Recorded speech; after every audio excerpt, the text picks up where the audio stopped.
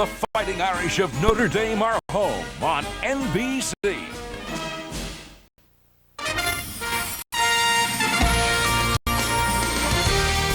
This is the NBC Sports Update. Here's Jimmy Roberts. The Talladega Super Speedway is the site as NASCAR's chase for the Nextel Cup Championship continues next, right here on NBC Sports. And hi again, everyone. We welcome you into our NASCAR coverage in just a moment. But first, the other sports news highlighted by some dramatic endings in baseball. Year-long races decided on the second to last day of the regular season. Oakland one game behind Anaheim in the AL West, but leading the Angels 4-2 in the eighth. Then comes the rally, capped off by Garrett Anderson's single to right. Darren Erstad scores, the Angels up 5-4. Bottom of the ninth, Troy Percival induces 3 straight flyouts to left field. And the celebration is on. Anaheim wins its first division title since 1986. In L.A., the Dodgers trailed 3-0 entering the ninth. Jason Worth ties the game with this one-out RBI single to right.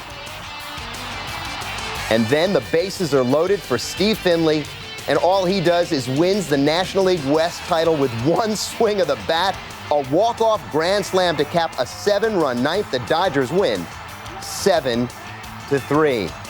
And the Giants are still alive, though, a game back of Houston in the wild card after the Astros win last night. Houston needs either a win or a San Francisco loss to clinch. And there's much more baseball at NBCSports.com. There you will find a special interactive breaking down the stretch run. It's all at NBCSports.com. In college football, a big upset in the Big Ten. Northwestern pulled it off in overtime against 7th-ranked Ohio State. After the Buckeyes All-America Mike Nugent missed a 40-yard field goal, Noah Herron takes it in from a yard out. How about this? Northwestern beats Ohio State in Evanston for the first time since 1958, handing the Buckeyes their first loss of the season, 33-27 in OT. And finally, in golf, Ernie Els wins his first World Golf Championship event, a 369 in Ireland, beating Thomas Bjorn by 1. With the win, Els moves up to number 2 in the world ranking behind Vijay Singh. Tiger Woods is now 3rd. That's all we've got time for. We'll be here throughout the day to keep you up to date on all of the breaking sports news. Until then, enjoy the NASCAR coverage.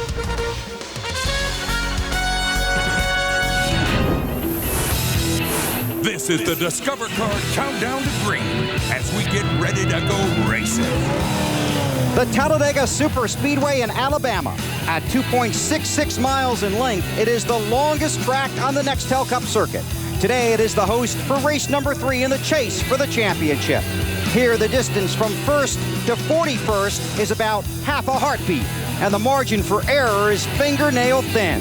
Hold on tight, everybody. This could be big, because at Talladega, size does matter.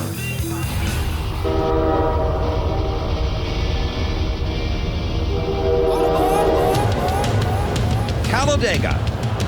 Big. Fast. Mean. You feel that? Where you get just one little warning. Please don't anybody make a mistake. Talladega, where will is just as important as skill. It's about 12 feet wide. They're going to put a car in it. Talladega, where even the best driver is just a passenger on racing's freight train of fate. It's 3 wide behind you. This is unbelievable.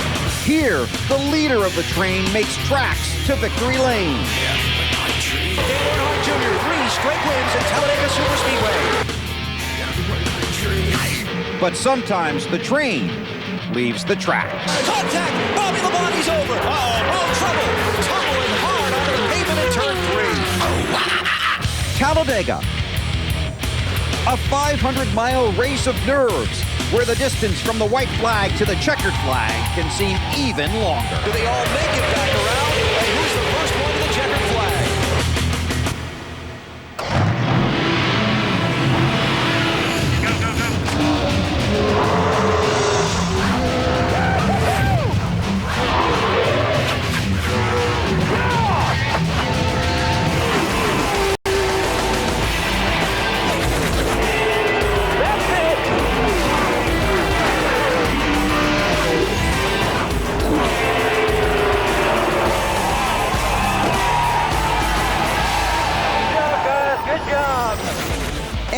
NBC Sports presents the NASCAR Nextel Cup Series, live from Talladega, Alabama. Today, NASCAR's biggest names compete at its biggest track. Fast cars bunched in big packs, and the challenge: make the big move, but not the big mistake. Hi everybody, welcome to Talladega. Our NBC race family thrilled to be back in the seat and happy to be your home for the final 8 races in the chase for the Nextel Cup. I'm Bill Weber with a special seat this week high above the Talladega Superspeedway.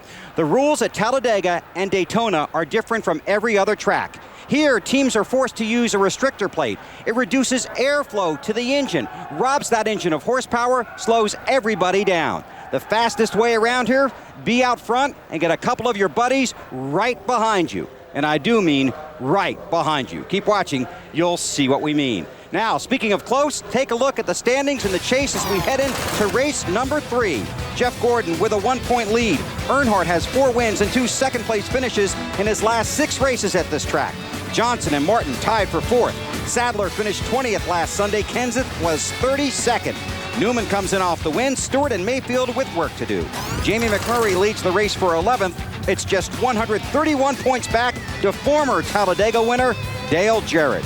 Kurt Busch won the first race in the chase for the championship at New Hampshire. Last week, Ryan Newman went to victory lane in Dover. Today, race number 3, and 6 of the 10 men in the chase for the championship start inside the top 10. We start this week with last week's winner, and here's Matt Yoakum. Bill, after a tough start in the chase, Ryan Newman bounced back with a dominating victory at Dover. It gained him back a spot in the standings, and also some good momentum in knowing how well you run at the tracks upcoming. Is this place the biggest hurdle left for you, Ryan? It's definitely a big hurdle and maybe the tallest one, but everyone's going to be a hurdle. So we'll just take them one step at a time. Every race, every track, every lap, and just do our best that we possibly can for our all-tall Dodge. His mentor and hero, Buddy Baker, has 4 victories here at Talladega. His best finish here is 4th. He'd love to change that later today. Today burns. Matt, another Dodge Camp contender is Jeremy Mayfield, currently running 10th in the championship, needing a big gain here at Talladega today. But Jeremy, this place is unpredictable. It really is, and first of all, our Dodge is running really good, so hopefully that'll keep us out of all the trouble and keep us in the more of the predictable side of things, not the unpredictable. But got a great car, and hopefully we'll have a good run and stay out of trouble and be there at the end. All right, look for the red 19 starting inside row 5. To Marty Snyder. Dave, Joe Nemechek and I have found some shade on this hot day at Talladega, and on Friday he scored his first pole of the season. Now, one of the strategies in avoiding the big wreck is to be out front. You start there. Can you keep the car there, Joe? Well, that's the plan. I tell you what, my U.S. Army USG sheetrock Chevy has been good. Very, very happy with it, and happy hour yesterday. Thing drafts, sucks up good, was able to pass a few cars. I'm the one in the front, so I'm the first guy they're going to be trying to hang out. But, no, it's been a great week. We finally got a pole. We've been so close. All the restrictor plate races, we've been really close to the pole, and gave a couple other ones away this year. So, the key now is we want to get in victory lane. This team isn't giving up. They're tough. They're fighting, and we're going to try doing it for the Army. Joe is trying for his first Talladega win, while Michael Waltrip is trying for another through-the-roof performance. They're coming to the white flag. 2 2/3 miles of racing left at Talladega. Do they all make it back around? And who's the first one with the checkered flag? Michael Waltrip trying to figure out who to block. Here they come to the final corner and down to the start-finish line. Michael Waltrip will win the EA Sports 500 at Talladega.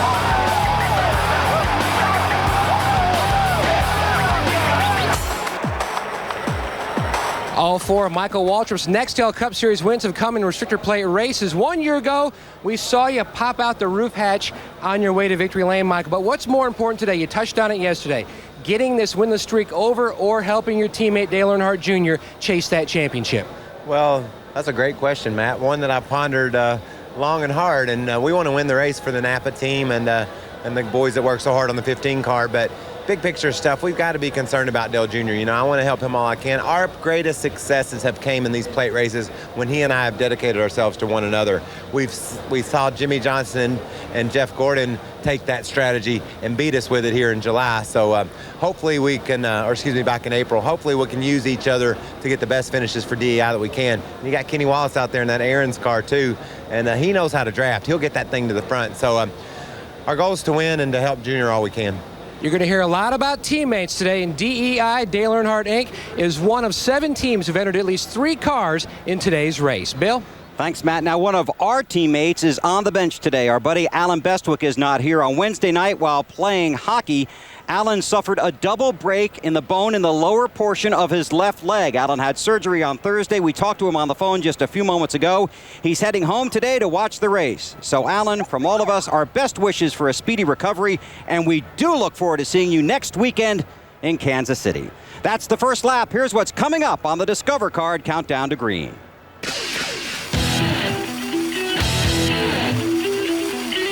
Elliot Sadler has gone from friendly competitor to championship contender. And if you think he's tough on the track, wait till you see him on the court. Former series champion Rusty Wallace loves to fly planes, so why is he jumping out of one? Dave discovers how the long arm of the law hands out speeding tickets on pit road. Benny Parsons unwraps a new look for race teams, and Wally explains how to avoid the big wreck. All that and Dale Earnhardt Jr. coming up on the Discover Card Countdown to Green. Jack is searching for his son's athletic talent. The search has proven problematic. But every time Jack uses his Discover card to buy things, he gets paid a cashback bonus award. So far, he's earned $130. It's money he used to buy his son something more suitable. Discover card. Get up to 10% back at restaurants through October. To sign up for this program, visit discovercard.com or call 1-800-DISCOVER. It pays to Discover. How did it come to this? All these different antifreeze formulas, all these different colors. This stops now. Big Yellow's taking over. What are you talking about? Trust me, Sally. Trust Prestone's go for all makes, all model cars. Big Yellow don't take over. I take over. New Formula Prestone. Good for all makes, all model cars. Mixes with any color antifreeze. Oh, Big Yellow could take over. You know, whichever. Trust Prestone for your own protection. Michael Waltrip? Yes. That's cool. Okay, what are we waiting for? Waiting on you. I'm waiting on you. I'm waiting on you. You are in for a treat. You're gonna be right down in front. Morning. You're gonna be able to see the whites of Michael Waltrip's eyes. How about that? Bobby, come on. Best Western, the official hotel of NASCAR. Race to bestwesternracing.com right now for up to 50% off on your next stay. Say what you will, but you gotta admit, the body is looking good. Just needs a little smoothing out here, a little work there, and it'll be smoking. Woo! Yeah, the ladies are gonna love it. You got that right. Just go to Don's Paint and Body Shop. They'll do the rest for you. Find a body shop on the NASCAR Performance Network. Go to NASCAR.com, click on Auto, and enter your zip code. And always be car care aware. Hey, what time's yoga class? 1 o'clock. Teacher thinks I'm hot. The Discover Card Countdown to Green is brought to you by Discover Card. It pays to discover. By the Principal Financial Group. We understand what you're working for. And by new Prestone All Makes, All Models, Extended Life Antifreeze Coolant. Trust Prestone for your own protection.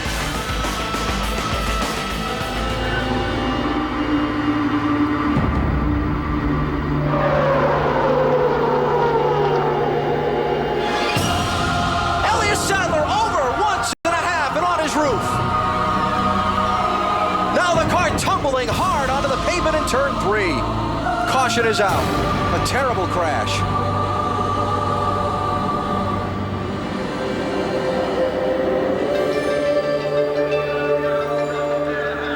That's the kind of ride a driver does not want to take at Talladega. Last year, Elliot Sadler finished 30th in this race and 22nd in the chase for the championship. This year, 2 wins and a solid 6th in the chase for the Nextel Cup. For the athletic and enthusiastic Virginian, 2004 has been a slam dunk. A lot of guys who are in racing is their complete life. But for you, sports has always been a getaway, if you will. Why has that always been for you? No, I think it's helped me a lot. I played 6 different sports in high school: football, basketball, baseball. I played soccer, golf, and cross country. Doing that, trying to study, and also trying to race on the weekends was a busy schedule, but was a lot of fun. So at some point there was a decision for you: baseball or basketball. Which one? Because you had letters coming from colleges for both, didn't you? Yeah, we had a lot. I probably got 25 or 30 scholarships offered to me in baseball and basketball, but I couldn't really play baseball, and the reason why baseball was a lot during the summer, which we were also racing. That's why I decided not to do the baseball and try to give basketball a sport, because it was during the winter. I had it all planned out, play basketball in the wintertime, race in the summertime. Then you're at James Madison. You're getting ready to start your freshman year. You're all psyched up. You're on a scholarship, and then one day a pickup basketball game. What happens? I just tore my knee out, and I pretty much broke every ligament and tendon that you could have in my right knee, and so it really made me have to make a decision. Okay, I went to school to play basketball. I also went to get a great education, but I wasn't learning what I needed to be learning on the race car, and I was at a great young age, but I wasn't learning what I needed to do. So that's when I came to a crossroads and had to make probably the most important decision in my life. And that was to go racing full time? And that was to go racing full time. I sat down with my dad, and I'll never forget it. I was 2 years in at James Madison. I sat down with my dad and go, look, I love school, I've learned a lot, but racing is such a big passion of mine. If you would just bear with me right here, give me a year or two to make it on my own as a race car driver, and let's just see what happens. And my dad made that deal with me. I mean, if it didn't work, I'd go right back to school right then, no questions asked. If it did work, we'll work on your racing career and just kind of see what happens from there, and pretty much kind of the rest is history. And it's a history with a very bright future. After 9 DNFs a year ago, he has finished every race this season. And Elliot is quick to credit his teammate for helping him turn things around. I learned so much last year from Dale Jarrett. Absolutely the nicest guy in the garage. I'll never forget it. We left Richmond, going to New Hampshire, and he called me, hey, we're running for the championship. Anything you need, any questions you got, you let me know. We'll sit down and talk about it. I'll explain to you what I've learned in my years of racing. He goes, I want you to win this championship. I'm going to be your biggest fan. And that's cool for somebody like him to say that to me. Do you ever sit at night and go, man, I'm close to winning the first ever Nextel Cup. Do you realize how close you are to winning the first ever Nextel Cup? Yes, and it didn't really hit me till, about a month or so ago. I was like, if we make it, we're only going to be like 25 or 30 points out. We can win this championship, and anything can happen. I still think I'm in this championship. And the reason why, Matt Kenseth's behind me in points. Ryan Newman's behind me in points. Tony Stewart's behind me in points. Go ask them three if they don't think they can win the championship. Yeah, they can win it too. And if I'm already ahead of those guys, that means I can win this thing too. And that's the attitude I have. The best part about that piece is they didn't have to watch us play basketball, because that was a sad sight, wasn't it? The race is not long enough to watch us play a game of horse, but it was a lot of fun. I definitely enjoyed doing that piece, and I appreciate y'all involving me in that. And you talk about the championship. Next objective in that is 500 miles here at Talladega, and you said something very definitive about this race yesterday. This starts the championship chase. How so? I just think, so many things can happen to you at this race. You can have a great car, bad car, whatever, but you get caught up in somebody else's wreck. And I think you can start penciling out teams if they don't make it through this race. 7 races is not enough time to make up a lot of points deficit, because we got so many great teams in the chase. But it also can put us closer together. I think when we leave here this afternoon after this race, all the fans, media, all the drivers, crews, teams will have a better understanding of who they think might can win the championship and who you can start to write off. So we want to have a great day here at Talladega. 5-time All-State athlete Elliot Sadler will start 6th today, Bill. Thank you, Marty. So, have you ever received a speeding ticket? Of course not. Me either. But you've probably heard from friends that have, pleading their case, there's no way I was speeding. Well, the guys driving the cars down there usually feel the same way. Now, speeding is a punishable penalty from pit road. But as we saw last Sunday at Dover, it's not just how fast you go. Sometimes it's how fast you stop that gets you in trouble in the pits.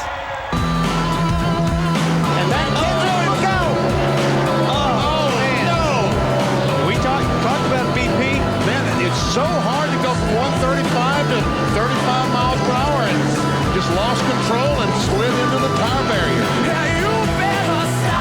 Johnson has a penalty as well. Johnson caught speeding. We were not speeding. Too fast entering, pass through. Looked like he might have been speeding as he entered pit road. Every mistake on pit road costs you positions. Every position costs you points. Those 3 drivers paid a heavy fine last Sunday at Dover. Dave, everybody wants a ticket to the race. What the drivers don't want is a ticket during the race. So when it comes to pit road, how does NASCAR maintain law and order and determine criminal intent? Well, first of all, Bill, they don't use radar detectors such as Trooper Nelson is holding here. What NASCAR uses is a time over distance method, and here's how it works. First, they paint lines on pit road 150 feet apart. Then they set a safe pit road speed limit, which here at Talladega is 55 miles per hour. Now, the time it takes a car to cover that 150-foot distance at 55 miles per hour is 1.8 seconds. Officials above the grandstands are timing individual cars or groups of cars going the same speed with stopwatches to see if the cars are maintaining the proper time between the lines. If cars are way under, they get busted. But if the cars are close to that time, they let them go. How close?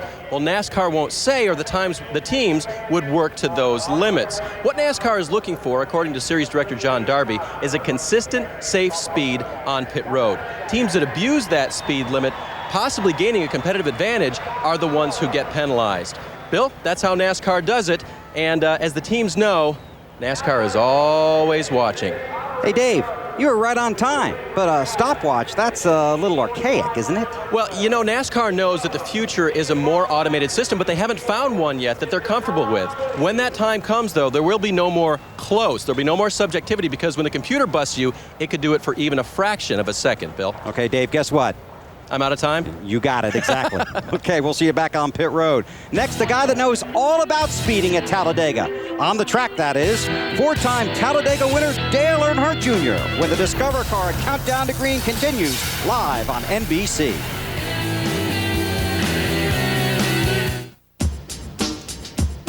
Why do we work? Why do we get up every day and leave the people we love? At the Principal Financial Group, we know you work for more than just a paycheck. For 120 years, the Principal has helped people keep more of the money they make and do more with the money they save. You work hard. We make work hard for you. The Principal Financial Group. We understand what you're working for.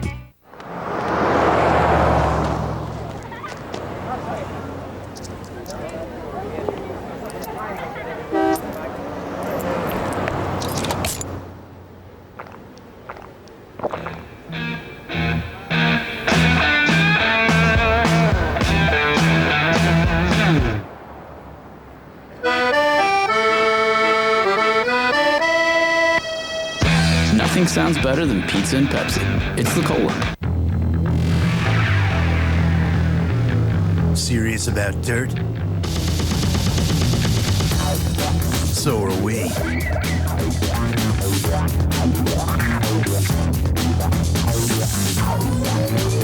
Now Yamaha, the adrenaline specialists, has an offer that'll really get you pumping. For a limited time, get any Yamaha for as low as $39 a month, plus up to $200 cash back.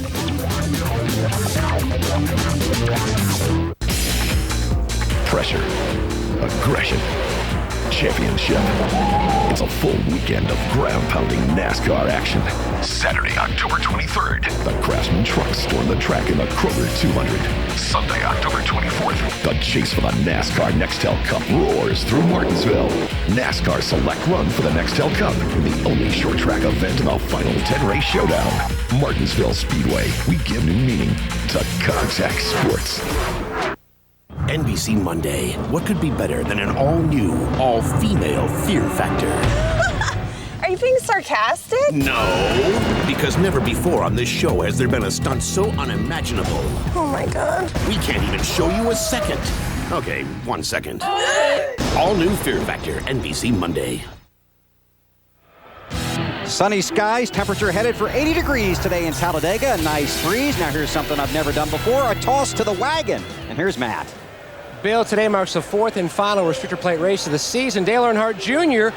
won at Daytona, then the Hendrick cars knocked off 2 in a row. And by the way, this is Weber's playground, 20 weekends out of the year. Today it's mine. But this place, Talladega, is your playground with 4 wins. Now all your fans want to know, are you ready to get back the DEI dominance? Oh, absolutely. I think we got a good car today.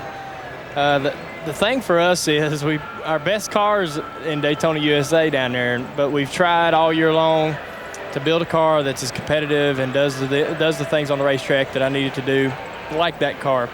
We brought a different car to Talladega here earlier this year, to the July race in Daytona, and a different car here, trying to find out which car is the best and which car can match the one that we know can win. So I'm ready to get that other car back as soon as I can, and but if we win the Daytona 500, we'll throw it back into Daytona USA again for another year. Now, Jeff Gordon says that a big part of his success over the past 2 races at Talladega here in April and then July at Daytona was the fact that his teammate, Jimmy Johnson, they've worked so well together. You haven't had a chance to work with your really good teammate, Michael Waltrip. Do you feel like that's back to where it needs to be? Well, me and Michael are always ready to help each other on the racetrack. We know how important that is. I mean, unfortunately, due to either accidents or mechanical problems, we ain't been able to team up together in these races here lately, the plate races. The guys that have seen us dominate that way are starting to do it, starting to learn. The Roush guys, the Hendricks guys, the Yates guys. I mean, they're all starting to figure it out. You know, that's the guy that can help you and will help you, and the guy you can count on. To have somebody that you can absolutely know you can count on is vital.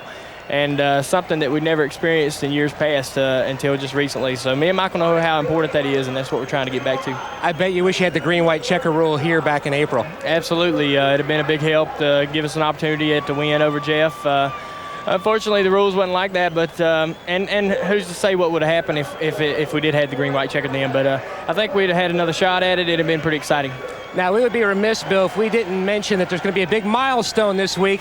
You hit the big 3-0. Congratulations, or should I say good luck? Good luck, probably. Yeah, I'm, I don't feel 30, so I guess that's okay. I'm not going to slow down any, and still going to look for a good time everywhere I can find it. But just really excited to get back home and see what my family's got in store for me. It should be a pretty good treat, and just want to thank all the fans who wished me happy birthday over the last couple weeks. Well, he's going to try for a birthday present a little early and also help out Chevrolet. They've won 11 straight, trying to make it an even dozen here at Talladega, Bill. Thanks, gentlemen. 33-year-old Scott Riggs is making his second start at Talladega. He rolls off 4th. Next, a ride with Wally, and then Benny gets all wrapped up in body painting.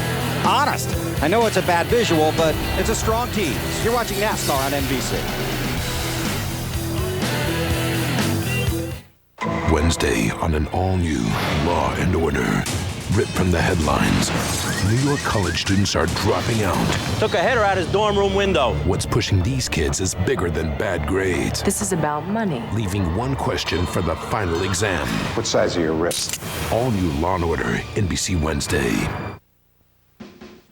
Hi, I'm Jim Mutton. Looking for a mower that's really fast, fun, maneuverable, and dependable? Then you want the excitement of Exmark. This commercial-grade mower is simple to operate, mowing over 3 acres an hour. That's really fast and fun. Great financing options are available, too. All Exmark mowers we sell are backed by Mutton's factory-authorized parts and service department. At Mutton's, your satisfaction is always guaranteed. Mutton Power Equipment. Mutton Power Equipment. Mutton Power Equipment.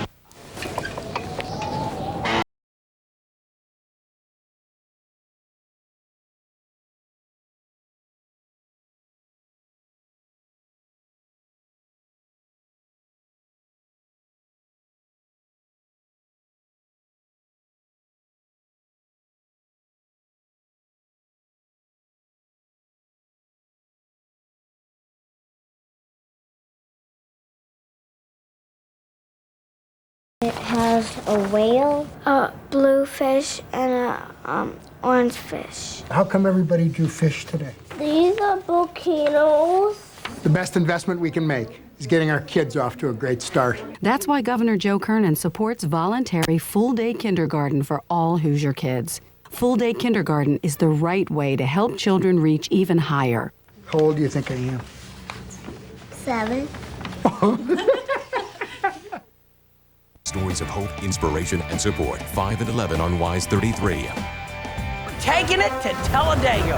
Last week, Ryan Newman dominated Dover. And if you had Nextel Track Pass on NASCAR.com, you saw it coming even before qualifying. Ooh, I'm going to tell you something. I just think Ryan Newman. Knew you were talking about Jeremy Mason. Yeah. From predictions to race recaps, it's an all-access pass 24/7. Join the chase for the NASCAR Nextel Cup with Nextel Track Pass Chase Edition. And get exclusive content on AOL from NASCAR.com.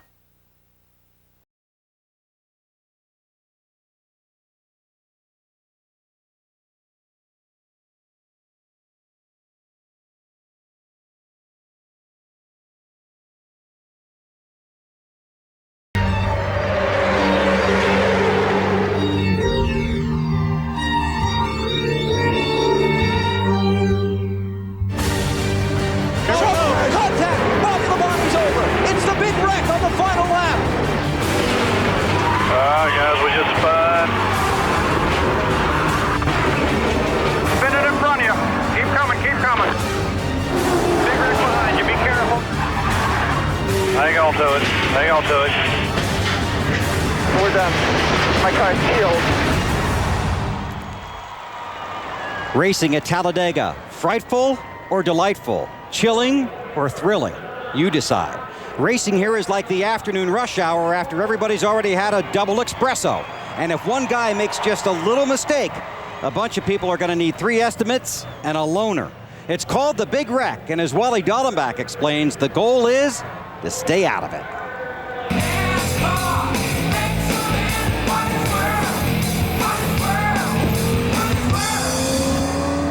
Welcome to Talladega in my Mountain Dew car. Now, there's one group of guys that I compare to race car drivers that have the bravery and the nerve, and that's the guys that ride bulls in the PBR. Which brings me to my guest, Ross Coleman. Welcome aboard, buddy. Yes, sir. Thanks, Bo. I appreciate it. Now, we're here at Talladega, Ross, and everybody talks about the Big Wreck, so I want to try to explain how to stay out of it. I'm not even going to try to scare you because it's hard to scare you guys. So here's what we do on the Big Wreck. There's 2 ways to avoid it. Now, one way is you'll see a lot of guys just trying to lay back. They're going to let the race happen in front of them. And when the Big Wreck happens, hopefully they can slow down in time and not be involved in it. Second way to avoid the Big Wreck, try to get to the front of the pack, and hopefully the wreck will happen behind you. Hey, Wally, why am I taking advice to you about the Big Wreck? I saw you at Daytona. I was hoping you didn't see that. I know you'll understand this. Let's see what 800 horses do under the hood. That's right. Let's roll. Got it warmed up now a little bit. We're going. 800 horses. Giddy up, giddy up. Yeehaw! Ross and the professional bull riding stars return to NBC on October 31st. Now look at these cars on pit road. Every week somebody shows up with a different sponsor or a new look. All those paint schemes could drive the guys back at the shop a little crazy, but as Benny Parsons shows us, many teams have found a way to change their look that is a little more appealing.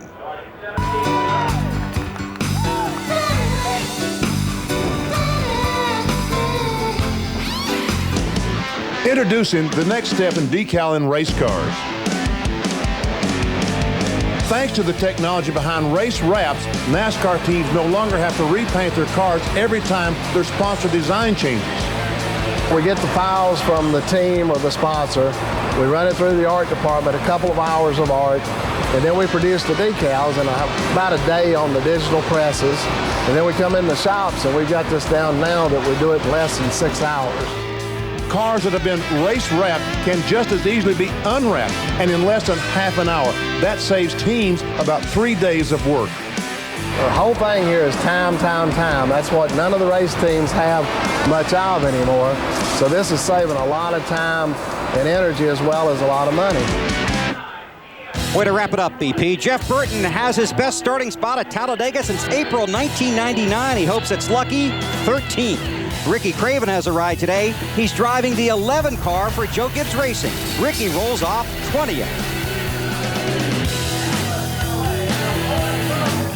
I've got sunshine on a cloud. On a cloudy day. When it's cold outside. I've got the month of May. Well, I guess you said, what can make me feel? What can make me feel this way? My girl. My girl. My girl. Talking about my girl. That's all right, dog. You made the song his own. Little Debbie, unwrap a smile. Judy has a difficult job called 3 Kids. She uses her Discover card to buy things like gas, household supplies, and pudding.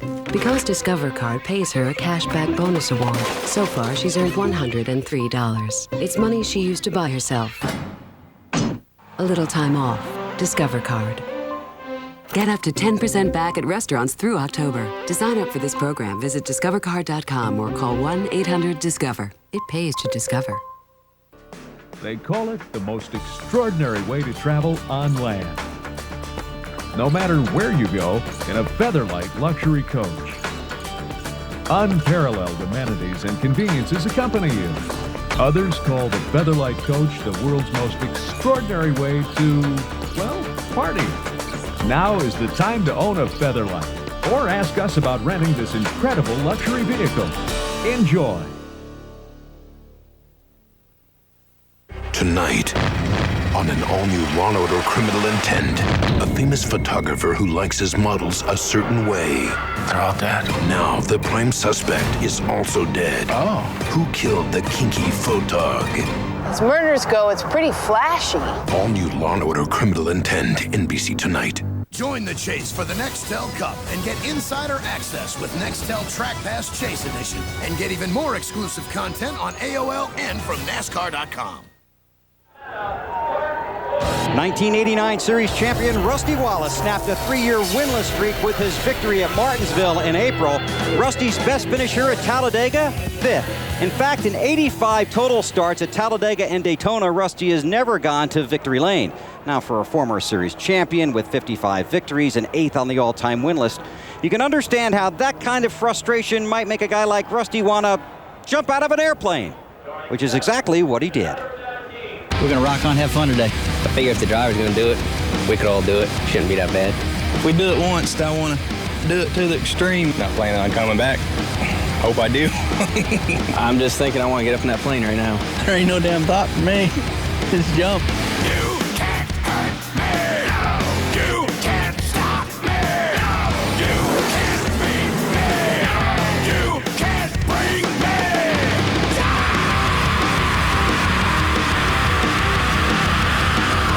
Come on, come on, come on, come on. Daredevil. Come on, come on, come on, come on. Daredevil. That is bad, man. You're smoking down through there. It's hauling freight. And he pulls that chute and this thing's, you know. When he pulls it, it's cool. Jumping out in front of a car ain't nothing. That first blast, when you leave it at the door, it takes you a couple seconds to get your bearings, and then it just floats. I wasn't expecting that at all. We jumped out of the plane, I just couldn't believe it. Just free falling was the greatest feeling in the world. He wanted to do something a little different, so we went out backwards. He did great. When you just follow that, you don't see nothing. It's just everywhere. Only in the Army.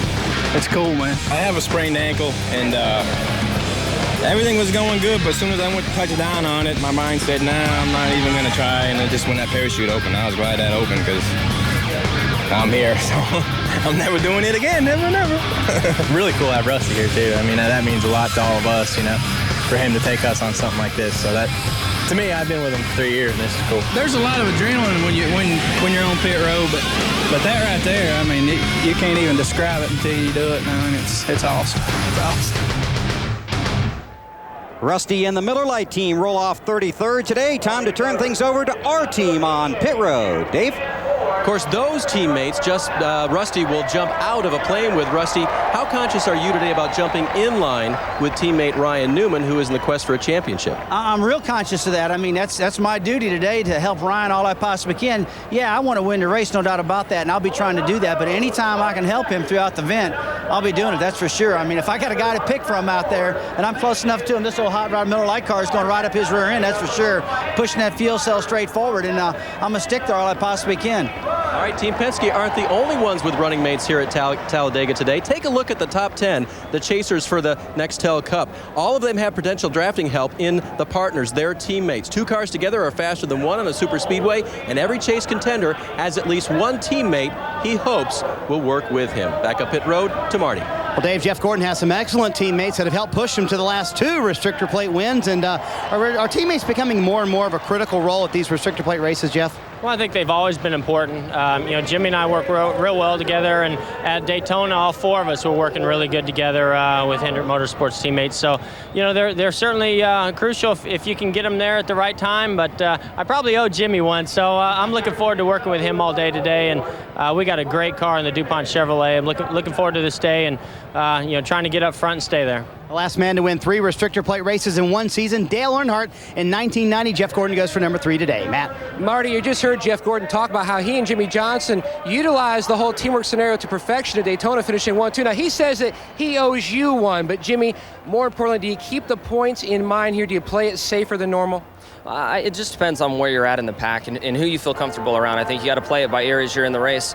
I think the safest place is up front and leading, but unfortunately, 42 other guys have the same mindset. So you got to be patient at times, but if you can get to the lead and be in clean air, it's an important thing to do. And I know you just told me that Jeff said he owes me one. Well, hopefully he'll remember that there after the last pit stop, but I don't think he will. So it's a good thing. We're racing hard for this championship, and the slows team is going to be awesome. Looking forward to it. He has been very strong on the restrictor plate tracks in 2004 in 3 races, 3 top 5 finishes. He's chasing his first win. Dave? Matt, Team Roush will be heard from today. 2 cars finishing in the top 10 here at Talladega in April. One of them was Mark Martin. Mark, what about your 3rd victory here at Talladega today? You never know about one of these races. Our car did run good yesterday in happy hour. And, these races are, I know it doesn't look like it, but they really are anybody's race. You never know what's going to happen and what everybody else is going to do. And so when you make your whenever you make your move, it's really what everybody else does that makes it work or not work. So we're going to keep our fingers crossed. Mark, let's go to Marty Snyder. Well, Kurt Busch has a good starting position today, and of the 8 races left in the championship, how much on the worry factor is this one, Kurt? Well, we're in the same boat the other top 10 guys are. We've got a fast car. They've all got good starting positions as well. It's just we're all thinking too much, and I know that we just need to stay away from the trouble if there is trouble today, and they're all thinking the same thing, so we'll be all right.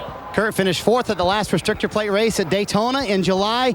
Coming up next, plenty more on the Discover Card Countdown to Green. You'll hear from Tony Stewart trying to get his first ever restrictor plate win, and defending champ Matt Kenseth as we continue from Talladega.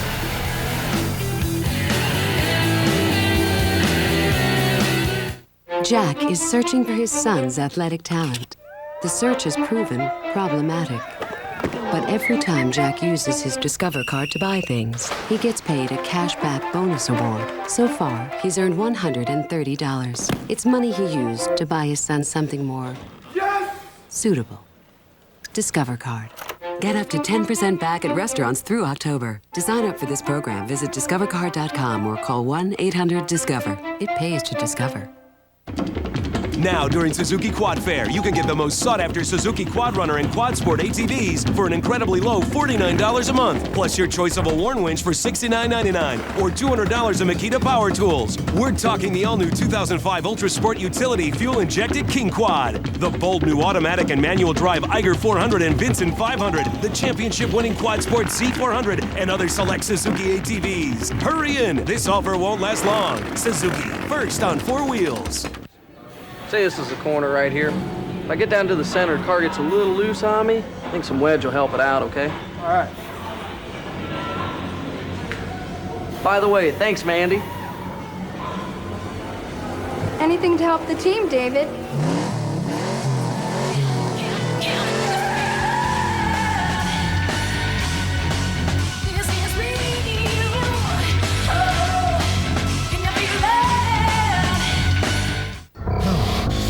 Hey, Howie, what are you doing? Sleeping? Wake up. Hey, Buckethead, get up. Hey, nice golf game today, little buddy. Somebody, please stop the pain. He's killing my minutes. I needed a wireless plan. With Radio Shack's pain-free wireless sale, you get great deals on plans and phones. Like this LG VX6000 camera phone from Verizon Wireless, just $49.99 with new 2-year agreement. Can you transfer all the numbers except that one? Radio Shack.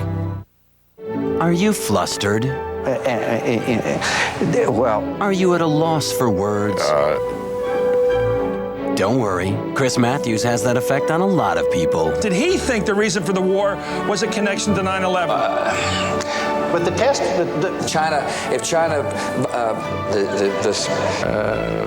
We don't call it hardball for nothing. No, I want you to complete that thought. Hardball with Chris Matthews, 7 p.m. Eastern, MSNBC. Talladega Superspeedway is a massive facility featuring a 212-acre infield with plenty of camping and campfires and smoke. Something and someone you always contend with here at Talladega. Tony, yesterday, actually Friday in qualifying, your car was only 30th best by itself. Well, how was it in the draft yesterday?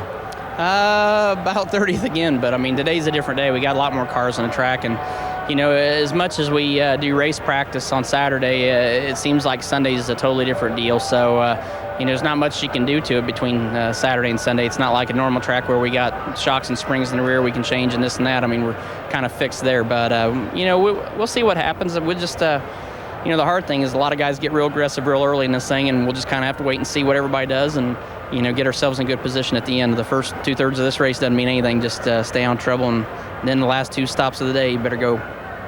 Look for him then. Tony seeking his first win here at Talladega. Matt Kenseth lost 3 championship spots last weekend in the standings at Dover, but you're bouncing back here with a brand new race car. You've got that Roush Yates engine package. Is this your best shot to win a plate race, Matty?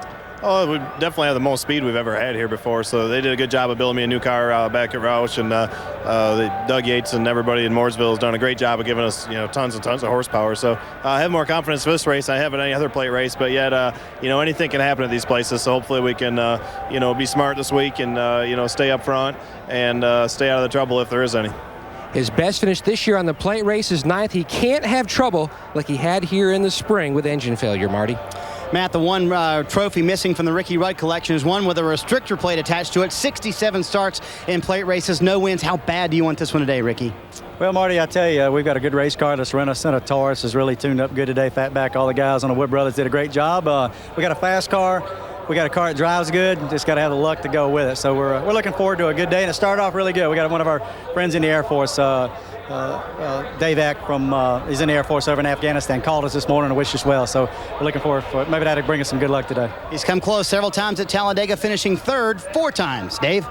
Dale Jarrett coming off an impressive 4th place finish at Dover last week. Starts 3rd today, GJ. Your car qualified well. Can it lead the pack? I think that it can. And there's a couple of cars that are very, very strong, but I think that we can get to the front. And, you know, we're going to be in a lot of different positions as the day goes on, but hopefully when we get down to those last 10 laps, we'll have it somewhere close to the front, and then I can use maybe some drafting abilities that I have to get to the very front. Dale's one win here at Talladega, fall of 1998. Marty? Dave, we've talked a lot about the bad things that can happen at Talladega with the big wreck, but a lot of good things can happen here too. In the April race at this racetrack, 54 lead changes among 23 drivers, which means more than half the field at least led 1 lap in this race. And this racetrack has a history of last lap passes for a win, so you never know what's going to happen until the very end of the race. But for the 10 guys in the chase, only one number matters. 188. Completing all the laps today is goal number 1. As Mr. Weber would say, the countdown to 0. Racing at Talladega is next. This has been the Discover Card Countdown to Green. Let's go racing. Friday Night Lights is being called one of the greatest sports movies ever made. Gentlemen, it's time. It's unforgettable, poignant, and real. You'll remember these characters and the passion of this small American town. Yes, sir! 2 thumbs way up for Friday Night Lights. Rated PG-13. Starts Friday.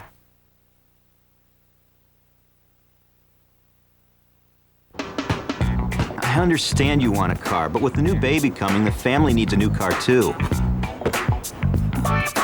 Honey, have you thought any more about the nursery? Yeah, I've been thinking we might need a home equity loan. That's nice, sweetie. Cars, nursery, and then there's college. And I'd like to retire someday. Installment loans, retirement, home equity. It pays to see Lake City. Good boy.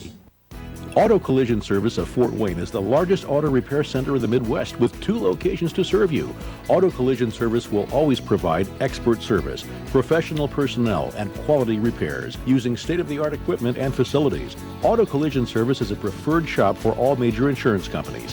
We've been in business for almost 50 years. Experience that you can trust and repairs that you'll love. Auto Collision Service of Fort Wayne, 2 minutes west of Jefferson Point or 2 minutes east of Southgate. It has a whale, a blue fish, and a orange fish. How come everybody drew fish today? These are volcanoes. The best investment we can make is getting our kids off to a great start. That's why Governor Joe Kernan supports voluntary full-day kindergarten for all Hoosier kids.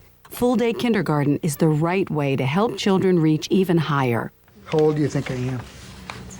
7. You're watching Wise 33, where news comes first. For the Nextel Cup has come to Talladega. NBC Sports is your exclusive home for the final 8 races of the 2004 season. Now, let's take you trackside here at Talladega and join today's pre-race ceremony.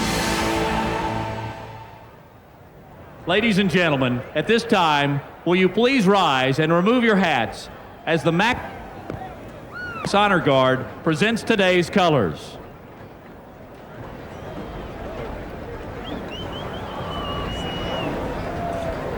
And now, will you please welcome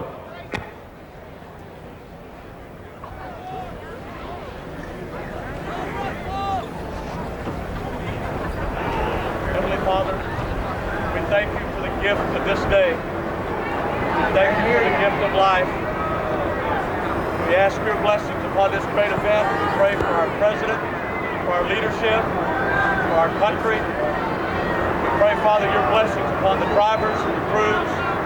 We pray these things in Jesus' name. Amen.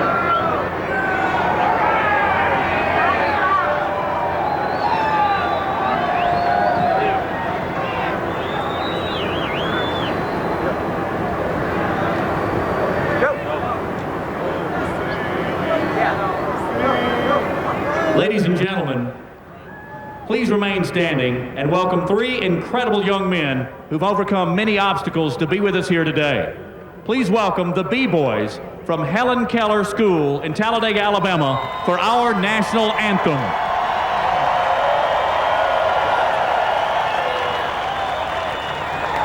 Oh, say can you see by the dawn's early light what so proudly we hailed at the twilight's last gleaming, whose bright skies and bright stars through the perilous fight, for the ramparts we lost were so gallantly streaming, and the rockets rang loud, they both bursting in air, gave proof to the night that our flag was still there. Oh, sail fast our sparrow, and away, for the land of the free and the home of the brave.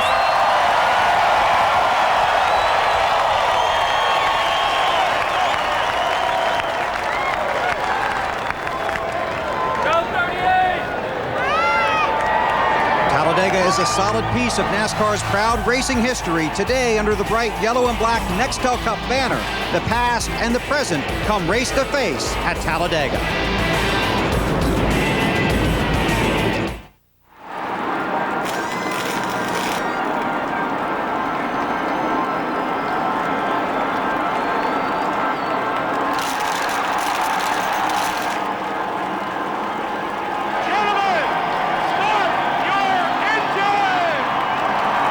Donnie Allison in car number 88 at the fastest qualifying speed of 150.689 miles per hour and starts his Dega Chevy on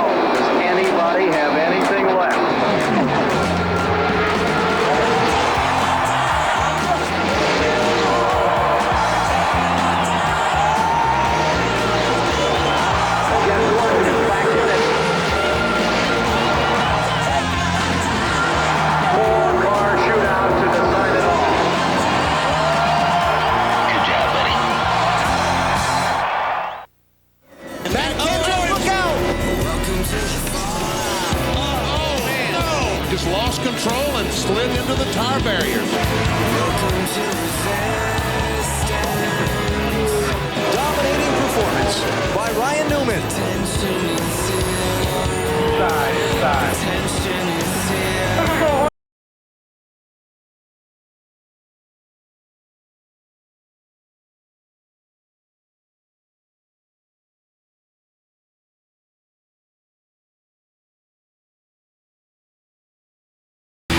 Talladega, it's money time.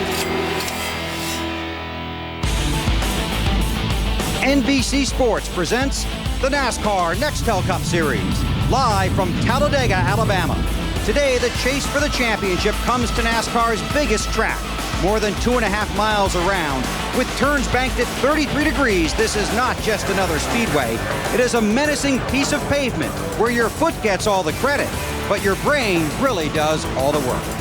Hi, everybody. Bill Weber along with Wally Dellenbach and Benny Parsons. Welcome to Talladega. As we talked about on the Discover Card Countdown to Green, our buddy Alan Bestwick not with us this week. Wednesday night, while playing hockey, he suffered a double break in the lower portion of his left leg.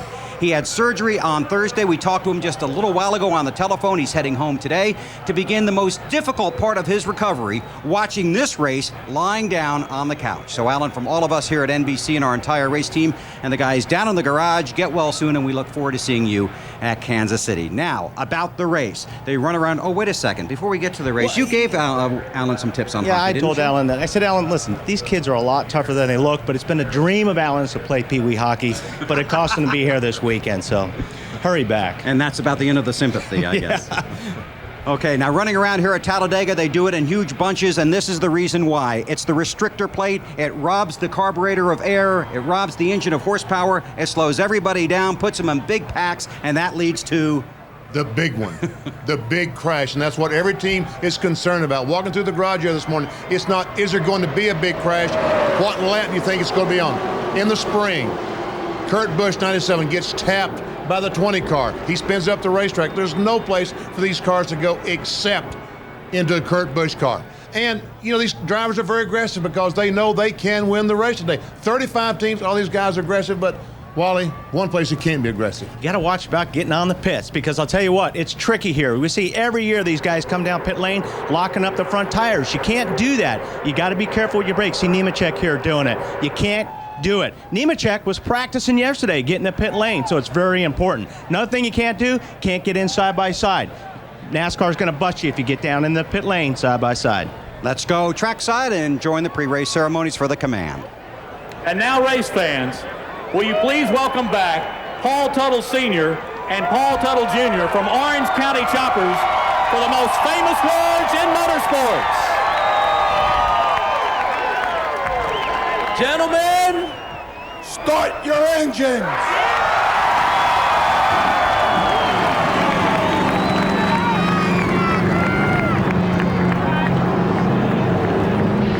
So the engines fire at Talladega, 188 laps before the checkered flag. We'll find out how long these drivers can hold their breath. Clear right now, it's looking hard, outside, 24, outside. Guys, this car is handling really funny. Would a little rear brake help you? I don't know what's going on. It's rolling a lot.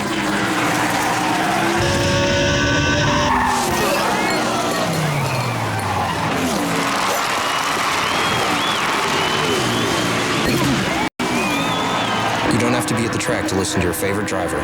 Fan Scan. Outside, looking low, inside. Only from Nextel. When you want to get the job done, get it done right. Get it done now. You can. By loading your toolbox with innovations from the Home Depot. It's where you'll find DeWalt's powerfully productive 14.4-volt cordless impact driver. And this new 18-volt DeWalt cordless finish nailer that works as fast as you do with zero setup time.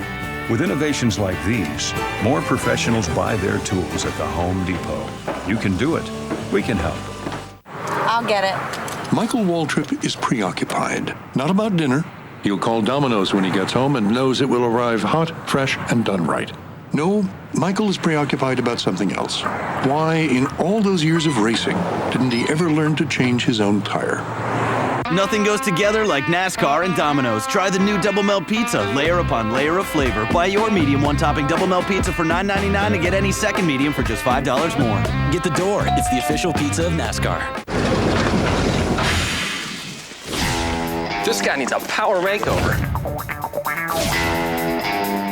Dude, this should be illegal. Time to mow the lawn. New Gillette M3 Power. Turn it on, and micropulses raise the hair for the closest shave ever. Wow. Looks like our work's done here, guys. M3 Power, the new power behind the Gillette Young Guns. Ode to the Championship. It's what your wildest dreams were of, to triumph in the sport you love, to rank with champions of the past, to be the fastest of the fast. Racing inspires greatness. Witness the Ford Mustang Mach-1, as always, true to the legend. Experience Ford Championship Weekend at Homestead Miami Speedway. For tickets, call 1-866-409-RACE. NBC's coverage of NASCAR Nextel Cup racing from Talladega is brought to you by Ford, the official truck of NASCAR. By Nextel Coast to Coast Walkie Talkie. Nextel, done. By Cialis. Ask your doctor if a free sample of Cialis is right for you.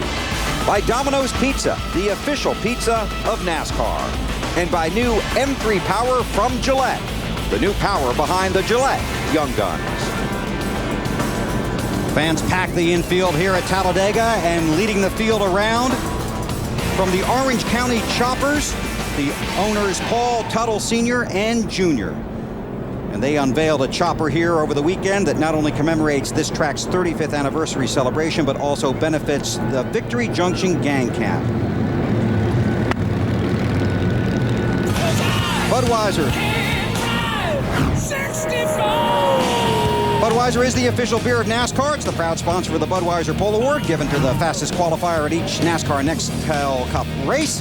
Budweiser congratulates Joe Nemechek for this weekend's pole, and he's the latest driver eligible for the Budweiser Shootout at Daytona in 2005. Take a look at the starting grid. 188 laps around this 2.66-mile track. Front row Joe, alongside the veteran Ricky Rudd. You see the drivers, their car numbers, and of course their crew chiefs also listed below them. In row 2, Dale Jarrett, former winner here, and Scott Riggs with an outstanding qualifying run.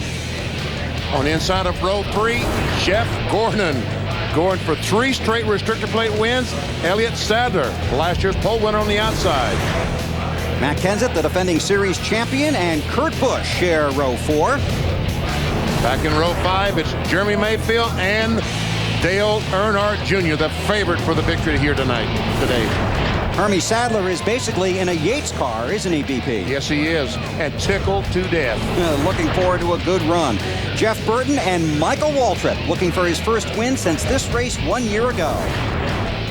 Inside of row 8, Kevin Harvick and Jimmy Johnson, teammate to Jeff Gordon on the outside. The field starts to roll off here at Talladega. Mark Martin and Jeff Green make up row 9. And back there in row 10, you'll find Ryan Newman, last week's winner, and Ricky Craven. Now, BP, you got a radio over there? You want to talk to somebody today? I sure do. I want to try to talk to Jamie McMurray. He's starting back in the 24th position. Hey, Jamie, Benny Parsons up in the booth. You got me? 10-4, loud and clear.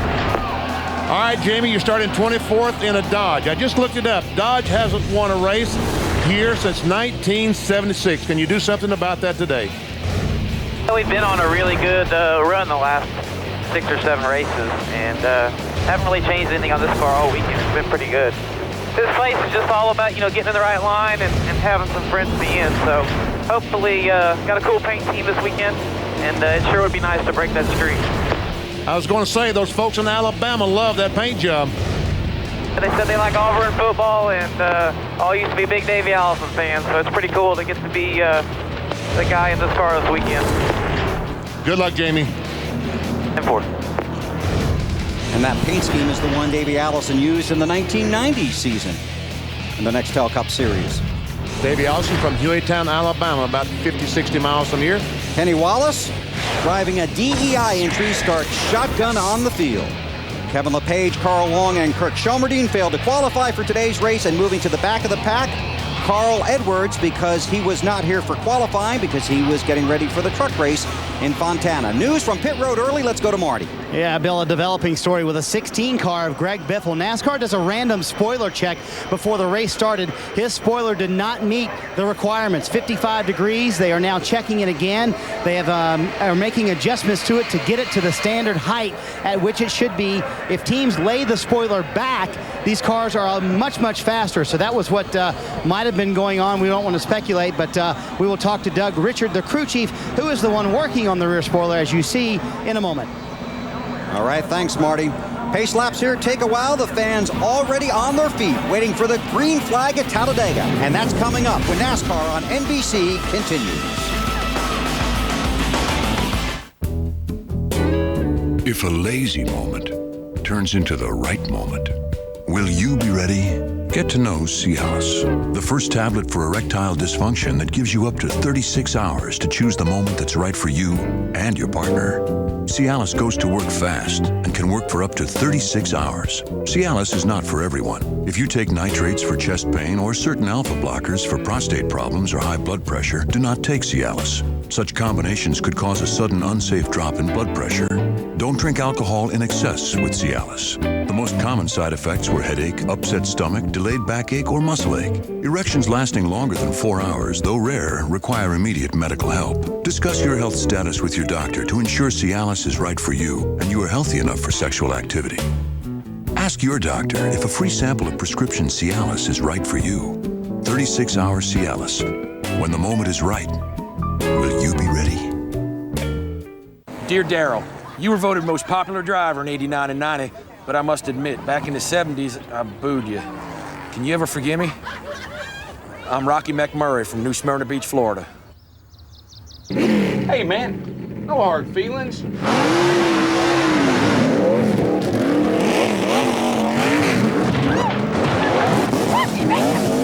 Sincerely, Darrell Walter. Toyota, the newest member of the NASCAR Craftsman Truck Series, and proud of it. Always eat McDonald's new chicken selects in a well-lit area. Trust me. If the lights go out, your host, say goodbye, new favorite. Goodbye, gorgeous strip of chicken breast. Ouch. Don't chance it. I'm loving it. Stronger denim. More comfortable, relaxed fit. Wrangler 5-star premium quality denim. Wrangler, real comfortable jeans.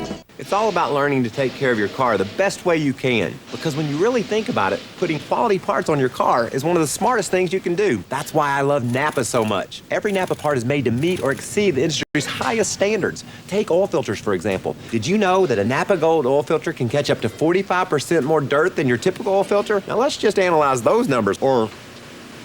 Man, I love restrictor plates. Napa, get the good stuff. NBC Monday. What could be better than an all-new, all-female Fear Factor? Are you being sarcastic? No, because never before on this show has there been a stunt so unimaginable. Oh my God. We can't even show you a second. Okay, 1 second. All-new Fear Factor, NBC Monday.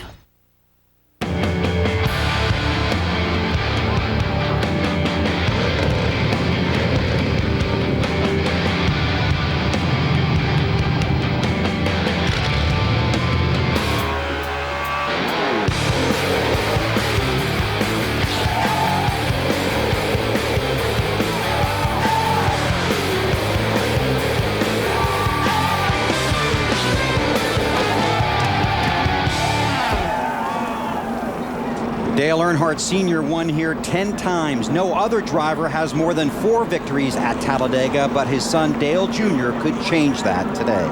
The field still on their pace laps. Let's get some final stories from pit road. Matt? Bill, 35 years ago, a driver named Richard Childress unloaded a Grand National, now called Nextel Cup car, right here at Talladega to make his debut as a driver. He never won as a driver, but he won here 9 times, as you mentioned, as an owner, 9 of those with Dale Earnhardt. Now, Kevin Harvick's never won a restrictor plate race. He finished second here in 2003. In fact, he was the most productive plate driver in 2003, fourth best this year. He hasn't won in over a year. He told me after final practice he has a great car. He thinks that drought will end today. Dave? Matt, this weekend, Carl Edwards has flown 4,700 nautical miles, and he's raced 200 of the 700 NASCAR miles he has planned. Last night in California, he finished 10th in a Craftsman Truck Series race, flew back here, arrived at 3:30 a.m. They didn't wake him up until he had to get ready for the 11:30 a.m. drivers meeting. And now his car moves to the rear of the field because someone else qualified it, Dave Blaney, so he'll have to start from the rear. I talked to Carl just a few moments ago. He's fresh, he's ready to go, and he still loves being a NASCAR driver, even with all the miles, Marty. Dave, just to follow up on the 16 story with Greg Biffle, no word yet from the NASCAR tower as to what the penalty might be. They're holding the 16 car on pit road behind me. I did ask Doug Richard, the crew chief, if he wanted to talk about it. Doug said he would rather not talk about it. One of Greg's beef is, as you can see the 16 rolling behind me now, one of Greg's beef is, Wally and Benny, you can talk about this, he doesn't think you should set the spoiler with the driver in the car. Obviously that puts more weight in the car, so that would make it a different setting than what it would normally be without the driver in the car. Yeah, you'd think that when you qualify, they don't. You have to be out of the car. I think they check the car on the end of pit road with the driver in the car. I think. But here's a big concern for Greg Biffle. He has been sitting on pit road all the pace laps. He does not have any idea what 55 miles per hour is on his tachometer, and that is pit road speed. And he will go to the end of the longest line, which basically. Last. And he will try and get some of that information from some of his other teammates, if that's possible, if they can share that on pit road. There's much more NASCAR at NBCSports.com. Benny Parsons previews every Nextel Cup race, and you can see who he's picking to win today. I'm sure he's out on a real thin limb there. It's all at NBCSports.com. No comment? No comment. Who would you pick to win? Everybody would pick to win. That car, the red one right there. Well, we can do all of our homework, talk to all the teams, get all of our notes together, and get ready for this race. But once they drop the green flag, all we do is watch and wait. And that's what we're going to do. 43 cars, 143,000 seats here at Talladega, and of course, a jam-packed infield. Fans everywhere. Beautiful day, sun is shining, temperature about 80 degrees. Palms are sweaty, knees are knocking, and that's just me. And there's no start-finish line there, folks. No, it's way on down towards turn one. And look at them side by side, because they're not going to be side by side, just too wide. They're going to be 3 and 4 wide here real quick. And the green flag is out at Talladega. Joe Nemechek leads the field across the line.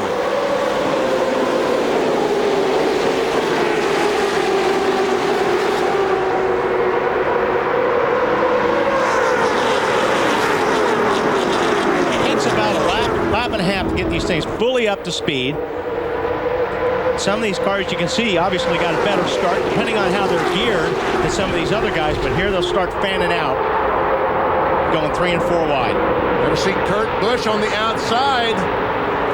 I'm sorry, that's Ricky Rudd. That's right. Ricky Rudd on the outside pole center, and look at Scott Riggs go to the high side. 3 wide, 2, 3, and 4. He's a rookie. Riggs is in that 10 car on the left-hand side of your screen. Nemechek still leads. 4 wide back there, about the middle of the pack. Off of 4. Oh, here we go. Through the tri-oval, then coming toward the start-finish line right there. Nemechek leads lap 1. You have to be so precise right now, especially these guys in the middle. They can't make a mistake. You got to be completely aware of what's all around you, because just one wrong move right here can take out most of the field. The ticker at the top of the screen, those names in yellow and black, your 10 drivers in the chase for the Nextel Cup. Riggs in the middle. Elliot Sadler's got him a really good spot, way up on the outside, 3 wide. He looked like second going in turn 3. Looks like he's going to be about 5th or 6th off turn 4. Here comes Riggs. And I would think, especially early on, that this middle line would be the best line, because fresh tires, your car's going to handle real well right now in the middle. But that'll change after you get some wear on these tires. Dave Burns, Scott Riggs leads at Talladega. I talked to Scott early today holding his son Lane, and he told me, I'm so excited to run Talladega today with this fast race car. Talked to Tony Stewart about who to follow. Stewart said the guys who have won the last few races here from DEI, but right now, Riggs is learning how to do it out front. Yep, let him follow you. Well, no, now he's got to follow 38 car, Elliot Sadler. And this is going to happen all day long. We're going to see a lot of changes like this. Now there's finally Kurt Busch on the outside, trying to take the lead in the 97 car, followed by the 8, Dale Earnhardt Jr. Matt. Spotters are so important, especially here at Talladega. Dale Earnhardt Jr. told his spotter, Steve Meal, before the green, one thing today, don't leave me with any guesses. If you can't, if you're not sure, then just tell me someone's there. You cannot talk too much today. Tell me everything. No question, man. Very, very tight quarters here. A lot of guys want a lot of mirrors. Some of them don't. But although the spotter's very important to you, you still have to feel where these guys are at. And you can actually feel where the cars are at. You can feel the wind in different places of the car. You got to be perfect when you get in line. Jimmy Johnson told me this morning in the garage area that you spend about 90% of your time looking in the mirror, looking behind you, about 5% or 10% looking ahead. That's probably an exaggeration, but I think I'm trying to make the point. You keep trying to figure out who's behind you, who's beside of you. And not only that, but if you see a guy making a run, say in the line up on the high side, you want to jump out in front of that guy, and he will push you to the front. So yeah, mirror driving is very, very important here at Talladega. A sea of red cheering Dale Earnhardt Jr., the leader, but 2 cars behind him, his teammate, the 15 of Michael Waltrip. That's what everybody on the track, everybody along pit road. Boy, that McMurray really had a moment there in the 42 car. They were just about 4 wide. He bobbled a little bit, but they all got through it. The 15 of Waltrip and the 97, there's the 42 getting the push. And he went around in practice here yesterday. McMurray did. He spun out going in turn 3 yesterday. And yes, the 30 car, yes, folks, he was pushing the 42 at 190 miles per hour. What we call the bump draft. You'll see a lot of that at this racetrack. You just want to make sure you're doing it when the cars are straight. Don't want to even do it in the tri-oval because you can turn a guy around real easy. Marty, more on the 42, please. And because of that bump draft, Bill, that Wally was talking about, the 42 car, Jamie McMurray, has extra bars in the rear of it and extra bars in the front of it. There are more bars and plates in that 42 car than they have in a Bristol car because they'll know they'll get pushed, and they will push other cars during the day-to-day. And you see the 42's got a teammate, and he's hoping he'll use that rear bumper, and Sterling Marlin in the 40 car. You want to get pushed. You want to get pushed by your teammate especially. More on the leader, Dale Earnhardt Jr., Matt. Bill, some fans at home may have been wondering, was that indeed Junior getting a thumbs up to the flagman Rodney Wise? And it was. There was actually a bet. Rodney bet Junior that he wouldn't be in the lead by lap 4. As he came down to the start-finish line, the complete lap 4, he says, what lap is this? I said, you've got the bet. Keep going. And he has now led the last 11 restrictor plate races, Dale Earnhardt Jr. He is tough at these tracks. 2 cars back behind. It's his teammate, Michael Waltrip, in that 15 car. You get those 2 guys together, and the rest of the field is in trouble. Elliot Sadler's not going to let him do that, though. At least he's going to try not to. Try not to. And we see the 48 car of Jimmy Johnson, followed by Tony Stewart, the orange car, the 20 car. Jeff Burton, those guys trying to take the high line. How about Marty? Moving smartly to the front, VP started 30th, currently up to the top 10 is Tony Stewart. He told me right before he got in the car, this car will draft very well, but the one thing it cannot do is pull other cars. I don't like it out front, but I like to push people, and he's pushing Jimmy Johnson right now. Who is he ever? I tell you what, they're going someplace too on that high side. And you see just that little push that Tony Stewart gave Jimmy Johnson 48 car really shot him up the racetrack. He passed a couple of cars there. Michael Waltrip thought about going up and getting in front of the 48 and trying to take it high line, but he decided against it. Matt. BP, he's trying to get up there and help the 8 car. Dale Earnhardt Jr. can't quite make it there yet. All quiet on Michael's radio, but Slugger Labby told me during final practice they changed everything and they got a little more oomph, but they felt like should really help him in the draft, trying to make up some room on some other cars. Tony Uri Sr., the crew chief for Dale Earnhardt Jr., told me in the garage this morning that those 3 drivers, Earnhardt Jr., Waltrip, and Kenny Wallace, met yesterday afternoon and came up with a plan, and the Junior's car is geared to lead, and the 15 and the one of Kenny Wallace are geared to push. that they came up with that. Actually, Michael went to Earnhardt Jr. during the week to talk about a race plan here at Talladega, so we'll see how that works out. It's a good thing that they had a plan, because up at Loudon, New Hampshire, just a couple of weeks ago, Junior was very critical of Michael for not playing more of a teammate. He felt like he blocked him when he came out of the pits one time and impeded his progress, and he was very hot. So it looks like they've kissed him. We'll see what it comes down to when it comes down to the victory, because everybody wants to win. We're going to break away. If anything happens, we'll, as always, break right back in. Dale Earnhardt Jr. leads at Talladega.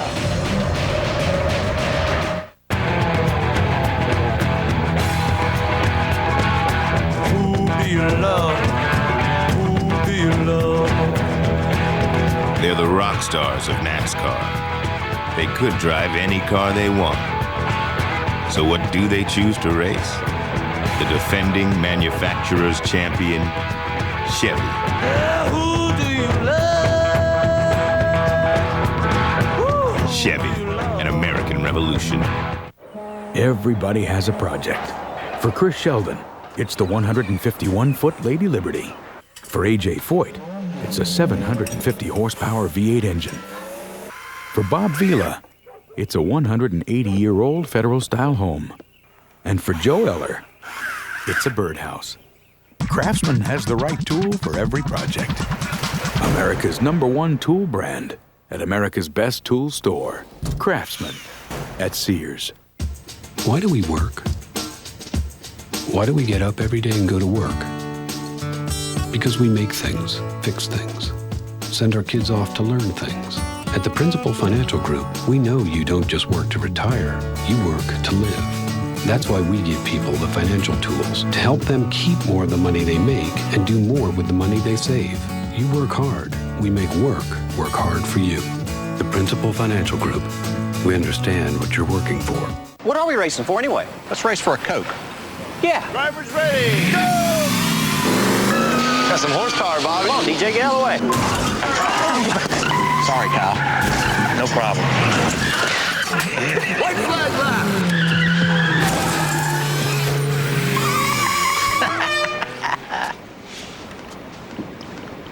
Hey, Kevin, we need you in the pit. Sorry about your little car, Tony. Hey, it's me, your Crock-Pot slow cooker. Thanks to Banquet's new Crock-Pot Classics, I'm easier than ever to use. Banquet Crock-Pot Classics come complete with big chunks of tender meat, fresh sliced veggies, and perfectly seasoned sauces. Just pour in Banquet's delicious ingredients, add some water, it's that easy. By the end of the day, you've slow cooked a delicious meal, like chicken and red skin potatoes or hearty beef stew. Home-cooked meals have never been easier, so get crockin' and try Banquet's Crock-Pot Classics, new in your grocer's freezer. Monday on LAX, a lockdown exposes corruption on the inside. Can't prove a thing, neither can you. LAX, NBC Monday, 10/9 Central. Join the chase for the Nextel Cup and get insider access with Nextel Track Pass Chase Edition. And get even more exclusive content on AOL and from NASCAR.com. Talladega Super Speedway in Alabama. You haven't missed a thing at the front of the field. Dale Earnhardt Jr. continues to lead, followed by Elliot Sadler and Michael Waltrip. How about this 29 car? Kevin Harvick trying to go by Michael Waltrip on the outside, but got no help. He has no help. Here comes Mark Martin behind him in the 6 car. Maybe can get there, and that outside line can catch Harvick. Looks like they're running pretty good. They may give Harvick quite a push. Whoa, Mark is coming fast on the 29 car. Here's where the bump draft will come into play and push the 29 car up. 88 of Dale Jarrett jumps out of line. You have to stay inside of that yellow line. That's the out-of-bounds line. You cannot go down below that line and pass. If you do, NASCAR could penalize you. And if you could, they would. Boy, look at them. That is a pack. Let's put you in the middle of that pack. How about that? This will look ugly. Bobby Gordon, the singular car. Number 31 as he follows 41 of Casey Mears. And here's our singular race talk poll. Which driver has the best chance to win his first restrictor plate race today? Jimmy Johnson, Matt Kenseth, Ricky Rudd, or Rusty Wallace? And look at that 41 car there in front and the way that car is moving around. It's moving around pretty high speed, and you feel that in these cars. I mean, these cars aren't stable whatsoever. Now here comes Robbie, bump draft, boom. Give him a good shot. Now you got to make sure you do that. You don't want to do that any later than he did it, because if he would have do that any later, as he was turning into the corner, he would have turned that car sideways. Jimmy Johnson, has he aspirations of leading this? Junior says, come on, stay behind me. And that's why they use the mirror so much, to see when they're trying to pass so they can go over and make the block. Those cars aren't just fast, they're wide sometimes too, aren't they? More on the 8, back to Matt. Bill, it's early, but already the DEI guys are already getting together their game plan of when they're going to pit and who's all going to pit with them. Tony Uri Jr., the car chief for Dale Jr., was down in the 1 pit of Kenny Wallace, already coming up to their game plan of when and exactly what lap they're going to come in. And you know what? All these other guys got to have a game plan of keeping them separated. You know, when you start talking about a pit stop, some of these cars might be able to run, you know, 37, 38 laps. But if all the lead cars, Kyle Petty, left rear tires. Yeah, we're going to do 4 tires of fuel. Dave Burns? Look at that left rear tire, guys. Does that look low to you? Yep. Flat. Kyle radioed in. He believed it was a rear tire. Didn't know which one, but he had to come on pit road all by himself. And guys, this is what can really hurt you, having to leave all by yourself, no drafting help. Oh yeah, you're going to go down a lap very easy, and then like you say, when you get back out there, you've got nobody to draft with, so you're going to be a lot slower than that pack right there. That is so disappointing. Now these. Junior continues to lead. Elliot Sadler has slipped back to 7th in this pack, racing alongside the 1 car of Kenny Wallace. Elliot Sadler would love to go to victory lane here, but he knows this is a tough track to master. Talladega is definitely the scariest race that we have in the final 10. That's when we highlighted. It's the wild card race, because you know, as a team and as a race car driver, you can bring the best car you got, you can run a perfect race, but it's hard to ask 43 guys to be perfect for 3.5 hours side by side. You can get caught up in somebody else's stuff so easily. You have definitely a lot more to lose and more to gain at Talladega, so that's a race that I can't wait to be over with. I can't wait till Sunday night. Hopefully we've seen all 500 miles of that race. If we do that, we really think we've got a great shot at winning this championship. Elliot Sadler 6th in the 10-man chase for the Nextel Cup. More on the 38 car from Marty. And somewhere in the middle of that gaggle, he kind of goes to the low to the racetrack. The man he's looking for to help him out is 2 cars behind him, Jeff Gordon. He said before the race, he talked to me, said by far the car we drafted with the best, the 24 car. If he can get in front of me, I know we can go to the front. And that's what some of these guys, you know, when you're in a car, you'll follow somebody, and it'll be different with every other car. I mean, and you'll finally find a car that all of a sudden you run fast with. For some reason, that car in front of you breaks the air better. So these guys are looking for really good dancing partners. More on the race leader. Here's Matt. Bill, in final practice, that's exactly what Dale Earnhardt Jr. did. He had the 19 of Jeremy Mayfield draft up behind him, also the 20 of Tony Stewart. He worked with Jimmy Johnson, just trying to see if somebody else's car worked better with his and whose car didn't work well with his. Well, the 8 car is working okay, and a little bit behind him. Man, that was close. I don't know if the 48 car of Jimmy Johnson knew that Kurt Busch was up there, but that was close. Very, very close. And man, I've been in the wrecks when the leader wrecked. And about, I think, 26 cars ended up being in the wreck. And it went on for about 60 seconds. You weren't the leader, were you? I was 5th. Okay. But I was a wrecker. That 15 car is Michael Waltrip. The 1 car directly behind him is Kenny Wallace. They are teammates for this race out of DEI, of course, with the 8 car of Dale Earnhardt Jr. There you see the 15, the blue car with the Napa on the hood. Right behind him, Kenny Wallace. About halfway through the first fuel run. All green here at Talladega. Dale Earnhardt Jr. continues to lead.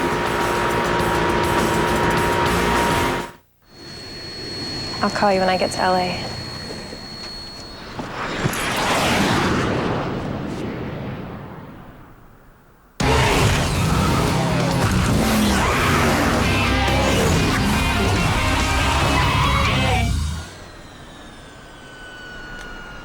I think you forgot something.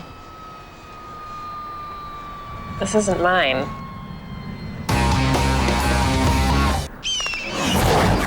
I've got sunshine on a cloud. On a cloudy day. When it's cold outside. I've got the month of May. Well, I guess you said what can make me feel, what can make me feel this way? My girl, my girl, my girl. Talking about my girl. That's all right, dog. You made the song his own. Little Debbie, unwrap a smile.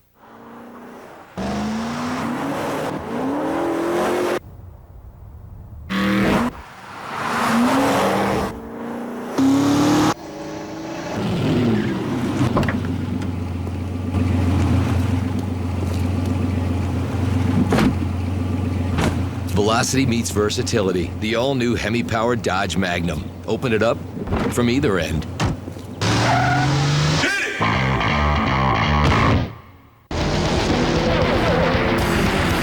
Out here, time is everything. Especially for these guys, where the only thing worse than losing seconds is losing minutes. That's why Singular's the perfect fit for race fans. Only Singular lets you roll over your unused anytime minutes so you avoid paying overages in the months you talk more. They're your minutes, keep them. Plus, save on a Motorola V400 camera phone. Only Singular offers rollover. It's another way Singular fits race fans best.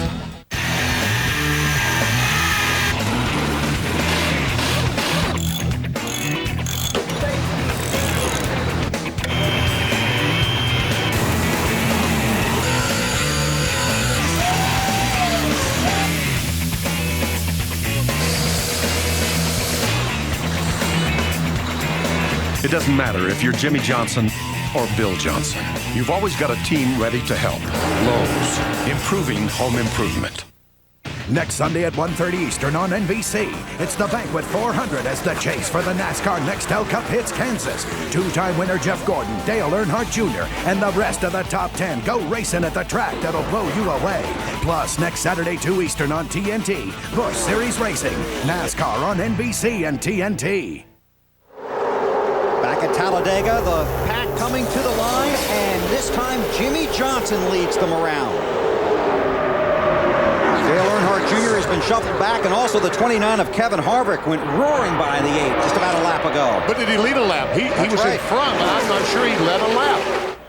Dave Burns. 29 car, they've worked very, very hard on that car where you can't see. Underneath the car, I talked with Todd Barrier, the crew chief, this morning, and they worked on the underside of that car, took it to the wind tunnel to try to find out if they could make the air move better, get this car through the air better. They made some gains, even though it's the same car they've run all year, since they last ran a restrictor plate race. Now you see Robbie Gordon there in the 31 car. And I'm sure Harvick is looking for his teammate.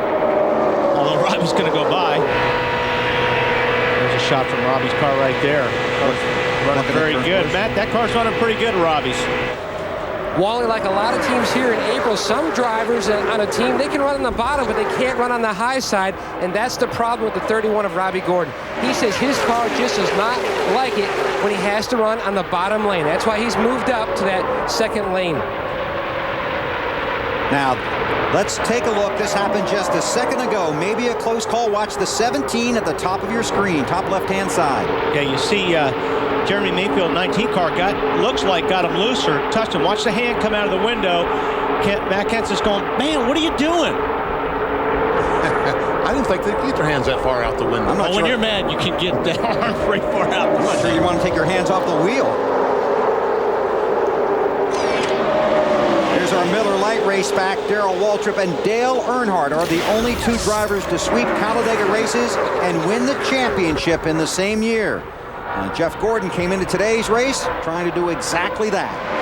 Won here in the spring, hoping to get the win today and race on to his 5th Nextel Cup championship. Now, we have run 26 laps already, and you wonder, these guys only have a 14-gallon fuel cell in these cars, so they're going to have to stop somewhere around lap 35. But if your cars you're running with can only run 33, 34, that's when you've got to stop. Yeah. Because you cannot stop by yourself.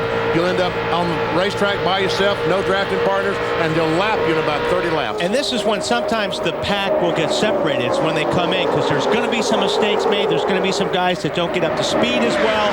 So right right now, he's got a big pack. We'll see what happens after the pit stops. Johnson leads. Mack with more on the 48. Not a surprise, Bill, to see that the 97 of Busch and the 48 of Jimmy Johnson have teamed up. Their spotters, in fact, stand side by side up on top of the spotter stand. They always work well together on the plate tracks. Marty? Same for the Roush cars, Matt, and they're trying to work a strategy for stop number 1. The Roush cars cannot go as far as many of the other cars, only about 34 to 35 laps. They're trying to work some strategy with the 97 car and his teammate Matt Kenseth, also trying to work Elliot Sadler into the mix. Pit stops are coming up, Marty. We'll be back for those. Jimmy Johnson leads. He was 5th at Daytona, 4th here in the spring, and 2nd at Daytona in July.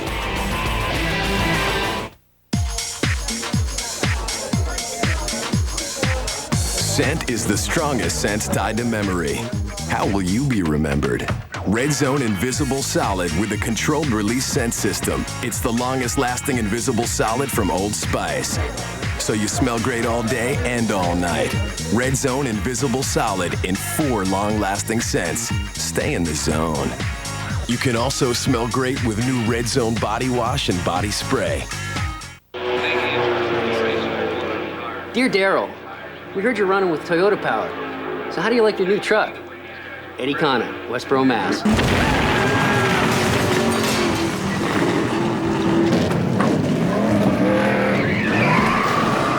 It's a big, fast, tough truck. What's not to like? Sincerely, Darrell Walter. Brought to you by Toyota, the newest member of the NASCAR Craftsman Truck Series, and proud of it. You know, Dale, UPS drivers are among the safest drivers in the world. That's fantastic. Well, I'm proud to say that in all my years driving a UPS vehicle, I haven't had one single accident. Good. Have you ever been in an accident in your UPS vehicle? Maybe a couple. Oh, okay. Well, we'll mark that as an area for improvement. They weren't all my fault. Not his fault. How did it come to this? All these different We are under caution at Talladega, the 09 car. Left rear tire is flat. It looks like that Mike Wallace. I'm coming straight to pit road.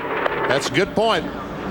Good plan. Looks like going in turn 3, blew the left rear tire, and boy, lucky they didn't catch up. Yeah, a lot of other guys in that. Right. It looks like everybody got through it. And that's what's left of Mike Wallace's tire. And that's a good plan. Go straight to the pits. Don't try to ride around the racetrack on a flat tire. Let's ride with Ryan Newman. He's in the back of the pack. You can see the tire come apart right there. All around, got it checking up ahead. Here's the scary part. Outside, right back up outside, across the racetrack. Outside. That's what you have to watch out for this place. On board with Tony Stewart in the Home Depot ride. See, now they know the 09 car is going up the racetrack. They slow down as soon as he starts up. They drive to the bottom where he was, because hopefully he will not be there when they get to that point. So Mike Wallace on pit road, and soon to follow the rest of the field, because this is right at the edge, the beginning of their pit window when teams were beginning to have conversations about coming in. And this is actually, you know, I said earlier, when they come in, it's going to split them up. Not going to split them up now because they're all coming in together. And that's what teams were hoping for. The good teams were hoping it would split them up, separate the cars on the track. Now, when these cars come down pit road, NASCAR in the meeting this morning warned them, strongly warned them, you've got to enter pit road single file. Do not enter double file. If you do, we'll have a conversation. And that's more of an issue, I think, when they're coming in under green than it is more under yellow. Everybody will behave themselves here. Pit road is open. This is a quickie yellow. That means everyone can pit, and everyone probably will. Here they come. The long pit road here at Talladega. Marty Snyder. Yeah, Bill, the second place man in the championship, Kurt Busch, got one goal out of the way today. He's already led a lap, gets a fresh bottle of water. The car's a little tight and less stable than it was yesterday. 4 tires, no chassis changes. Dave? Kevin Harvick cleared through his pit. Mike Sears, the jack man, went over the hood, landed on the tarmac, got himself back up, comes around to jack the car at this point. They're going to make a 4-tire stop and no changes, but Kevin hit the brakes and nothing happened. Matt? A two-tire change for the 48 of Jimmy Johnson, but he was blocked in by the one car of Kenny Wallace. A slow departure from his pit. He could have gained some track position. He did not. Okay, it is legal to come off pit road 2-3 wide. That's legal. Dave. Guys, Mike Sears looked up at the pit box to crew chief Todd Barrier, gave him a big thumbs up. He's a tough guy. That's another thing you got to be careful is when you're locking your tires up in your pit box. As you'll see, the 29 car comes in, gets on the brake, locks up the right front. You can't stop. You can't do anything until it stops sliding. Mike, good job, Mike. Well, he needed to get up because there's a bunch of cars coming down the pit road. So I did not think he was that athletic, but Mike, I'm impressed. Oh, yes. Those big guys can move fast sometimes, especially when you're scared. So under caution, now cleaning up the pit stall of Kevin Harvick. Back to Talladega in a moment. Tonight, on an all-new Law & Order Criminal Intent, a famous photographer who likes his models a certain way. They're all dead. Now, the prime suspect is also dead. Oh. Who killed the kinky photog? As murders go, it's pretty flashy. All new Law & Order Criminal Intent, NBC Tonight. Blue Region from Centennial gives you more. A free phone and a 5-state calling area. With unlimited incoming calls, you can give your number to everybody. With free long distance and unlimited nights and weekends, call anyone, anywhere. Plus, get unlimited Centennial to Centennial calls and 600 anytime minutes. All for just $40. Ask a Blue Shirt expert for your Blue Region calling plan. Only from Centennial Wireless.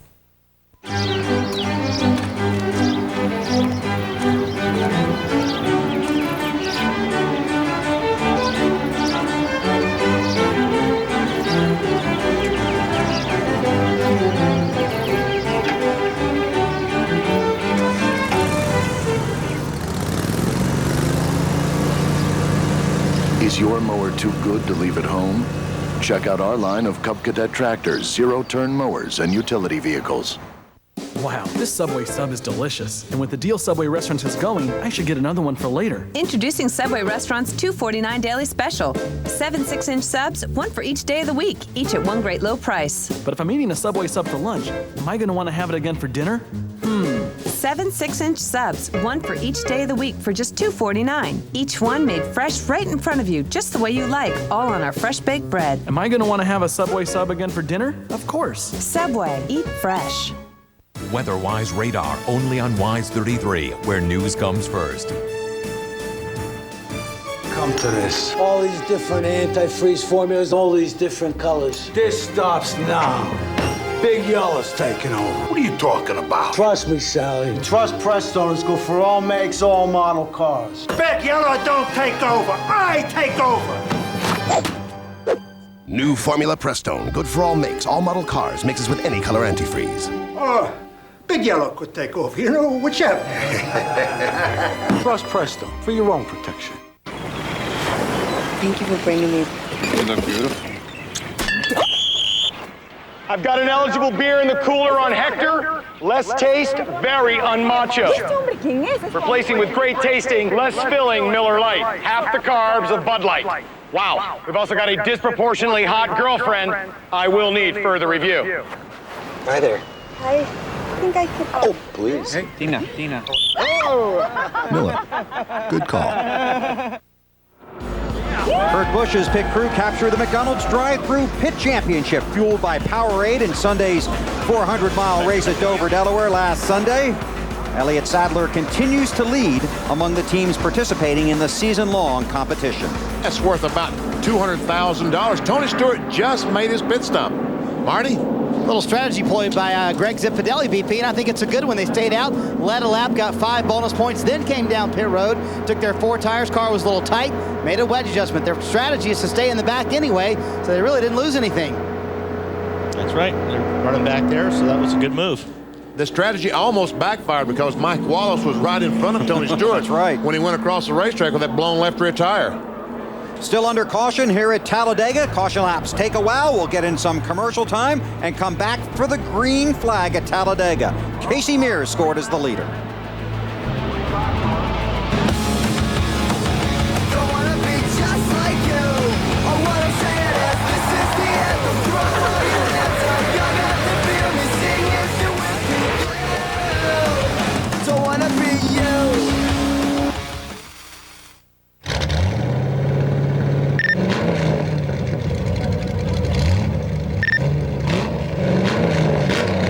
Get into gear with Nextel. Every driver phone comes with built-in walkie-talkie, speakerphone, and add-on exclusive NASCAR features like fan scan to listen to drivers and pit crews. Buy one driver phone, get one free. Call 8777 Nextel to shop or find a Nextel store. Call 8777 Nextel now.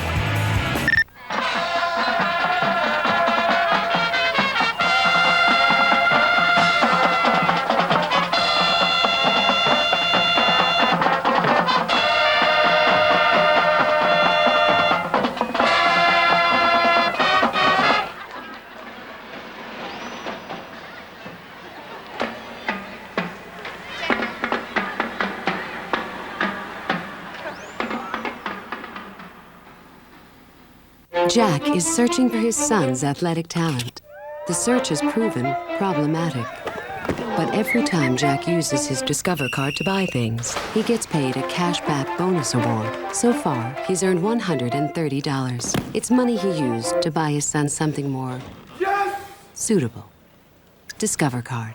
Get up to 10% back at restaurants through October. To sign up for this program, visit discovercard.com or call 1-800-DISCOVER. It pays to discover.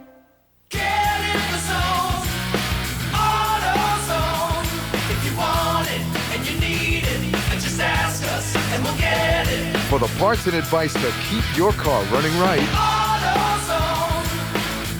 So that's 272 classic double with cheese combos and one Frosty. That's a lot. And make sure people working late can get a mouth-watering meal made fresh. Well, I'm working late. Oh, here you go. Remember, Wendy's pickup window is open till midnight or later. Where's my Frosty? Oh.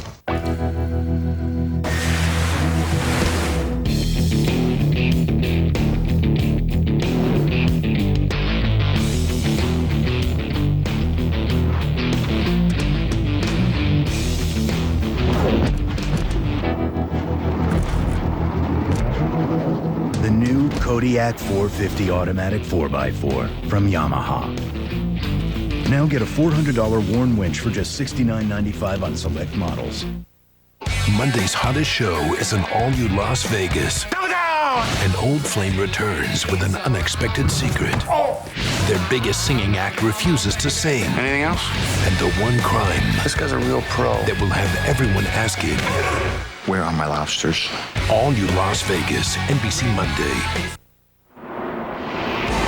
NBC's coverage of NASCAR Nextel Cup racing from Talladega is brought to you by Toyota. Choose any direction as long as it's moving forward. By Old Spice Red Zone, stay in the zone.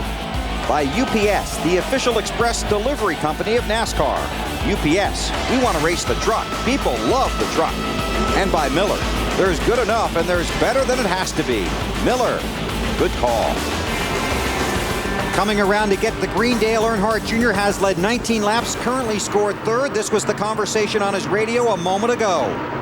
Thing's stumbling like hell on idle. It won't run by itself. If I let off the gas, the motor shuts off. The only thing keeping it running is in gear. I get back on the gas, it's stumbling like hell. It was doing it coming in the pits and everything. I'm not sure what the stumbling is there, Dale Jr. Not really sure at all. We'll find out here in a hurry. Casey Mears out front 41 car with BP got a good start, and that's not good sometimes on a super speedway if you get a good start. That's let the guys behind you get a good running start to blow by you down the backstretch. Look at this mess. Matt. Whoa! Good move, Robbie Gordon. Go ahead, Matt. Jump on in there. Well, you heard Dale Earnhardt Jr. trying to describe the engine on that 8 car and how it's performing. Tony Uri Sr., the crew chief, told me he thinks there's possibly some debris in the lower side of the carburetor. They feel like a lap or two, they're going to know a lot more on whether that's going to be okay or not. But there is a lot of concern down here in the 8 pit. Jimmy Johnson in the 48 car, leader that lap. So far in the first 35 laps of this race, the 48 car looks to be as fast as anyone. Yep, I agree. He might be the measure of Dale Earnhardt Jr. in the 8 car. And there's his teammate right there, 24 car, third car in the high line, trying to get there. Kurt Busch also has a very good car. That 97 car is right in front of Jeff Gordon. Johnson, of course, in the chase for the championship as they run now Kurt Busch with a 22-point lead over Dale Earnhardt Jr. This will change every lap throughout the race until the checkered flag finally falls today. Yeah, it's not like showing it to you like if we were at Dover or somewhere like that. This is going to just be all over the map today. That 41 car of Casey Mears, painted pink this week, only it's not really paint now, is it, BP? No, that's a decal. His sponsor, Target, trying to bring some awareness to the breast cancer in the month of October. Going to run that a couple more times this month. Tell you what, that car is very strong today. He's done a really good job with that car. I thought they would just blow by him, but he's hanging tough. Johnson continues to lead. That's the 48. Matt's got more. Some teams have been running the restrictor plate cars all year. Chad Knaus, the crew chief for Jimmy Johnson, began building this car back in February. It's making its race debut today. Been to the wind tunnel once and to a track test once. He told me they're going to try to win this title by being aggressive. This is a very good race car. He's been saving it for here, trying to get a good punch. Dave. Matt, Jeff Gordon is running one of the two lines that he likes. Early in the race, his car was stuck down on the bottom. He does not like that line. He'd rather be in the middle or on the high side. Guys, there's a fourth group out there, too, but they don't like to talk about that. Talking to Chad Knaus, the crew chief for Jimmy Johnson in the garage this morning. His driver likes these restrictor plate races and has been very good at them basically since he got in that 48 car. And you know, you talk about the 24 car running on the bottom. If you're going to run on that bottom lane, your car's got to be very good. It's got to be handling great. You can't be in room for error because all you're going to do is move up. And there's no room to move up, especially when they're running 3 wide. If you're on the high line, you've got a little bit more room for that car to drift if it's not handling so well. So if you're going to run the bottom, you better be very good. And this field now starting to break apart just a little bit. There's 11 cars. Ricky Craven, a car out of Joe Gibbs. A team car to Tony Stewart, Bobby Labonte this week. Craven's in 9th right now, having a great run. That lead pack, 28 cars deep. Jeff Gordon needs some help right now. He needs those guys on the outside to get up a little bit closer and get that line a little bit tighter. Car behind you is the last car in single file.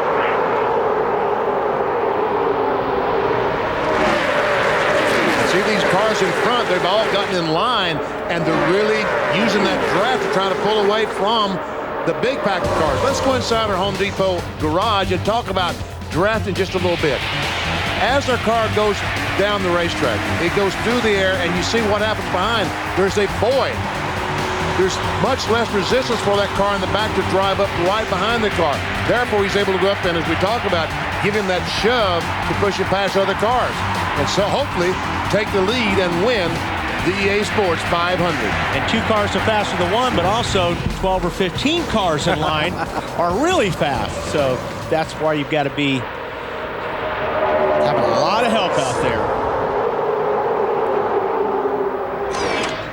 The pole speed here, just under 191 miles per hour. But you put these guys in the draft, more guys in the line, more speed, 196.693 miles per hour. And again, these cars run with a restrictor plate here that reduces airflow to the engine and robs that engine of horsepower. Is that Rusty Wallace? Thinking about leading at Talladega? He did. Rusty leads at Talladega. All right. And Junior, the 8 car, trying to hook on with Rusty. The 48 car has Kurt Busch behind him in the black number 97. It looks like Junior's car, well, he's getting past there, but I was going to say he may like the high line a little bit better. More on Rusty Wallace from Dave. It's the clearest example we've seen so far today, Bill, of the fact that you don't have to qualify well at Talladega in order to lead at Talladega. Rusty's car by itself in qualifying Friday was only 33rd fastest. He's a driver that wants to get to the front, though, so he's raced his way to the front and now leads the entire field. Everything's okay, you know, Junior now, but I'll let you know if I have any problems. Dale Earnhardt Jr. Boy, they are all over the back of his car. Looks like he may be struggling a little bit right now. You hate to say it, but his car does not look as good as it was before pit stops. Well, how about the 8, Matt? Bill, earlier in the race, he told Tony Sr. that the car was free at entry, tight in the middle, and tied off. Ford tire change made a chassis adjustment, but the biggest thing, he said the car just will not run by itself. That's why he's needing a good push from some other drivers. Well, these guys smell blood. Guess what? They're going to dump that 8 car as fast as they can, because if they think he's got a problem and that gets through the spotters to the drivers, they won't run with the 8 car. Yeah, they want him in the back because they realize the 8 car in front can be trouble. Matt? And Benny, that's what Jeff Gordon told me after he won his Daytona 500 back in 1999. He says, at that point, nobody would run with me. I couldn't get help from anybody. And like you mentioned, if the word gets out, which teams are listening to our broadcast, Junior may have a lot of work to do today. Take a look at the Wendy's race menu. Upcoming telecasts right here on NBC, your exclusive home for the chase for the Nextel Cup. We're in Kansas City next Sunday afternoon, then October 16th, under the lights in Charlotte. Then after that, the short track at Martinsville, then the blistering quick Atlanta Motor Speedway.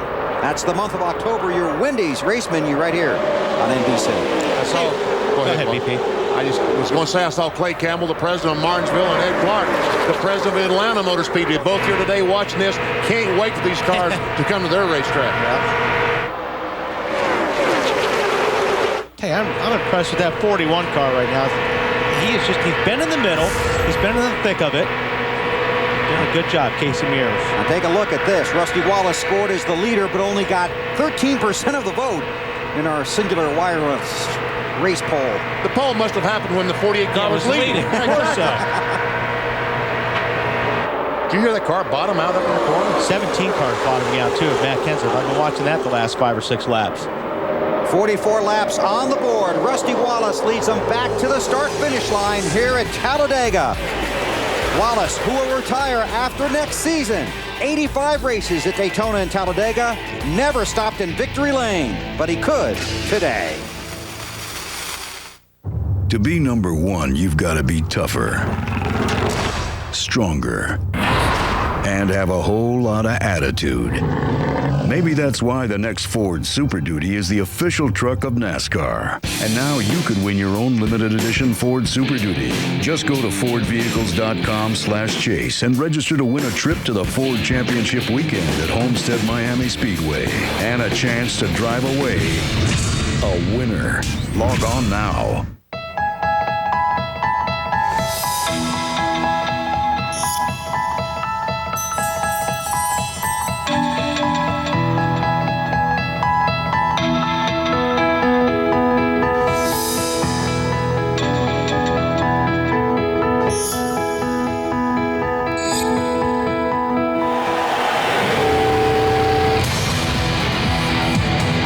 No surprise, the Home Depot is NASCAR's home improvement warehouse. Later on, LeBron James is here, and we'll have this, something like that. Let's just run through it. Yeah, okay. No, I think it's sold out, actually. Let me just start like that. Whoa! Are you guys rolling on this? Yeah. That's a 90-footer. Oh, that is amazing.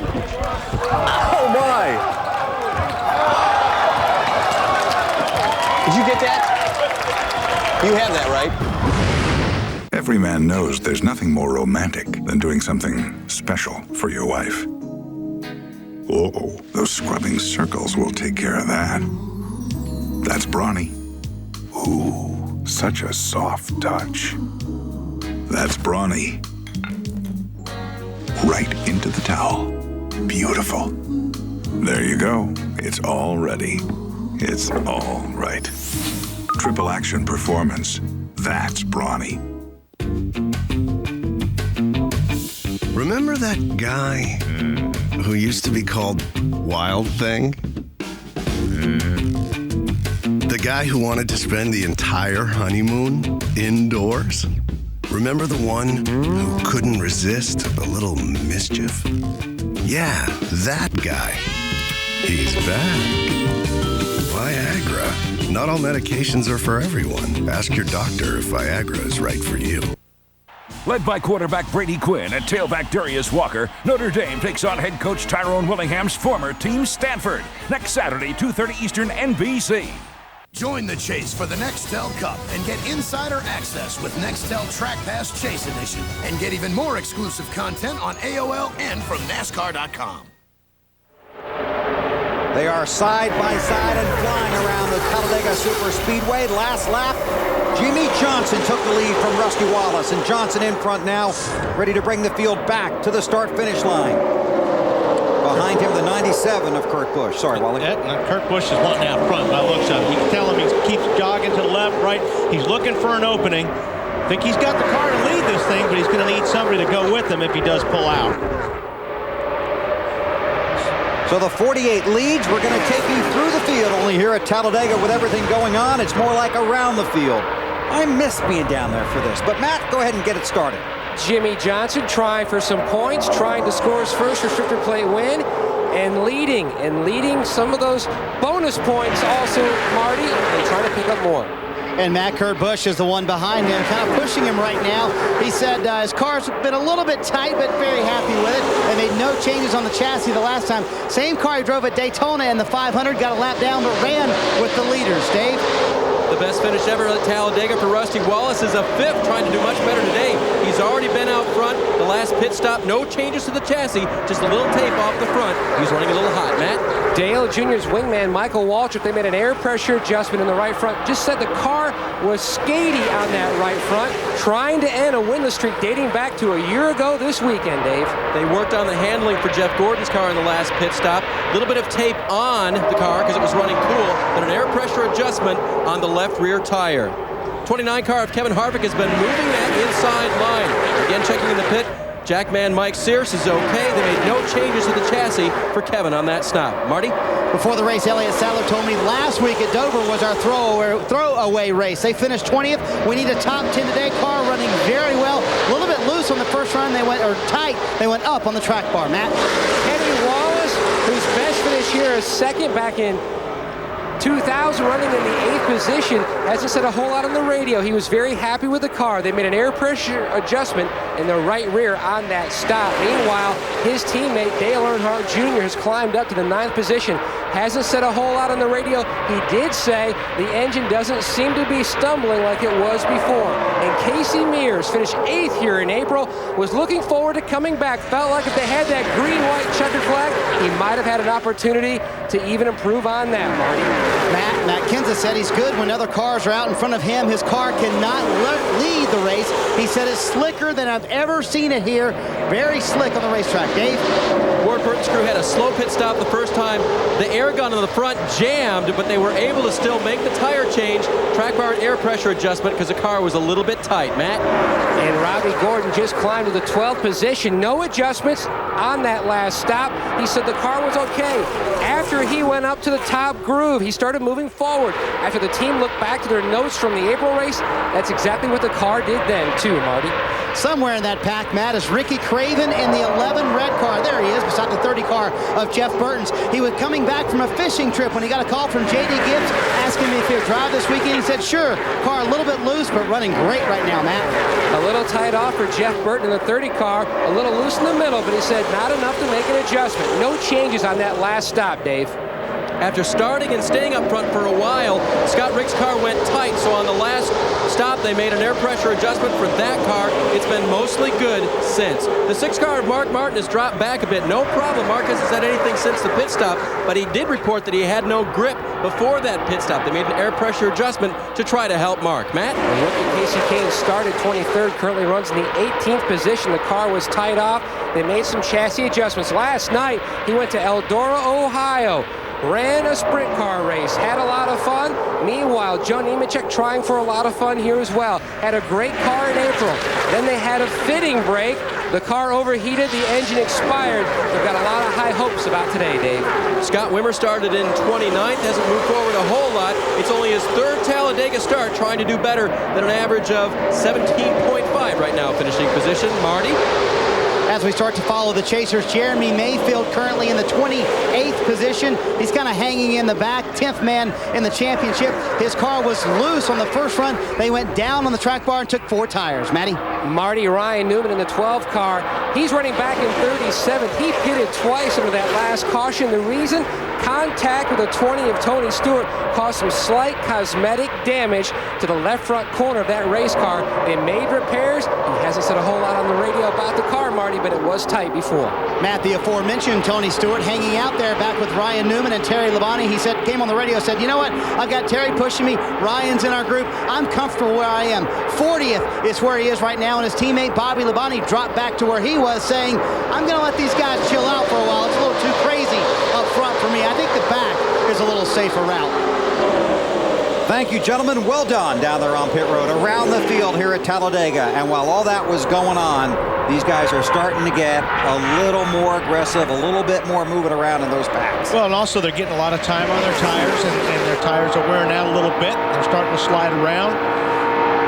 Nobody's really breaking away, so they're pretty much side by side. A lot of mirror driving.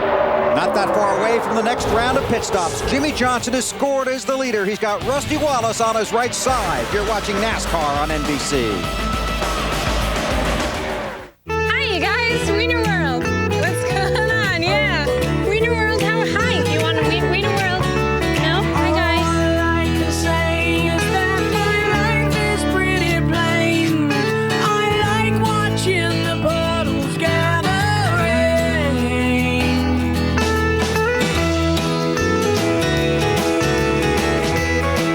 Hot dogs love Pepsi.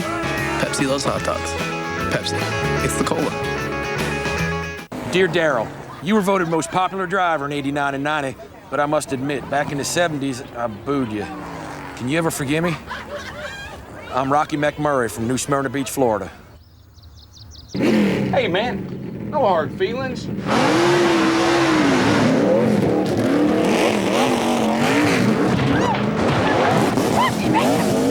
Sincerely, Darrell Waltrip. Toyota, the newest member of the NASCAR Craftsman Truck Series, and proud of it. The Gillette Young Guns.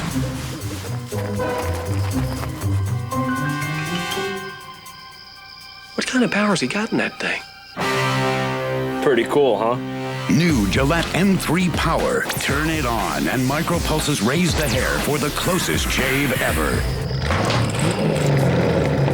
You can't keep that power to yourself. Wait till I show the guys. M3 Power, the new power behind the Gillette Young Guns. Hey, it's me, your Crock-Pot Slow Cooker. Thanks to Banquet's new Crock-Pot Classics, I'm easier than ever to use. Banquet Crock-Pot Classics come complete with big chunks of tender meat, fresh sliced veggies, and perfectly seasoned sauces. Just pour in Banquet's delicious ingredients, add some water, it's that easy. By the end of the day, you've slow-cooked a delicious meal, like chicken and red skin potatoes or hearty beef stew. Home-cooked meals have never been easier, so get crockin' and try Banquet's Crock-Pot Classics, new in your grocer's freezer. Advanced Auto Parts. No matter when or where. It doesn't take a degree in engineering to know that your car needs regular oil and filter changes. That's why we're ready in advance with brand names you trust. Castrol, Valvoline, Pennzoil, all in stock at ready-to-go low prices. So bring it on. We're ready in advance. For the best parts, people and price. We're ready in advance. Now open until 9 p.m. on Sundays. The chase for the NASCAR Nextel Cup hits Kansas. Two-time winner Jeff Gordon goes racing for another trip to victory lane. But it'll take his best to beat Dale Earnhardt Jr., defending champ Ryan Newman, and the rest of the top 10 at the track that'll blow you away. The Banquet 400 from Kansas, next Sunday, 1:30 Eastern, NBC. Four-time series champion Jeff Gordon is now the leader at Talladega. The pack 41 cars long. And at the front of it, the 24 car of Gordon. And right behind him is teammate Jimmy Johnson in the 48. But there is some urgency about 3 or 4 rows behind him, especially if you're a guy like Robbie Gordon. Yeah, Robbie Gordon in the 31 car can't see out of his windshield. Somebody's leaking water and oil in front of him. I don't know how he's driving that car. I don't either, and he's in the middle. There's cars right and left, and he... Pretty wide, still pretty wide. I can't see out my windshield anymore. Caution flag is out, checking for fluid on the racetrack. Big break for Robbie. Now they'll tear off on the windshield, and he'll be able to see, but who's leaking it? I think it's a big break for everybody around Robbie. Yeah. That is so difficult. I mean, you can see through the windshield. You saw the windshield. It is very, very difficult. So the caution comes out. 59 laps are complete. Our second caution of the day. The 11 car of Craven, he was right behind 11, so that might be the vehicle that's losing fluids. Well, that's a big break for Robbie, because Robbie was going to have to come in the pit lane and get that windshield clean. I don't know how he was driving it the way it was. And what did his crew tell him when he said, "I can't see anymore"? Stay focused. Yeah, I can't focus on anything. Good luck. Look at that. I think it's the 11. Okay, now you guys have been in these situations before. Take a look at this on board. Well, and here you see, this is from the camera, and you see it coming on. Robbie can't go anywhere.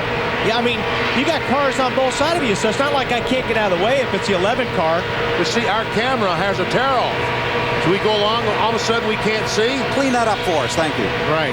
Robbie doesn't have that luxury. He doesn't have that luxury. So it's somebody up ahead of him. I don't know if it's Ricky. It may be somebody further ahead, because that stuff is blowing all over the place. Matt, how about it? His eyes on top of the grandstand, Bill. Mike Dillon, his spotter, an even greater role when that windshield was dirtied up. In fact, Robbie asked for both tear-offs on both sides of that windshield to be torn off because he just has no visibility. Now, the 11 car that was in front of him that looked like it might have been leaking the fluid, Ricky Craven on the radio has said that he has oil all over his windshield So it's as somebody well. in front of him. So got Harvick up there, Westy Wallace, Sadler, Mears. One of those guys up there has got a problem. And we're going to know before 188 laps are over, because you can't keep leaking fluid like that all day. No, they'll run out eventually. Okay, everybody coming to pit road, led by the race leader, Jeff Gordon, Marty Snyder. Bill, unfortunately, the problem could be with Elliot Sadler. His alternator is going bad. He says he only has 8 volts on the battery. The AC has quit. Water at 260, oil at 285 right now. The chassis, just perfect, so don't make any changes to that. Dave? 24 put a Dayglow yellow piece of tape on the lower grill in the front. Little trouble coming around the car. There was a hole in the bottom. They were worried that something would go through the radiator. That piece should help them. Matt? Tear-offs already taken off the windshield of Jimmy Johnson. They had a 2-tire change the first time. They had to go 4. This time almost blocked in again by the 1. He was tight. They made a track bar adjustment. Well, I think Marty identified the guy leaking oil. The problem is these guys just got clean windshields. Yeah. They better not get behind the 38 car, because it's going to happen all over again. Tony Stewart comes on the pit road, 4 tires. He was at the back of the pack. So there's no real urgency to get back on the racetrack, because that's where he wants to restart, somewhere near the rear. Under caution at Talladega, 60 of 188 laps complete. You're watching NASCAR on NBC. You know, being teammates is about more than just helping each other win races every week. It's also about helping each other learn. That's right. Michael has taught me that Napa parts are as good or better than the parts that came on your own car, and that Napa parts professionals can always help you get the job done right the first time. Yeah, and Junior taught me how to do this. I'm not taking credit for that. That needs just a little work there, bud. Hi, I'm Earnhardt Jr. Welcome to a new generation of Wrangler. New fits, new fabrics, new styles. Wrangler Jeans Company, a new generation of Wrangler.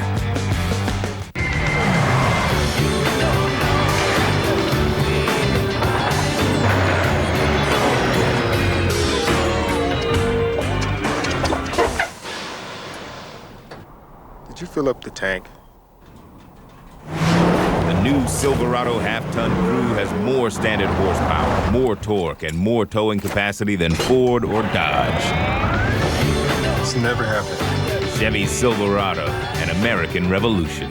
Hey, honey, what are you doing here? Jill called. Who's watching the kids? They're at my mom's.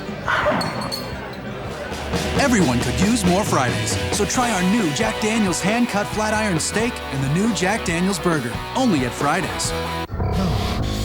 Hey, Howie, what are you doing? Sleeping? Wake up. Hey, Buckethead, get up. Hey, nice golf game today, little buddy. Somebody, please stop the pain.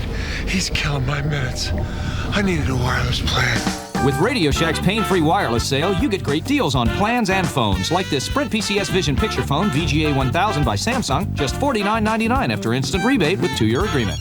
Can you transfer all the numbers except that one? Radio Shack. What comes around? What comes around? What comes around?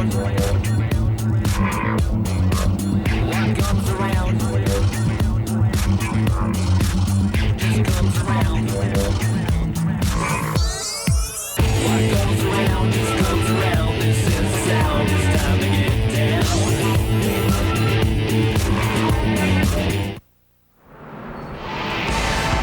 NBC's coverage of NASCAR Nextel Cup racing from Talladega is brought to you by Budweiser. It's time for a fresh one. Grab a Budweiser. The race is on. By Wrangler, makers of Wrangler Jeans Company, a new generation of Wrangler. By Chevy, the winningest name in racing, an American revolution. And by Napa Auto Parts. Napa, get the good stuff. Still under caution here at Talladega, but a development among one of our chase for the championship contenders. The 38 of Elliot Sadler, Marty Snyder has the story. And the team, very poised, Bill, came down pit road. They changed the battery. Told you there was a battery issue on Elliot Sadler's car. They've taken the old battery out of the race car and put a new battery in the car. He only had about 8 volts. Did switch to the backup ignition box on the 8, and it still only had 8 volts. Now it has 11.5 volts, so I'll have to keep an eye on it. But they did a great job, 89 seconds to change the battery. We're going to be back to Talladega in a moment. Lots of things happening. Back in a moment. Judy has a difficult job called 3 Kids. She uses her Discover card to buy things like gas, household supplies, and pudding. Because Discover card pays her a cashback bonus award, so far she's earned $103. It's money she used to buy herself a little time off. Discover card. Get up to 10% back at restaurants through October. To sign up for this program, visit discovercard.com or call 1-800-DISCOVER. It pays to discover. Why do I pick Enterprise? Because of Maylene, who answers the phone, Alex, who picks me up, and Michelle, who makes renting easy. So all I have to do is drive. Pick Enterprise. We'll pick you up. Car's really running good today. We're really looking forward to the race. Can you wait a minute, please? Yeah. Cut. I think this is the right call, Bretta. Well, I could use a little bit more torque up off the corner. Yeah, it should give you more. Catch the buzz. Feel the sting. Get YJ Stinger Extreme Energy Drink in 4 amazing flavors, including the new Chronic Cola. Now available with 0 carbs and sugar-free.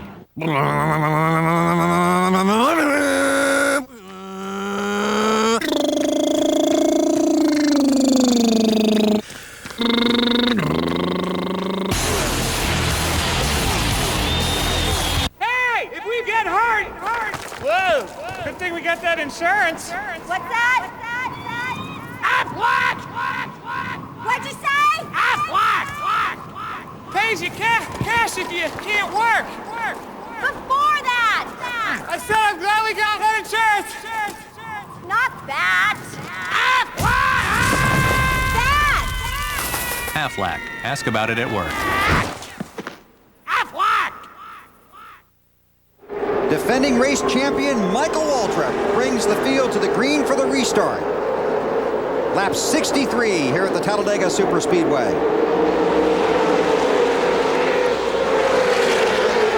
And once again, it will take these cars about a lap and a half or 2 laps to get up to speed. I think Jeff Gordon may take a look. If Jimmy Johnson was a little bit closer in the 48 car, I think Gordon may have popped out on the backstretch, but now he's dropping back, picking up his teammate. Let's see if he makes a move. Oh, there's a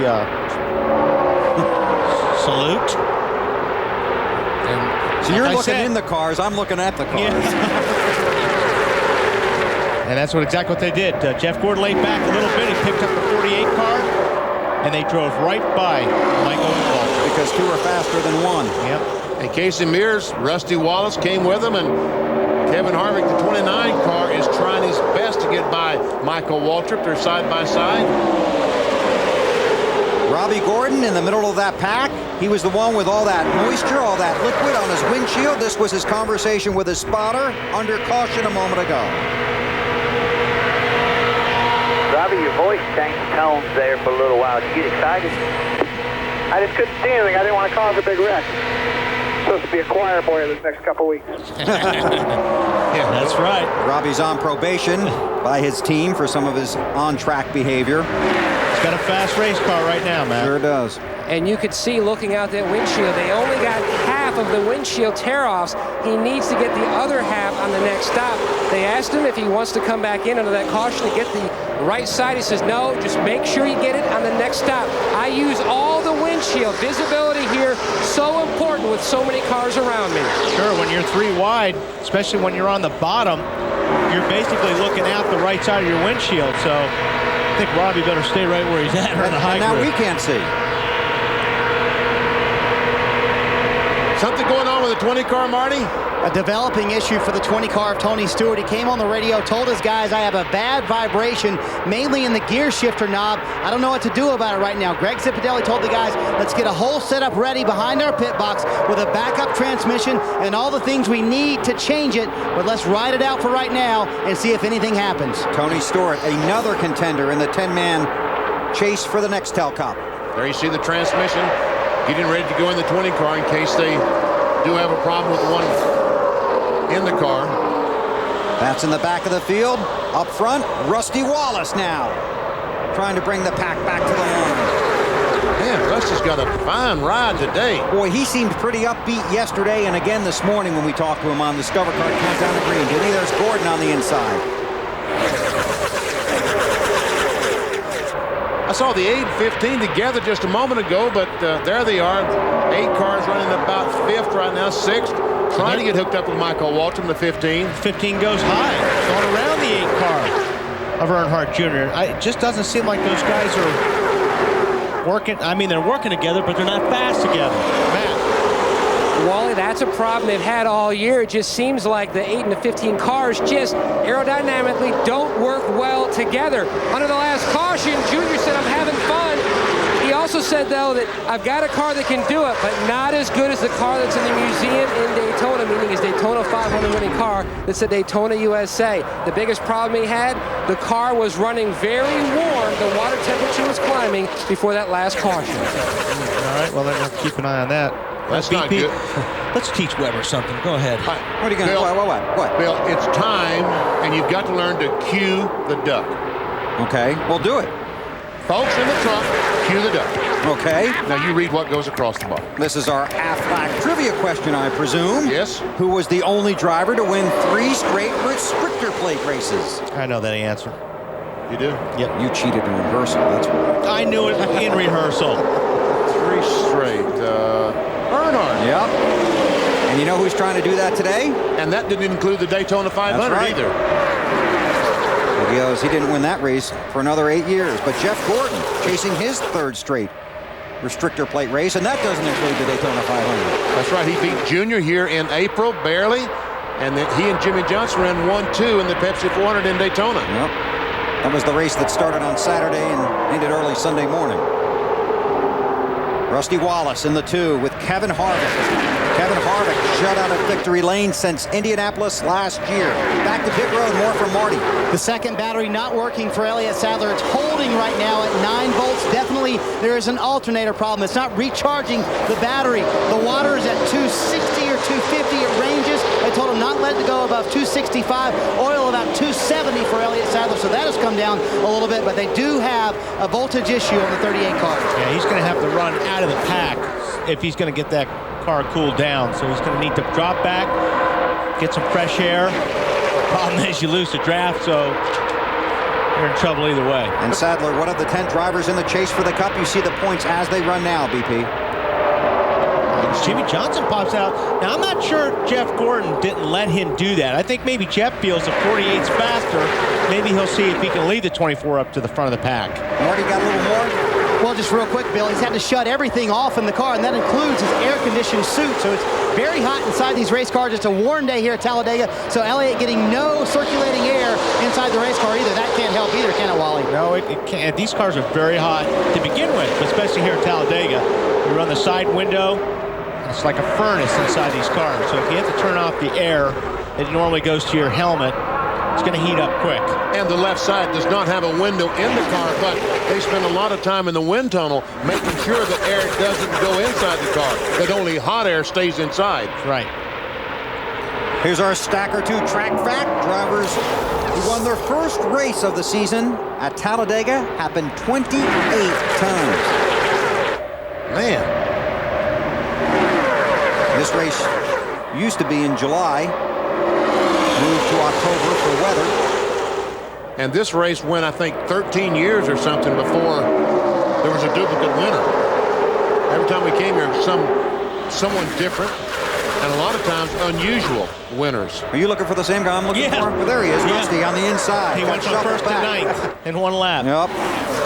That'll happen here. Yes, it will. And those teammates, Jimmy Johnson and Jeff Gordon. And there's Robbie Gordon, who couldn't see anything a few laps ago. Now he can see the lead. Robbie's got a fast car today.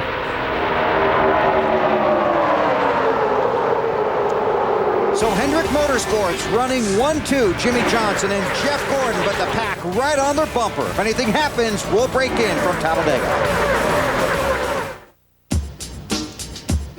Why do we work? Why do we get up every day and leave the people we love? At the Principal Financial Group, we know you work for more than just a paycheck. For 120 years, the Principal has helped people keep more of the money they make and do more with the money they save. You work hard. We make work hard for you. The Principal Financial Group.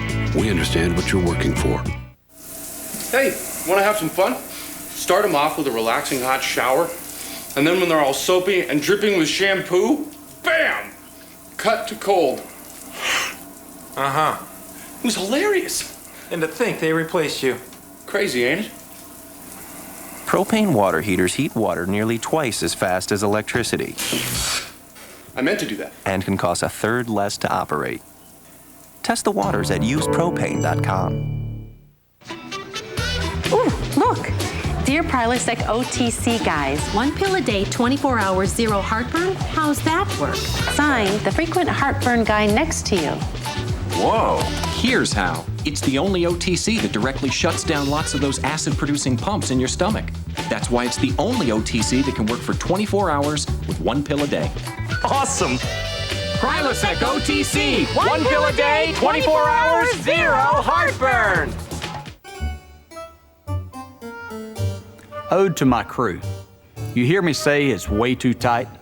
Then tweak the car to make it right. Your magic touch, I do revere. My overlords of understeer. Racing inspires greatness. How else do you explain the 550 horsepower Ford GT? Experience Ford Championship Weekend at Homestead Miami Speedway. For tickets, call 1-866-409-RACE. Bill Tandetsky races with Craftsman tools. Why? Because out here, you need every advantage you can get. And because Craftsman tools are so tough, they're the tools the pros use. You see, Bill may never have taken a checkered flag at Indianapolis or a victory lap at Darlington, but he likes knowing his tools have. Craftsman has the right tool for every project. The official tools of NASCAR. Craftsman at Sears. Coming to NBC Tuesdays, these world-class fitness experts will face the challenge of their lives. They'll have to train these guys. Go, go, go. They'll push these people to the limit. Way to cave in and eat a cupcake. Don't ever accuse me of lying. I'm busting my ass out there. And the winner will be the biggest loser. Well, they have really been mixing it up at the front of the field here at Talladega. 75 laps on the board. Jimmy Johnson scored as the leader last time by. Robbie Gordon led down the backstretch. Was about 5th by the time they got to the start-finish line. I couldn't believe it. I saw him take the lead down the backstretch as he went by the line. And look, where'd he go? I'll tell you what, the 41 car is wearing out that front bumper of his. He's got some bumper damage too, doesn't he? He is. The left front? He's fast. I mean, it looks hairy. You know what? It is hairy inside these cars right now. Cars are sliding all over the place. Looks like he might have a little bit of damage on that left front, just under the headlight there. Michael Waltrip in the 15, leading the race. A moment ago, a scary moment for him. Watch this.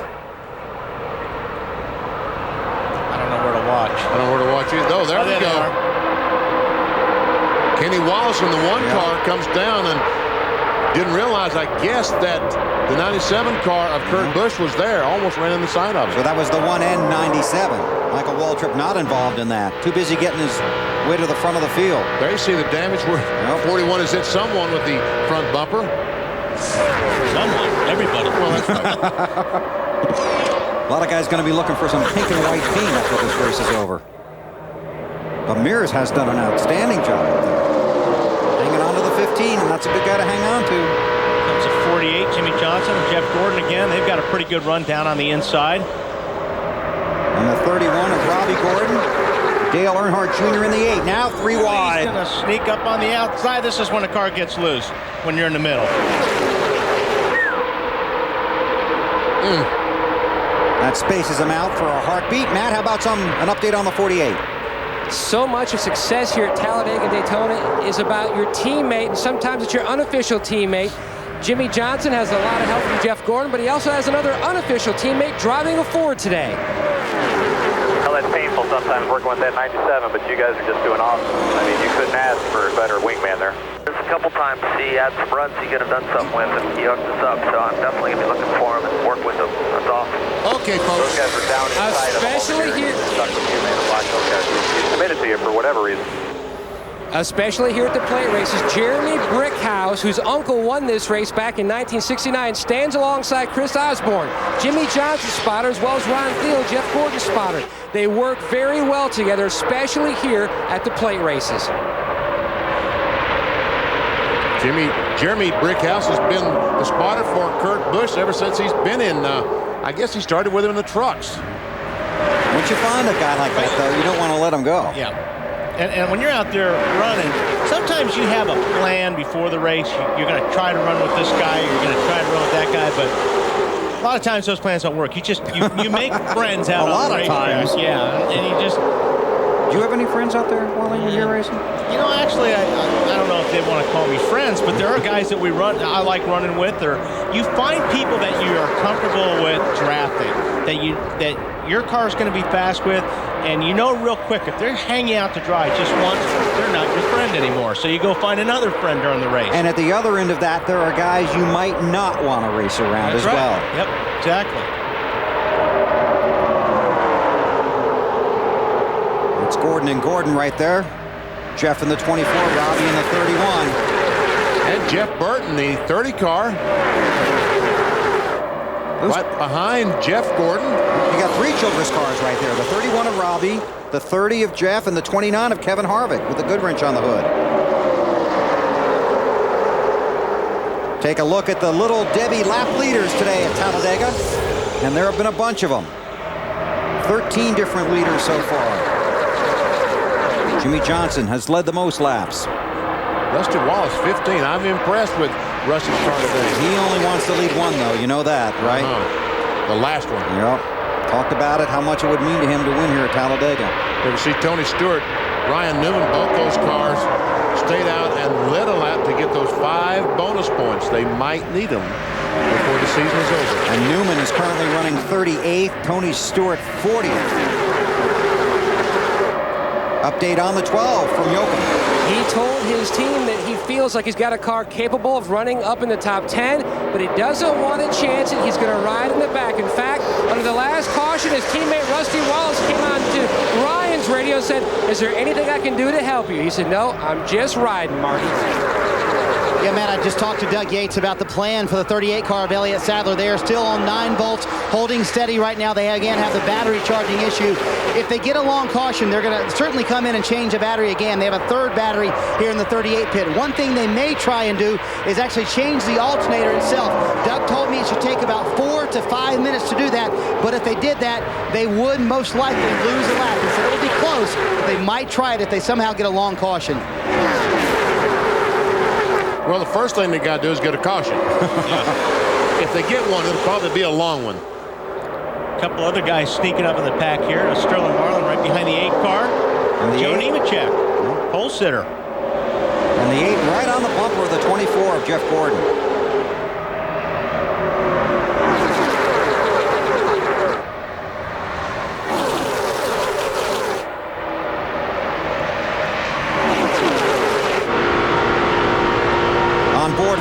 Jr. You gonna let Michael in? You gonna let him in? He's going to have to lift. No, he's not gonna let him in. And if Earnhardt's got the problem where if he gets off the throttle, like you were saying earlier, the engine dies, he can't lift. And as we eavesdrop, here's what the 97 of Kurt Busch was saying about Dale Earnhardt Jr. in that 8 car. I wish I knew what to do when the 8 was behind me. It turns out it looks like I don't. He can pass at will. What did he say, Bill? Pass at will. He can pass at will. Which one is will? Matt? I think Dale Earnhardt Jr. would second that. In fact, he told his team, I'm just sitting back and lifting. I'll get back up there at some point when I feel like it. Don't worry, boys. Something get your attention there a minute ago? No. It looks like he might feel like it, talking about Junior in the 8 car. I think he's decided he wants to get back up front. Just about 10 laps away from the next round of pit stops. Jimmy Johnson leads here at Talladega.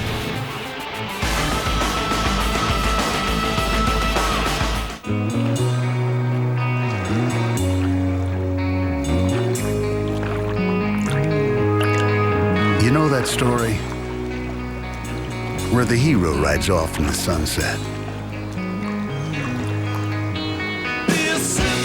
Why not make this weekend Chapter 1? Busch. Head for the mountains of Busch beer. Clear right now, looking hard, outside, 24, outside. Guys, this car is handling really funny. Would a little rear brake help you? I don't know what's going on. It's rolling a lot.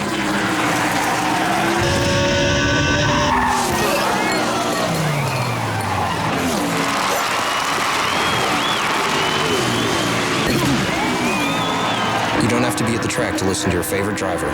Fan scan. Outside, looking low, inside. Only from Nextel. Assurance in rain means Goodyear's deeply carved aqua chutes propel water away from your tread.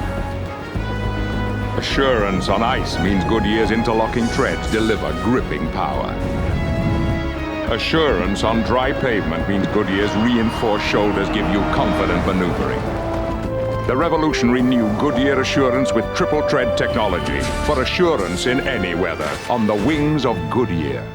Hey, it's me, your Crock-Pot Slow Cooker. Thanks to Banquet's new Crock-Pot Classics, I'm easier than ever to use. Banquet Crock-Pot Classics come complete with big chunks of tender meat, fresh sliced veggies, and perfectly seasoned sauces. Just pour in Banquet's delicious ingredients, add some water, it's that easy. By the end of the day, you've slow-cooked a delicious meal, like chicken and red-skinned potatoes or hearty beef stew. Home-cooked meals have never been easier, so get crockin' and try Banquet's Crock-Pot Classics, new in your grocer's freezer. Describe the perfect day, Liz. Well, we're driving to the lake, the kids watch a DVD, and Joe and I have some quality time. Joe? Okay, we're barreling along. The Hemi's kicking some serious butt. Then we fish. Ah, see, you're not traveling in the same vehicle. Dodge Durango. Big size, smooth ride, Hemi power. What a quack. Dodge Durango with 5-star, the highest frontal crash test rating. And they're off! They come from around the globe. The very best gather on the world's most important day of racing. 8 championship races culminating with a $4 million Breeders' Cup Classic. Who will be crowned the best of the best? Find out on Thoroughbred Racing's richest day. The Breeders' Cup World Thoroughbred Championships, October 30th on NBC. NBC Sports live coverage of the chase for the Nextel Cup continues from Talladega, Alabama. 87 laps on the board, and Jimmy Johnson continues to lead, followed by Casey Mears and Jeff Gordon. You saw that slow car down between 1 and 2. That was Ricky Craven, who had just made a pit stop, trying to get back up to speed. Unfortunately, he's not going to have anybody to get up to speed with. No. And the rest of the field looking at pit stops not far from that. Boy, this is going to be real interesting if this thing stays green and these guys making pit stops, because getting on pit lane is going to be really exciting. And again, they talked about this morning, they have to do it in single file, right, Got to be in single file. You can't go down there into the pits side by side. And you talked about it, Wally. If these teams are planning on changing 2 tires, they can't slide those front tires. If they do, that means they've got to change them because they'll be flat spotted. Right. If it stays under green, you'd have to expect most of these guys will just change right side tires, wouldn't you think? I would think so. Definitely. Because the gas tank, as I said, only holds 14 gallons, so it's not going to take 13 or 14 seconds to fill it up with fuel. They can do it in about 10, 11 seconds, about what time it takes to change the right side tires or left side Plus, tires. you also eliminate the mistake, the possibility of mistakes, potential for mistakes on the left side. Take a look at how the Gillette Young Guns are doing today. Gillette, the first micro-powered shaving system from Gillette, the new M3 Power. It's the new power behind the Gillette Young Guns. Yeah, they're all over the place, but there again, that's Talladega right now. Yeah. Yeah, check with us in 2 laps. Yep. Although Ryan Newman has been deep in the field, but Harvick, very surprising because he was up with that front pack just like a lap or 2 ago. He may be getting smart and getting in position to make his pit stop. There he is. He's made up some ground there. Last time by 15. Wow. Martin sliding up there? I don't know what happened, but Harvick all of a sudden was loose. He was in the middle, he was high, and back in the middle again. It's Carl Edwards in that white car, the 99. And Mike Wallace in the 09. Remember, he blew the left rear tire and spun up in turn 3. Here he is back on the lead lap and 13th spot. Yeah, 13th. Depends on when you look.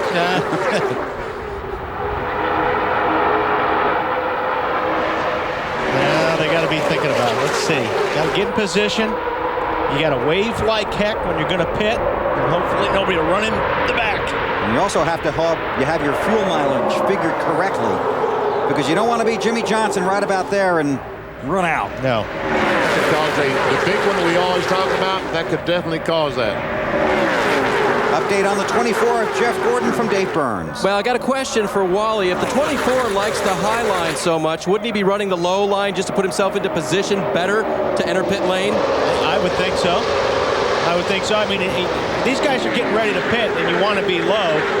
You don't want to be on the high side and then have to force your way down in. So I would think that they're just getting ready to come down pit lane. There's a strong mix of Hendrick cars and DEI cars, Dale Earnhardt Incorporated machines at the front of the field. Jeff Gordon's thoughts on competing against DEI as a member of Hendrick Motorsports. We've been very strong in the restrictor plate tracks for a number of years. Hendrick Motorsports, Hendrick engines have had that dominance before and know what it feels like. And when somebody it comes in, like DEI has and really takes over the way they have, then you go to work. And they have done their work. They have gone to work, yes. Every one of those personnel at Hendrick Motorsports, all 300 of them or whatever. Dale Earnhardt drives for DEI. An update on the 8 car from Matt. His cousin and car chief Tony Urias Jr. just told him, get in position, we're going to pit in 2 laps. And this is when the fun is about to start. Johnson continues to lead in the 48. Looks like that rear bumper guard is loose on the 8 car. Looks like someone has got in the back of it pretty good. Maybe that's the 41 car. That could be. We saw where the 41 had a dent on the front bumper of his car. See, now we need to get somebody with a front cam looking forward at him. A couple laps ago, going into turn 3, Earnhardt Jr. was on the outside of the 40, and I saw him stick his hand out the window with 2 fingers, telling Sterling, who was on the inside, we're coming in at 2 laps. The 38 on pit road. That's Elliot Sadler in front of Marty Snyder. Yeah, and he's a 6th place man in the championship. You see the damage on the front grille that we talked about, kind of bent in a little bit. They had talked about 2 tires here, but then they decided to take 4 because a lot of the other teams on pit road are going to take 4 tires as well because we've run a fuel run. 9 volts on the voltmeter for Elliot Sadler, so that's not getting any better. 4 tires. The chassis is still excellent. Hey, Marty, check that right front. It looked like it might have been low when he came in. I know he flat spotted it, but I thought maybe it might be low. We expect some more of the leaders in this time. Let's see what happens. Marty? They just flat spotted it, BP, when he came to pit road. Okay. Here come the Hendrick teammates, the 48, the blue car of Jimmy Johnson. Behind him, the 24 of Jeff Gordon. You have to be single file. Oh, they're trying. 97 of Kurt Busch in front of Marty. Trying for his best ever restrictor plate finish, bettering the second place he had in the 2003 Daytona 500. The chassis has been terrific, just hanging out 4 tires, no changes. Dave? Good chassis also for Jeff Gordon, no changes on the car. They will take on 4 tires, that piece of tape and plastic holding on the front of the car so far. Matt? Jimmy Johnson having an awesome day. They're going to make a 4-tire change. The track bar adjustment has already been completed. The car was just a tick on the tight side. Plugs are on, and he's down and away. Wow, 16.5 for the 48. That's a long time, and these guys are taking 4 tires. Yeah. Now, if your partner takes 4, you better take 4. Oh, he's in the grass. Casey Mears. You think he's speeding, maybe? Yeah. And that's too bad because he's had a great run this afternoon. There's the 8 of Earnhardt Jr. heading for his stall. The 29 on pit road, Dave. 29 car of Kevin Harvick. Last time he came in, he did not overshoot his pit. Again, he lands it correct for the 29 car. He will take on 4 tires. Matt? Dale Earnhardt Jr. reminded several times, take it easy on entry. Do not flash by your tires. They were making a 2-tire change. He had to pull out wide. We're on the 01 and Nemechek. Wow, that's surprising. Took 2 tires. It's a mad dash off of pit road now, and this will really break up the field. Brendan Gaughan currently scored as the race leader in the 77 car. I don't know how much this is really going to split them up. And the 41, Casey Mears, too fast entering. You're kidding. There's some visual evidence to support that. Yes, there is. Now take a look at this, Wally, exactly what you talked about on the countdown. Yeah, he got in hot, he locked up the right front, and then he couldn't control the car. Because he's running too fast. Going too fast, and he's got the right front flat, it looks like now, because you know what, when you lock up the right front tire coming to the pit, you're only going maybe 140, 150, but it's going to go flat. Unfortunately, that is going to cost him. That's Brendan Gaughan in the 77, the yellow Kodak machine, followed by Ryan Newman and Tony Stewart. Those drivers have not pitted yet, but they're thinking about coming now. And we see the 41 car going down for his penalty. And folks, it's awfully difficult to go from 190 to 55 miles per hour. Marty Snyder on the 20. Wow, you should see some of these guys come on pit road. Tony Stewart and all the guys at the back of the guys. He slid through his pits. They're going to push the car back. Won't cost them too much, so the car has been pretty good for Tony. Just a little bit tight. They're going to go half round up on the track bar. 2 tires, Matt. And Ryan Newman's also in. They're going to pull a tearaway off that windshield to help visibility. No adjustments on the 12 car. They pack it full of fuel, and he will go with right side tires only. Bobby Labonte behind the 12, coming off of pit road. It seems like that all the cars, about half of them changed 4 and about half changed 2. But the guys that changed 4 are right there with the guys that changed 2. Because it takes a lot longer than you think, I believe, Benny, to get that fuel in there. You're not really waiting that much longer on the 4 tires. How about it, Matt? Tony Eury Jr. told me the reason why he in the 15 took 2 tires this stop, they wanted to see exactly what it would do. They know they're getting great tire wear, but they want to see what it will do to the race car in case they have to do that at the end of the race. All these cars, 8, 97, 22, 33, 6, all those cars changed 2 tires. Now the first car that changed 4, I'm not sure. Maybe they're right behind him, coming fast. Yeah. Maybe Michael Waltrip back there somewhere. Caution, objects in your rearview mirror may be faster than they appear. 77 of Brendan Gaughan, pass-through penalty, too fast entering pit road.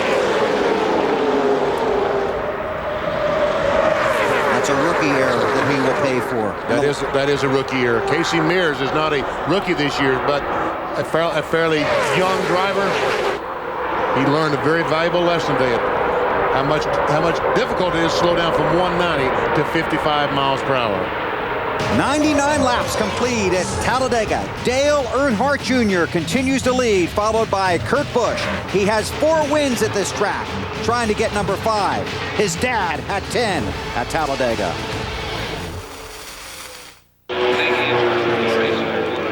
Dear Daryl, we heard you're running with Toyota Power. So how do you like your new truck? Eddie Connor, Westboro, Mass.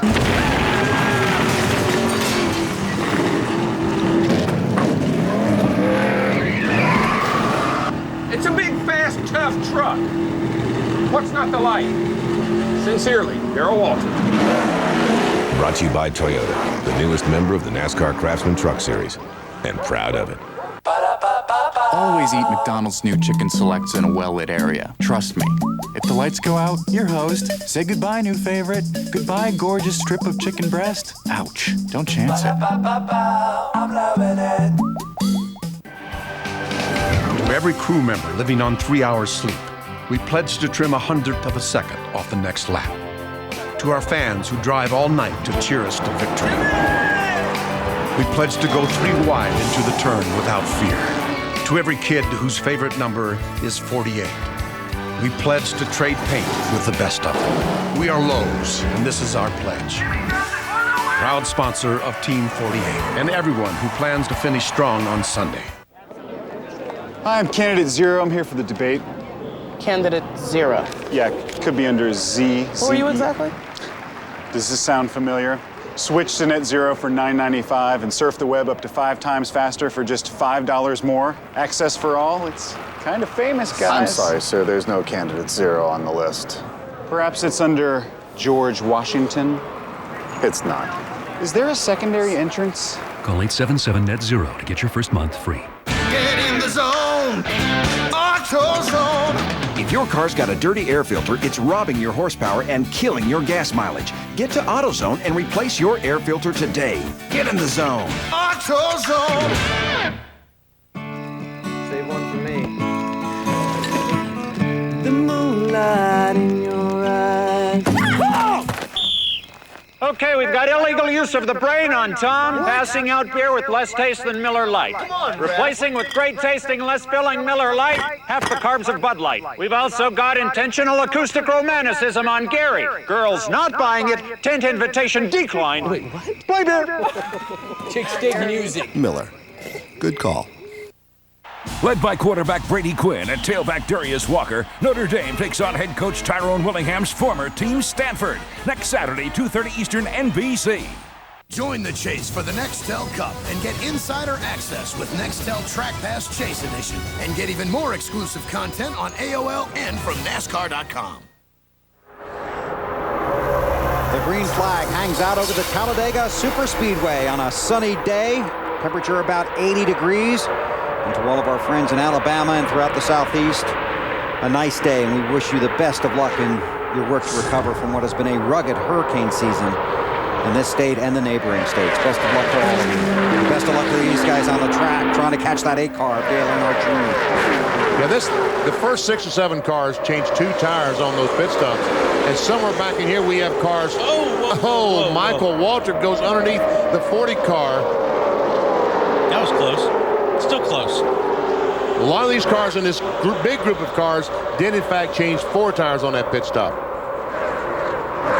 You know, the 48 and the 24 took 4. Yes.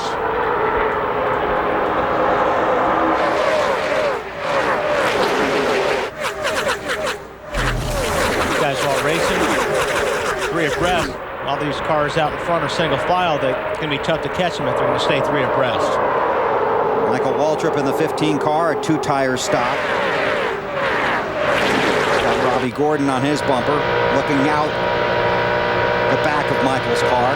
Now, I think that they get side by side, just 2 rows of one, they'll run down those guys. But when they're 3 abreast like that, boy, they're pushing a lot of air. And those guys in front are going to stay in single file. Yeah. To their advantage.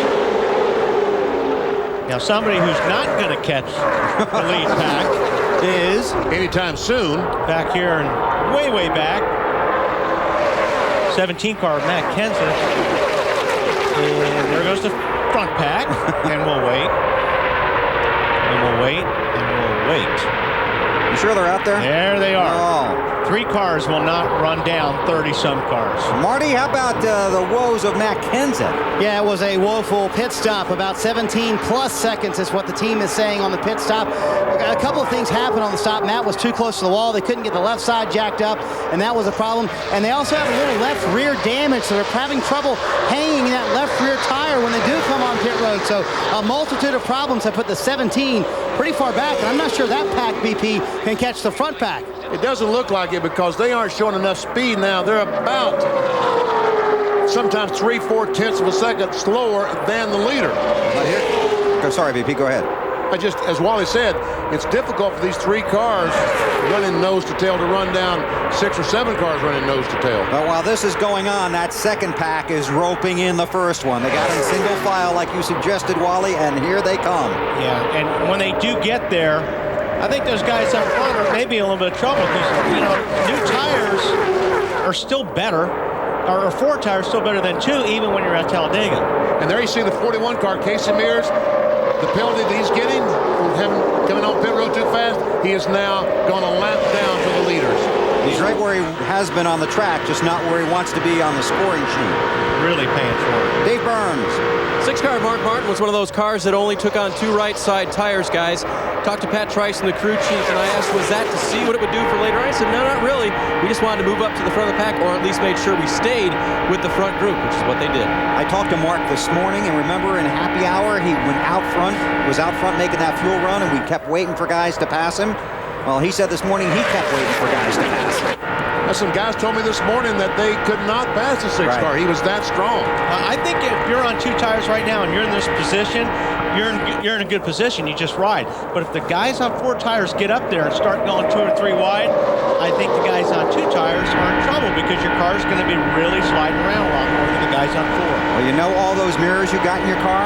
Start using them because that pack's coming. How about our lows? Improvers and snoozers. Here are the guys moving forward. How about Mike Wallace? Even the flat tire didn't do him in. He's up to 7th spot, 34 spots. He has gained. And Kenny Wallace, who started 43rd, has been up in that front 5 or 6 for a lot of the race as well. But now then, the other side, the snoozers. You got Kenseth back there in trouble in the pits. Ricky Rudd and Dale Jarrett. And I think Dale Jarrett's back there by choice, I think. I mean, he's one of those guys that likes to drop back and let it all happen until the end. Then when the end of the race starts coming close, he gets back up to the front. And again, that's right now. 30 seconds from now, we might have different snoozers. 6 different guys on it. Jeff Gordon has caught that pack, and so have his friends. Marty. 109 laps in. Bill and Kurt Busch riding in second is learning how to win friends and influence people. Doing a good job in finding people to race with on the racetrack. Clear, and right there is the 8 car all by himself right there. Tell the 8 car what good of a friend I am. 10-4, man. It's going to line up, or we're going to try to pull away from the rest of that group right there. That's a conversation with Jeremy Brickhouse's spotter. And I'm guessing that was 3 or 4 laps ago because those guys, while they were single file, the other pack has caught them. 1 car behind the wall at 32. Dave. Bobby Hamilton Jr., they had repaired that front end damage from earlier, but it wrecked the radiator. They ran with it for a while. They finally said, let's take it behind the wall. We need to replace that radiator. And Kurt Busch led that lap. Wow. Is that Carl Edwards up against the fence? And that white car looked like it. He was up there yesterday in final practice, wasn't he? Yeah, he was. As a matter of fact, he hit the wall. So Kurt Busch has moved in front of Dale Earnhardt Jr. with Mark Martin currently running 3rd. 109 laps on the board at Talladega. Despite genetic similarities, siblings often harbor tension between each other. This can result in provocation against the older counterpart.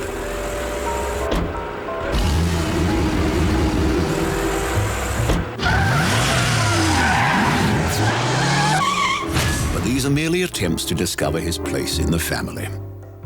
Cobalt, the new commotion, coming to the Chevy family. Hey, honey, what are you doing here? Jill called. Who's watching the kids? They're at my mom's. Everyone could use more Fridays, so try our new Jack Daniel's hand-cut flat iron steak and the new Jack Daniel's burger, only at Fridays. Jack is searching for his son's athletic talent. The search has proven problematic.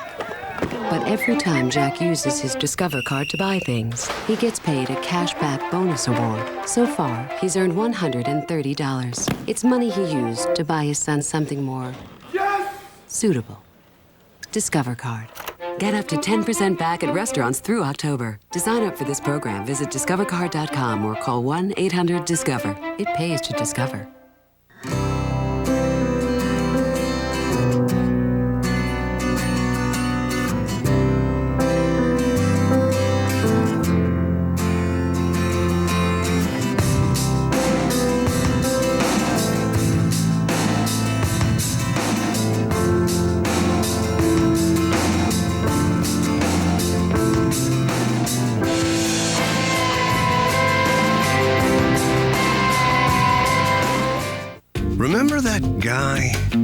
used to be called Wild Thing? Yeah, that guy. He's back. Ask your doctor if Viagra is right for you. We go steal down the middle. 101. Bam! Dunk! Did you see what I see? Because I saw a robbery. Does anybody want a Coke? Yeah, we get up, man. Hey, you crazy, man? That's Corinthian leather. And use the footstool to get to the refrigerator. You think I'm running all over y'all like a treadmill? I am the greatest. I'm the greatest. Can't stop it. It's bad hot. I'm telling you. I'm just super nice in it, you know? That's all. When you nice right That's like a dish towel. NBC's coverage of NASCAR Nextel Cup racing from Talladega is brought to you by the United States Army, an army of one. By Chevy, the winningest name in racing, an American revolution. By Coca-Cola, let's make it real. By Viagra, ask your doctor if Viagra is right for you. And by Discover Card, it pays to discover. Well, I can say officially they're trying their best to find a place to race. It has been wild. They are too wide, and now here they're found on the backstretch. Gordon and Earnhardt, door to door. Ward Burton led a lap while we were away. And that's the 97 of Kurt Busch, again, trying to work with Dale Earnhardt Jr., and they are new best friends. And really don't have a lot of teammates working with each other right now. They're all separated. Now, how about a family member, like a member of the Coca-Cola family of drivers? I don't know if they'll keep that in mind or not. No, maybe. We'll see. Elliot Sadler back in 19th, and Jared and Tony Stewart 28th and 31st. And that's after 113 laps. And we've got 114 on the board of 188. Okay, you can see how they're running in a big pack out there. The 8 of Earnhardt Jr. next to the 24 of Gordon will try and take you around the field. Be careful, boys. Matt? Dale Jr. trying to inch his way into the lead, battling Jeff Gordon. Jr. 1 plate win this year. Gordon has 2. He's working the inside. Dave? Member of the 24 team not here this week. John Smelser, the engine tuner. His twin brother Robert killed this week in a racing accident in California. And they almost had one right there, guys. Extra motivation for the 24 to win today. Wow, it's getting intense up front. Kurt Busch just trying to survive all of that in the 3rd position, at least for right now. They have made 1 chassis change to that car all day long. They took 4 tires on the last stop, which may set them up for 2 on the next stop. Excellent day so far for Kurt. Dave? Marty, Ward Burton up front in a car that didn't see action until this weekend. Testing here on Friday, basically, during qualifying, and then Saturday. Very pleased with it so far. Few changes on the 0 car. 22 of Scott Wimmer, 2 tires on the last stop. No changes to the chassis. Tough rookie year, but remember, he finished at Daytona 3rd on the opening race of the year. 29 car of Kevin Harvick on the last stop. No changes to his car. 4 tires, and again, hitting his marks on pit lane. Marty? Dave, what an excellent run for Mike Wallace, sticking it in the middle and passing Ward Burton, leaving him out to dry. Now Mike in the 09 car, recovering from the spin he had earlier on. He's a great drafter, showing why right now. Matt? Pole sitter Joe Nemechek, one of the Hendrick engine cars in the race, having an awesome day, running in the 8th position. Very quiet on the radio. Meanwhile, Jeff Burton trying to get the 30 car to victory lane for the first time. He's up to 9th. No changes all day, Dave, on that 30 car. 40 car of Sterling Marlin, former winner here at Talladega. Great on the restrictor plate tracks, running up front all day. And the last stop, no changes to his chassis, 4 tires. 10 car of Scott Riggs on the last stop. 2 right side tires for him. Again running up front after fading back earlier with a tight race car. They have it fixed. Matt? And Jimmy Johnson, who was leading earlier in the day, has faded back. He's running in the 11th position, trying to make a run with Kenny Wallace in the 1 car. Kenny having a very nice run today, very quiet on the radio. His DEI teammate Michael Waltrip is running in the 13th position. He too is quiet, 2 tires, like Dale Jr. on that last stop. 25 car of Brian Vickers will just not move up to follow other cars. That's been the problem all day long, just doing what he can to try to keep up. The 6 car of Mark Martin in the chase for the Nextel Cup. Track position was important on the last stop. They took on 2 tires for that. He did say the car is a little bit loose. He wants some air out of that right rear tire next time he comes down pit lane. Marty? Dave, believe it or not, this is Carl Edwards' first ever restrictor plate race in the 13th. In that white car, making a dive to the middle lane right now. Little loose in after flying back and forth California to Talladega. Getting intense, Matty. It sure is, Marty, and Casey Kane in the 9 car just dropped back to 23rd. He's had a very impressive run today, but the biggest thing about today, Tommy Baldwin told me for Casey, is just to learn. Learn the nuances of the draft, Dave. Kerry Earnhardt came here earlier this year, running again at Talladega, pitted on lap 94, took on 2 right side tires, no changes to the chassis for Kerry. 2 car of Rusty Wallace on the last stop, another 2 tire situation, right sides to the blue deuce, he pitted on lap 95. No changes to the chassis, the car handling well for Rusty Wallace. Bill, what's it look like from up there? I've got my eyes closed, Dave. Sometimes I'm afraid to watch. Great job down there, you guys, and boy, they have really started to turn up the intensity a few notches here. Yeah, they're not, their patience has been thrown out the window about 25 laps ago, so these guys are all trying to get to the front. Earnhardt Jr. and Jimmy Johnson have both led 35 laps now. Obviously, 5 additional bonus points for whoever leads the most laps. Jimmy Johnson, I'm surprised he stuck back there in 15th, BP, because he was a very, very strong race car, and he's not working his way up yet. Another round of pit stops not that far away. We'll step aside. If anything happens, we'll break in. You're watching NASCAR on NBC. When you want to get the job done, get it done right. Get it done now. You can. By loading your toolbox with innovations from the Home Depot. It's where you'll find DeWalt's powerfully productive 14.4-volt cordless impact driver. And this new 18-volt DeWalt cordless finish nailer that works as fast as you do with 0 setup time. With innovations like these, more professionals buy their tools at the Home Depot. You can do it. We can help. This bolt is 4.5 inches long, made from hardened alloy steel. 6 of them connect the cargo box of the Ford F-150 to its frame. Why do we do this when others don't? Because we're building the strongest pickup. You can be sure of that. We are. Only one truck earned the right to be the next Ford F-150. I'll get it. Michael Waltrip is preoccupied. Not about dinner. He'll call Domino's when he gets home and knows it will arrive hot, fresh, and done right.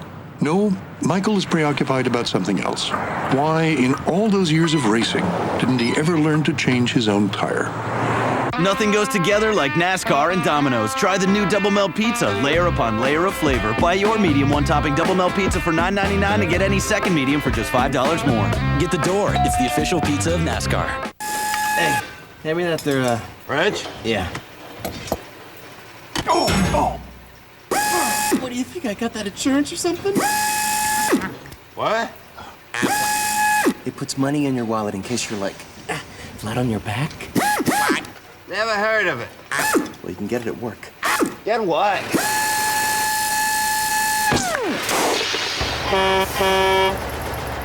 Aflac. Ask about it at work. How did it come to this? All these different antifreeze formulas, all these different colors. This stops now. Big Yellow's taking over. What are you talking about? Trust me, Sally. Trust Prestone's go for all makes, all model cars. Big Yellow don't take over. I take over. New Formula Prestone. Good for all makes, all model cars. Mixes with any color antifreeze. Oh, Big Yellow could take over. You know, whichever. Trust Prestone for your own protection. Next Sunday at 1:30 Eastern on NBC, it's the Banquet 400 as the chase for the NASCAR Nextel Cup hits Kansas. 2-time winner Jeff Gordon, Dale Earnhardt Jr., and the rest of the top 10 go racing at the track that'll blow you away. Plus, next Saturday 2 Eastern on TNT, Busch Series Racing, NASCAR on NBC and TNT. We are under caution at Talladega. 1 car involved, the 99 of Carl Edwards. It was not an accident. We'll show it to you. The cars are just now coming around to the caution flag, the white car of Edwards, Benny. It looks like maybe the engine has expired in the 99 car. We see a lot of smoke coming out of the car, and He said, everything, all my belts are on, the water temperature is fine, but I'll take it down pit road. They said, no, go straight to the garage. Marty? It was an engine, and they congratulated him on what was a terrific job of driving today for Carl. Had made his way to the top 10 after racing in California last night, BP, and then coming back to race Talladega today, but it is an engine failure, which may throw some concern into the Roush camp for the other Roush engines. You know, Kurt Busch being second in the championship, obviously also has Roush power as well as Mark Martin. Okay, Carl's done a good job this year in that car. Terrific job. Carl Edwards was 10th last night in the truck race at Fontana. Take a look at the unofficial results from last night in the NASCAR Craftsman Truck Series. Todd Bodine got the win, BP. Congratulations to Don Arnold. He's been around this sport for a couple of years. He gets him a victory in the Truck Series. Attaboy, Don. Bobby Hamilton continues to lead the championship standings, followed by Dennis Setzer. There's Carl Edwards, third in the standings, 148 back with 5 to go. It's a pretty close race there. Yep. This is the last off weekend for the NASCAR Busch Series. They're back on the track next week at Kansas City. Martin Truex Jr. leading Kyle Busch by 152 points. Are you, what are you doing next Saturday? I get to play. Do you? Next Saturday, yep. Oh, Hopefully boy. I get to go. See, Dale Jarrett working on his... Taking the ice pack out. Uh-huh. Yep, which is a water pack right now. Water bottle. Just threw it out the window. You see, he held the steering wheel with his knee. He brought his knee up against the bottom of the steering wheel and held it in place while he took the ice pack out. Okay, pit boys, get ready because a lot of guys are coming your way. Jeff Gordon, Earnhardt Jr., Busch, Nemechek, Jeff Burton, the top 5. They head for pit road. Marty Snyder, go to work. Well, Bill, Kurt Busch ran second for most of that segment, comes to pit road actually in third. He has a little bit of right front damage where he made contact with a 24. The right front fender bit in just a little bit. They're going to, again, make no chassis changes. Only changed Kurt when it was a windshield tear-off. Dave? Jeff Gordon said, I'm not tight anymore. No adjustments to the car, 4 tires. Pull that tape on the front if you can. Craig Carrillo tried, but he didn't. It wasn't a priority. Matt? Dale Earnhardt Jr. says the car is loose into the middle of the corner, then tight from the center off. They were going to make an aggressive air pressure adjustment, but he didn't want to over-adjust. Just a slight change for Jr. Good stop. I'll say. Crowd loves that one. Yes, they do. But Mike Wallace evidently changed just 2 tires again. Uh-oh. Where's he going? Jamie McMurray. What happened to Jamie, Marty? He spun on pit road, BP. And I don't know exactly why he spun on pit road. We'll find out. How about that? Good idea. Wow. So we'll sort that out. We'll position the leaders for you when we come back to Talladega after 124 laps of racing.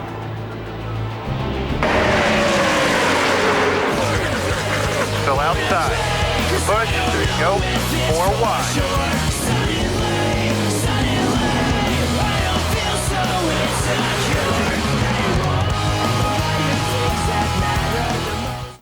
NBC tonight on an all-new Crossing Jordan. Kavanaugh. A caller claims he's seen a murder. There's a pair of cufflinks in his left pocket. Only trouble is... I said left. He's still watching. Some sick cat and mouse game. Is he the perfect witness or the perfect killer? The games begin. An all-new Crossing Jordan, NBC tonight. Blue Region from Centennial gives you more. A free phone and a 5-state calling area. With unlimited incoming calls, you can give your number to everybody. With free long distance and unlimited nights and weekends, call anyone, anywhere. Plus, get unlimited Centennial to Centennial calls and 600 anytime minutes. All for just $40. Ask a Blue Shirt expert for your Blue Region calling plan. Only from Centennial Wireless. Oh, give me the beat, boys, and free my soul. I wanna get lost in your rock and roll and drift away. The super hits of the 60s and 70s. WLDE 101.7. Hello, girl. Reach on out for me. Reach out for me. The super hits of the 60s and 70s. WLDE 101.7. It has a whale, a blue fish, and a orange fish. How come everybody drew fish today? These are volcanoes. The best investment we can make is getting our kids off to a great start. That's why Governor Joe Kernan supports voluntary full-day kindergarten for all Hoosier kids. Full-day kindergarten is the right way to help children reach even higher. How old do you think I am? 7.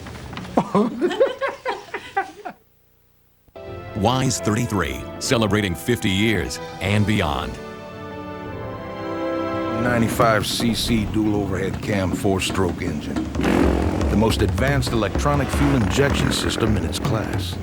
Adjustable independent rear suspension. Selectable 4-wheel drive with front differential lock.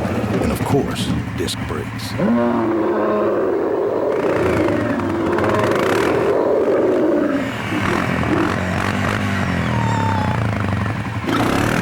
The king is here. Still under caution here at the Talladega Super Speedway. Jimmie Johnson, 4th in the championship standings coming into Talladega. Slight contact on pit road. He's made a return appearance. The Lowe's guys are trying to repair the cosmetic damage to that right front corner of the race car. Chad Knaus on top of the pit box, calling out the orders as Corey Quick and a few of the other crew guys going to work on that right front corner, also putting some tape on the front grille of this car as well. Go, go, go. We're going to find out if that's just cosmetic or if there is suspension damage there. Let's take a look at it. Well, he's going to bump the 9. He's going to leave, and he's going to drive in the side of the 9, and that looks cosmetic to me. Okay. Yeah, I don't think that's going to hurt too much. On board with Jimmy. You ready? Go, go, go. Go, go. Outside. And you know what? When you say go, a driver cannot see anything out of the right side of the car. You're completely reliant on your team to tell you when to go. Sometimes they'll say clear 3 lanes or go 1 lane or whatever, but a driver cannot see in that situation. So. Now, there's Jamie McMurray successfully finding his pit stall. What's the story down there, guys? And safely finding it this time, Bill. He said he just lost it when he left pit road last time. They are diligently cleaning the windshield because about 1/4 of the way into the race, he had no more tear-offs. They accidentally took all of them off. They have a little left side damage from when he went in the grass. Elliot Sadler also in front of him, 2 pit stalls. They're putting the 3rd battery in the 38 car now. The voltage has started to drop down once again. They're going to take no chances, about 8.5 volts, putting again the 3rd battery now in the 38 car. 6th place man in the championship. They got to shorten that thing somewhere, don't they? Because something's draining that battery if they got everything. I think the alternator is quit working on the car. And 48 back in again. They'll continue to work on that car. We will update the Jimmie Johnson situation. Mike Wallace is scored as the leader at Talladega.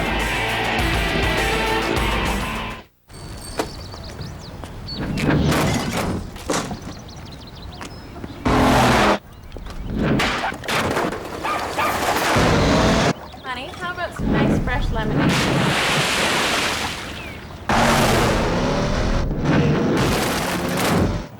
The 500 horsepower Dodge Ram SRT10.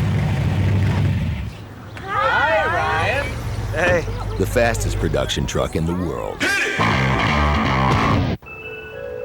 Welcome to the positive side of no.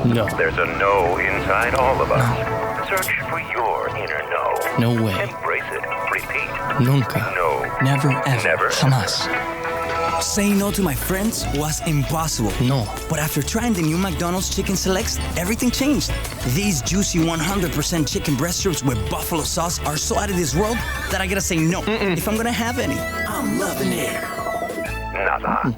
It's all about learning to take care of your car the best way you can. Because when you really think about it, putting quality parts on your car is one of the smartest things you can do. That's why I love Napa so much. Every Napa part is made to meet or exceed the industry's highest standards. Take oil filters, for example. Did you know that a Napa Gold oil filter can catch up to 45% more dirt than your typical oil filter? Now let's just analyze those numbers. Man, I love restrictor plates. Napa, get the good stuff.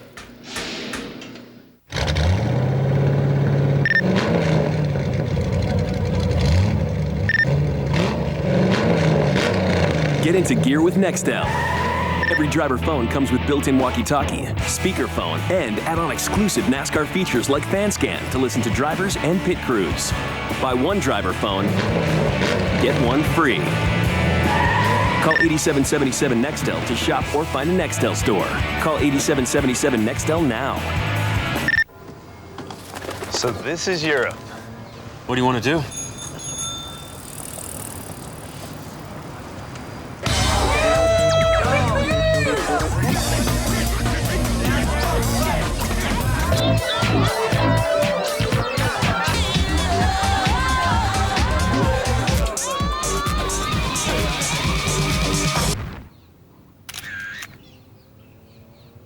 Okay, good trip. NBC tonight on an all-new Crossing Jordan. Kavanaugh. A caller claims he's seen a murder. There's a pair of cufflinks in his left pocket. Only trouble is, I said left. he's still watching. Some sick cat and mouse game. Is he the perfect witness or the perfect killer? Let the games begin. An all-new Crossing Jordan, NBC tonight. Time to take a look at our Wrangler 5-star finish. It was right here, Talladega, in the Talladega 500 in 1981. And that circle was Ronnie Bouchard. In a 3-car sprint to the finish line, Bouchard gets by Darrell Waltrip and Terry Labonte to take the checkered flag. It was Ron's only NASCAR Nextel Cup victory. And his dad, oh, here we go, green flag. Mike Wallace has a car in front, the 09, Junior. Not for long, I don't think. And Mike's on two tires on his most recent stop. So he has come full circle from bringing out an early caution to leading at Talladega in the EA Sports 500. Oh, smoker. We have some damage, left front fender damage on someone. Did a 9. On the restart, somebody must have got into him, I bet. Well, if that's the 9, somebody got into him on pit road. Was that left front? I guess he might have blown up. I thought it was fender damage. Meanwhile, back up front.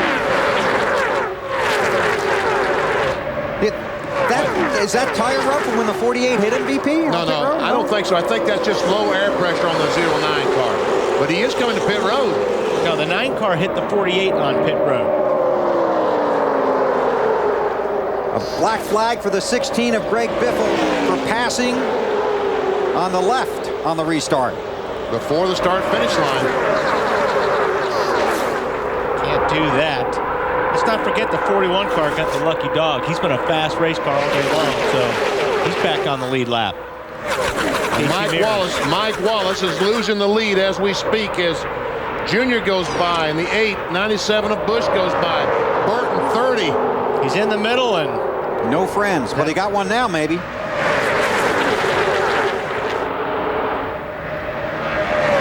Kasey Kahne on pit road and on his way off. Matt, how about an update? Cosmetic damage, Bill, to the left rear quarter panel. He had a tire rub. Tough break for this young man. Yep. 48 hit him.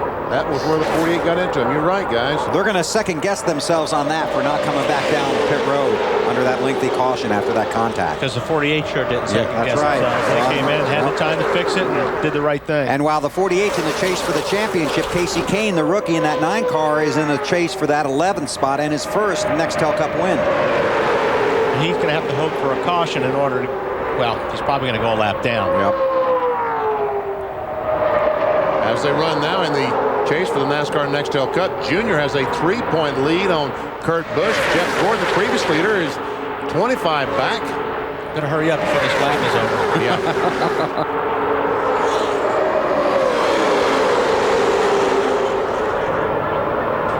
We'll see who leads this lap. If it's Junior, that would give him the most laps led today. Jeff Burton's going to try and take it from him. I think he did. Yes, he did. So Jeff Burton. We talked about Ron Bouchard with that Wrangler 5-star finish. That's right. His dad was watching the race on TV, and they had an outage, power outage or something, and the TV went off just as he was crossing the line. He didn't know who won. He shot the TV. Yeah. Now, if I'd shot the TV, what would have happened? You would have missed. That's right. You would have missed the That's right. That goes back to shooting clay pigeons with Matt Kenseth last week. No, you were shooting at clay pigeons. Right. Okay. Thanks, Wally. 9 car still got a little bit of smoke in that left rear. I know Alan Bestwick's watching. My respect for him growing every lap after being up here with you guys. I don't know if I take that as a compliment. Alan on the bench after fracturing a couple of bones in his left leg playing hockey the other night. Hope to have him back at Kansas City next week. Jr., Jeff Burton. Oh, these guys are starting to get greedy now. Man. They're starting to get greedy. Oh, it's 50 to go, and they know it. Yep. They all jammed up behind that 9 car coming off turn 2. Scott Riggs, the 10 car right in front. Here we go, 4 wide. Yeehaw. And 4 Jeff, wide, hold your line back to 3 and 24 is outside. You're clear high, 24 is behind you. Hold your line and hold your breath. I'm telling you what, when you're 4 wide, like I said earlier in the show, you have got to be so precise. You can't move that car even a little bit. You got to be perfect because there's just no room when you're 4 wide going through the corners here. I was impressed with the spotter on that 15, Joey Meyer. I mean, he told Michael exactly what was going on in just a brief sentence.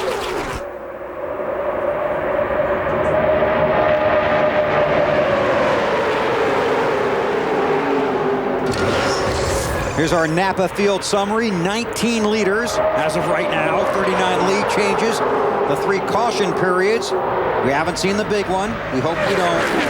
And 1 car out of the race, Bobby Hamilton Jr.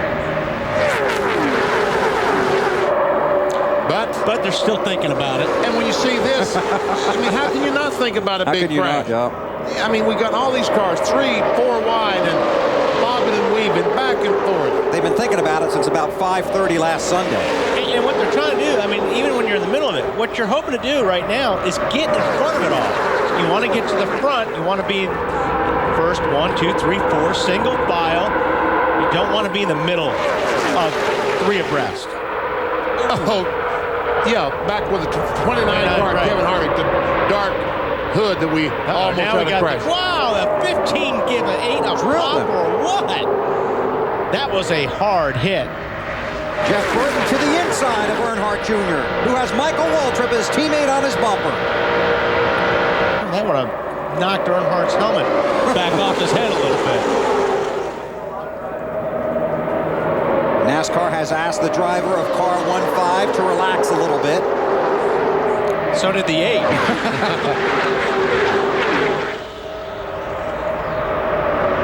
Kenny Wallace on the very bottom of the racetrack, that blue car, trying to work his way back to the front. And again, that's a DEI car. I think Jeff Gordon's going to have to get either Robbie Gordon or the 97 car Kurt Busch hooked up with him if they're going to team up on Dale Earnhardt Jr. and Michael Waltrip on DEI cars right now. Jimmy Johnson currently running in the 19th position, or at least scored 19th last time by.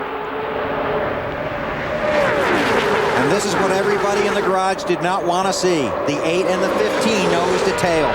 You got it. 24 is kind of stranded. He's got no teammates around him right now. Got to separate those guys. Dave Burns. Hey, Wally, did you notice that the 24 was singing a different tune this weekend, as in engine note?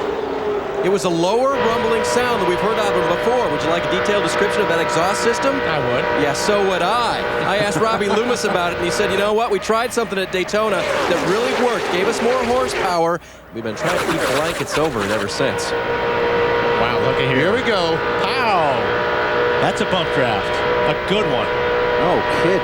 Look how much it shoved the 15 car that we were riding on board with in front of the 24 when Jeff Gordon ran in the back of him. But now these drivers are starting to think about who they run good with, and they're going to get with their spotters and say, all right, see if so-and-so will run with me, or see if so-and-so will stay with me. Now is when you got to start lining up your help and hopefully stick with each other to the end of the race. Keyword there, hopefully. Hopefully, yes. You can have a lot of friends till about lap 187. They say, gentlemen, start your engines, but they're not involved in this race right now. For more on the 8 car, down to Matt. 4 times the DEI pair of Dale Earnhardt Jr. and Michael Waltrip have finished 1-2 under the last caution. Dale Jr. very happy with his car and joking around with his team. Hi. Keep me posted on laps. I mean, I got to get going here. I mean, got to get serious. Well, let me fall asleep here and let the end of the race go by. Hello, hello. 60 laps to go. Okay.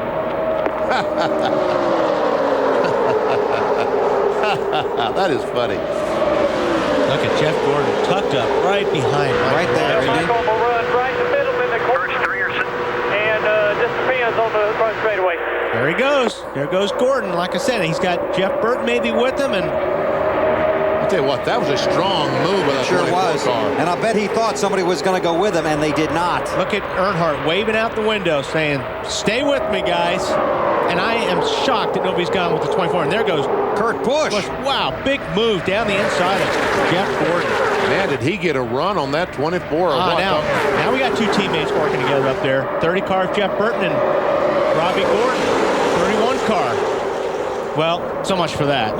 And here comes Kurt again. He's going to drive in between the 30-31. And he had to check up not to run the 30 over. 97 car's going. Burton got the lead. It'll be 3 wide as they head into 1. Uh-oh, Kurt Busch could be in trouble now because he's got 2 cars hooked up beside of him in the middle and 2 on the outside. He has no help. There's a 17 car. Wow, the 17 did not go with his teammate. Jeff Burton leads. Matt?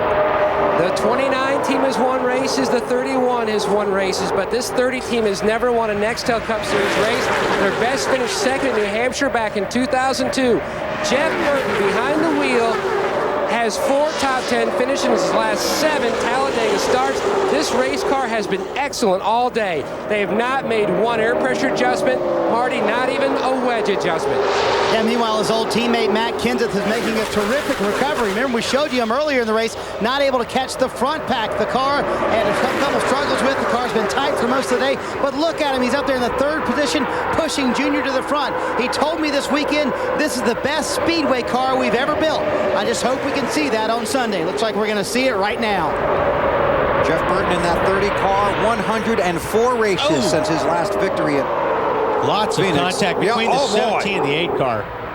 Matt Kenseth trying to push Earnhardt Jr. up past Jeff Burton. He's going to squeeze up in front of Jeff Gordon. Good stuff. And to follow up on that report on the 17, Matt's crew chief is Robbie Reiser. Spoke with him in the garage this morning. Robbie actually used the term excited about their chances today. Hey, they qualify in the top 10. And they're usually excited if they qualify in the top 30. Exactly. They were 7th. Is that Brendan Gaughan down there? Taking a look on the inside.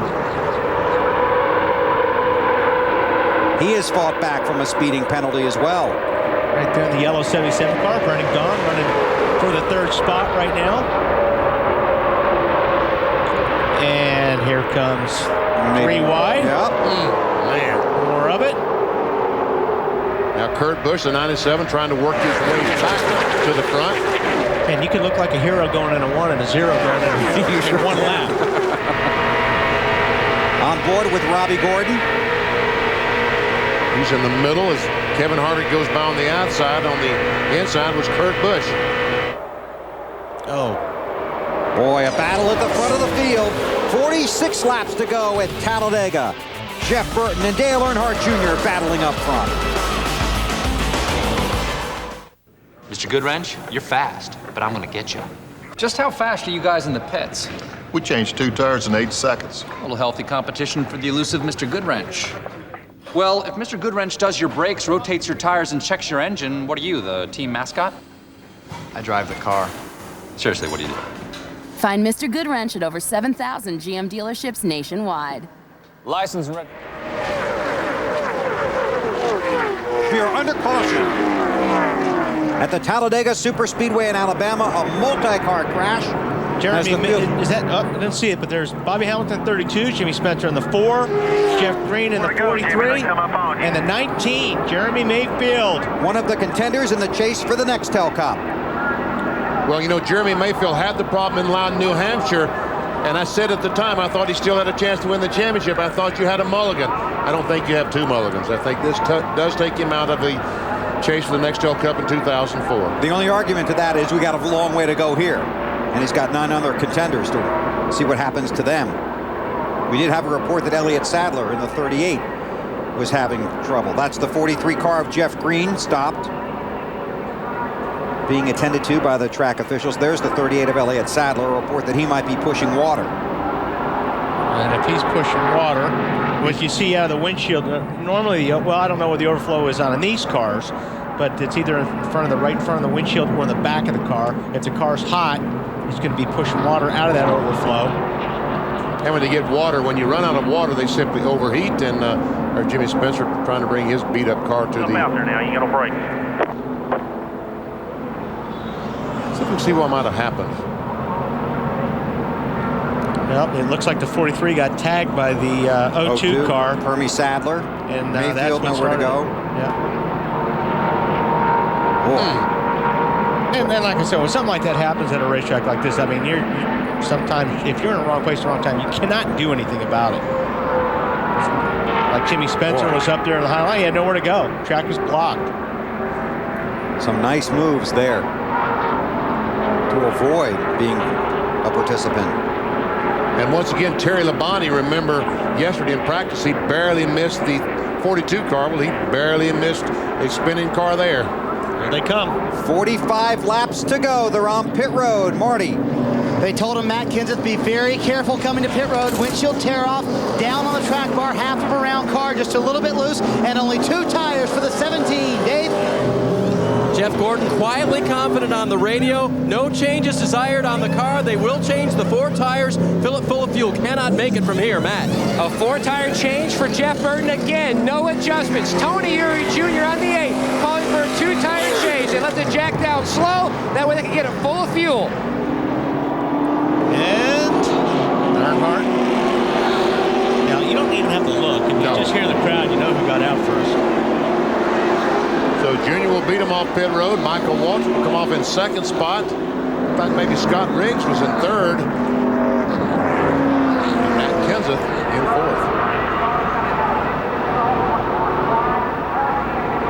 4th. So under caution after a 4-car incident here at Talladega Superspeedway in Alabama. Dale Earnhardt Jr., the first off of pit road. Jeremy Mayfield's hope for the Nextel Cup, perhaps going up in smoke. Mr. Goodwrench, you're fast, but I'm gonna get you. Just how fast are you guys in the pits? We changed 2 tires in 8 seconds. A little healthy competition for the elusive Mr. Goodwrench. Well, if Mr. Goodwrench does your brakes, rotates your tires, and checks your engine, what are you, the team mascot? I drive the car. Seriously, what do you do? Find Mr. Goodwrench at over 7,000 GM dealerships nationwide. License and registration, pal. What? Just kidding. That's nice. What is that, metal? Ooh, look.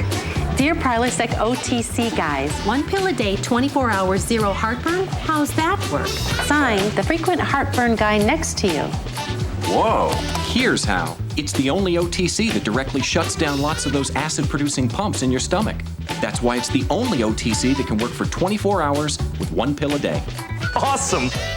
Prilosec OTC. 1 pill a day, 24 hours, 0 heartburn.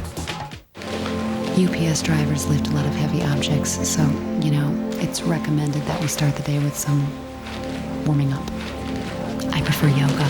Let your hands inhale, left foot in for tree. Exhale, step, step, all the way down to the mat. Inhale, lift the arms up, lift the spirit.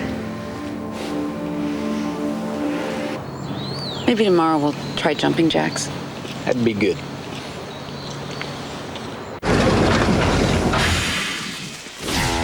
This guy needs a power makeover. Dude, this should be illegal. Time to mow the lawn. New Gillette M3 Power. Turn it on, and micropulses raise the hair for the closest shave ever. Wow.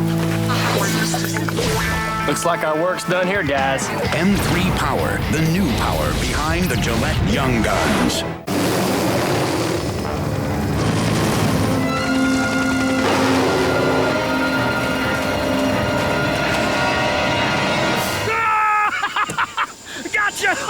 That was a good one. Honey, did you get it? I got it! What would you do on your own private island?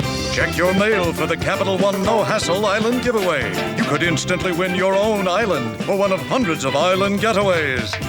What's in your wallet? Why do I pick Enterprise? Because of Maylene, who answers the phone, Alex, who picks me up, and Michelle, who makes renting easy. So all I have to do is drive. Pick Enterprise. We'll pick you up. We are working lap 146 of 188 here at Talladega, still under caution for a multi-car accident on the track, but it was not the big one. Jeremy Mayfield got into the chase for the Nextel Cup by winning at Richmond, but he may have fallen out of it here today, Marty. And you can see the damage on the 19 car, Bill. A lot of front end damage for Jeremy Mayfield, and a heartbreaker. You guys were kind of hanging back with a pretty good race car trying to make a move to the front, and then what happened? Well, I don't know. It was like somebody got into the 43 or something and turned him in front of it. Pretty loud in here too, but what do? You know, you just ride it out and see what happens. This one will leave a mark. A lot of damage to fix. I'm not sure whether or not get this car back in the race, Bill. Also had trouble that Benny talked about at New Hampshire, but you have to give Jeremy credit. His attitude has been outstanding through some very disappointing races. Yeah, I mean, and stuff none of his own doing. Right. He had nothing to do with it. In both instances, he was just riding along and boom, trouble in front of him or around him. So Dale Earnhardt Jr. won the race off of pit road. Behind him on the track will be his teammate Michael Waltrip, the defending champion of this race. The rookie that has run so well today, Scott Riggs, who was strong at the start of the race in third, followed by Matt Kenseth and Jimmy Johnson, who has worked his way up to fifth after that contact on pit road. Let's go down to pit road to Marty Snyder. Bill, in April of 2002, a plane crash not far from here almost claimed the life of Jack Roush. Today, he's a subject of our Built Ford Tough Moment. Jack returned to his team just a couple of weeks later and watched Roush driver Mark Martin finish second in the season point standings. Then in 2003, he watched his driver Matt Kenseth deliver him his first ever Cup championship in 17 years of owning a NASCAR team. Today, Roush Racing is in search of back-to-back championships with 3 drivers in the chase for the NASCAR Nextel Cup. To learn how you could win the official Ford truck of NASCAR, go to www.fordvehicles.com/chase. And Jack Roush had a wonderful time in New York City at the banquet last year, as having dinner with Robbie Reiser and some other team members, and that's when it finally hit him that winning this championship can be a lot of fun. He's a fierce competitor, boy. Always has been. Well, we have pit strategy involved here. 2 tires against 4 tires. What do you think, BP? Well, these guys obviously, if Earnhardt Jr. changed 2, then I think that's the best strategy. Michael Walker. I mean, these guys know what's going to work best, don't they, Matt? And Tony Eury Jr. quickly, 2 tires. Can you guys make it on fuel from here, or are you short? We're a couple laps short. I think everybody is. You're looking about 5, so we'll make a guess and go here about 8 to go, see what happens. That's why he told Tony Jr., do not slide those tires. We're getting ready for green. And there is the green. Like you talked about at the very beginning of the show, when you make that pit stop, 5 laps to go is just a splash of gas. You can't slide those tires coming down to that entrance to pit road to 55 mile per hour speed limit. It'll be the most important pit stop they make today. I think I'm taking 4 tires under that last stop. I would too, Bill. I think that's the way to go. It's under caution. You're going to have an opportunity to get back to the front. We'll see what happens. The 24 is on 4. See if he can make it back up there. Junior leads, followed by the 15. And Scott Riggs, that rookie that you talked about, yes, he has no friends. No. 48 back there. Jimmy Johnson in 4th spot. And BP and I talked about it earlier. We thought he was one of the strongest looking cars out there, and he's back up in the top 4. And that's 17 of Matt Kenseth in the 3rd position, right on Michael's bumper in the 15. That's the car we talked about. Driver and crew chief were excited about coming in here today. Well, there goes Jimmy Johnson, that 48 car. And then there's 2 teammates above him. Matt Kenseth, 17 car, and Kurt Busch in the 97. Jeff Green involved in that last accident, treated and released from the infield care center.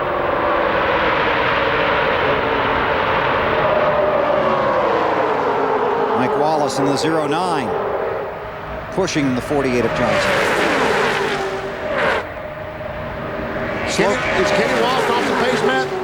BP, Dale Jr., Michael Waltrip may have lost one of their wingmen. Kenny Wallace says something is amiss with the motor. They're talking about it on the radio. And automatically you start thinking, well, what about the 8 and the 15? Because if it can happen to one, it can't happen to the other 2. But a lot of times these guys that run in the one-race deals, they may be trying something different in the engine than what they run in the regular car. Good point. And I think that a lot of that is going on today. I think in the 1 car they did try something, because I know in the 02 car, the Yates entry with Hermie Sadler. They did try some things that's not in the 38-88 just to see if they'll run 500 miles. Black flag, the one car, too slow on the racetrack. All right, we'll see if anybody can do anything with these two guys up front, DEI. An update on the problems for Elliot Sadler, Marty. And they continue, Bill. He's now lost the main pack in the draft. They had to come down pit road this last time. The water temperature was up to 260 and 270. They filled it with new water. It went down to about 180, but now they've lost the draft, and they're having problems with the 38 today. These guys have tried hard to keep that car up front, but just too many issues so far with the 38 car today. Marty, what did he talk to you about on the countdown to green about the chase for the championship starts here? He said this is where the chase for the championship starts, and the guys after this race that are still in it will be the guys who that can win it.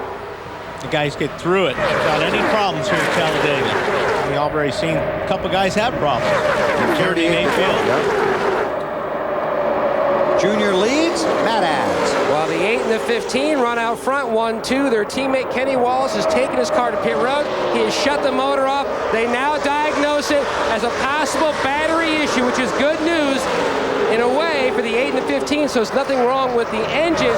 But keep in mind, the 8 and the 15 are under a little bit different engine package than the 1. Hey, what's going on with all these batteries today? Yeah. I don't know if they're just running a lot more fans and coolers and stuff here. I don't know. And Dave Burns told us the 97 car. Yeah, had to switch over to a different battery. But they run 2 batteries. So they didn't have to come and stop in the pit and change battery. Those cars have 2 batteries, and you just go over to another system if your first battery goes down, which prevented them from going a lap down and able to run in the top 5. So next week, a lot of guys might have 2 batteries. Well, I think most of the time these guys do run 2 batteries. I'm not sure why they're not doing it here, unless it's a weight situation. I don't know. How about the 97, Marty? Yeah, well, you're talking about the 97 running 2 batteries. Is that correct? That's right. Yeah, they've run that for 2 years now. They started running it right before Bristol of 2003. It adds 35 pounds to the car, but in that race, his first battery went bad for Kurt Busch. He switched over to the second battery. They went on to win the race. Same thing happened today. Battery number 1 died. He switched over, didn't even tell the team he was doing it. There's a switch right to his right, switches to battery 2. Everything's fine. I've had that happen to me a lot of times, Marty, and it's nice to have that second battery, and that's what it's there for. It's there for a safety deal. I'm just surprised there's anybody running 1 battery anymore, other than it's a weight issue. You get away with it here. You can change a battery under the caution and not lose a lap. But boy, if you do that a lot of other places, you're going to go down a lot of laps and a smaller racetrack. Sorry, Wally, in a few seconds, this pack will pass Kenny Wallace, who is back on the track after changing an alternator wire. Well, that was a quick stop. For something, raise the hood and do something with the alternator. Meanwhile, here comes the 29 of Harvick and Jeff Gordon trying to work that inside groove to get to the front. Dave, how about this 24 car? Well, he may be looking for a new teammate or someone to go with him in the 29 car there, because he's been feeling like no one would. Here's what he said on the radio. I've got no friends out here, not that I didn't already know that, but anywhere I go, they certainly are going to go the opposite. Well, that's, like I said a little bit earlier, these guys are starting to look for guys that will run, with them. And check this out on the inside, coming up behind Jeff Gordon. Tony Stewart. It's time to go. And his teammate, Bobby Labonte, back there riding with them. They have been hanging out at the back of the field most of the race, but now they are contenders. 34 to go. They decided it's safe to go. Tony Stewart as he tries his best to close in. There's Rusty Wallace back into the thick of things. We're going to take a break for our last green flag commercial, and then we will take you to the checkers if it stays green. 34 to go in the EA Sports 500 at Talladega.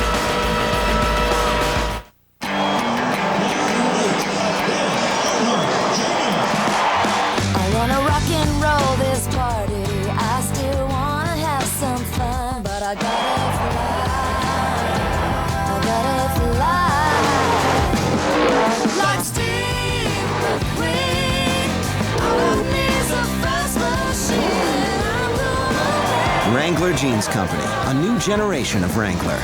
New fits, new fabrics, new styles.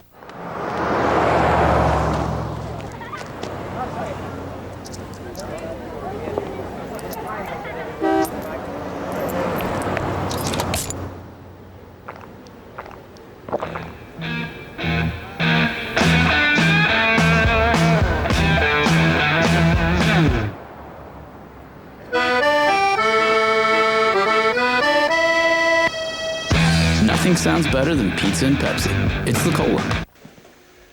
Give me one good reason why I can't cook. Well, you take too long. And you tend to burn. What? They love my cooking. The TV dinners, blended things, toast. Toast is very important. Right. Precise control, even heat. It's how clean, efficient propane helps you make your meals their best. For a taste, visit usepropane.com. I didn't touch it. No.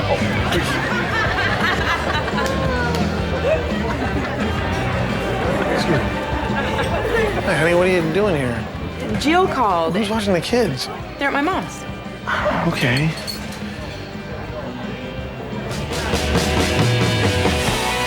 Everyone could use more Fridays. Our famous Jack Daniel's Grill is back with our new hand-cut flat iron steak starting at just $10.99 and our new Jack Daniel's burger, only at Fridays. Dear Daryl, you were voted most popular driver in '89 and '90, but I must admit, back in the '70s, I booed you. Can you ever forgive me? I'm Rocky McMurray from New Smyrna Beach, Florida. Hey, man, no hard feelings.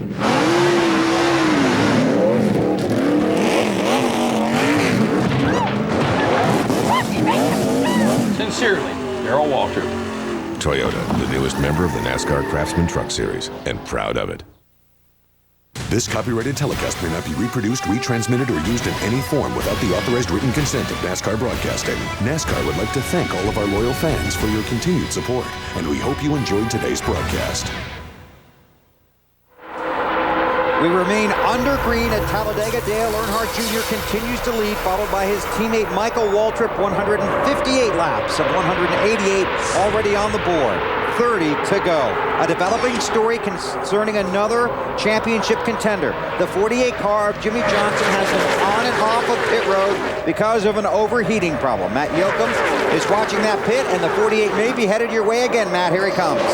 Bill, they called him back into the pits. The water had climbed to 280 degrees at one point. A tough break for this driver who was fourth in the championship standings coming in. You heard him talk about the Discover Car countdown to green. This was one of the biggest hurdles left in his championship chase. You can see some of the cosmetic damage to the front of the car from all the bump drafting.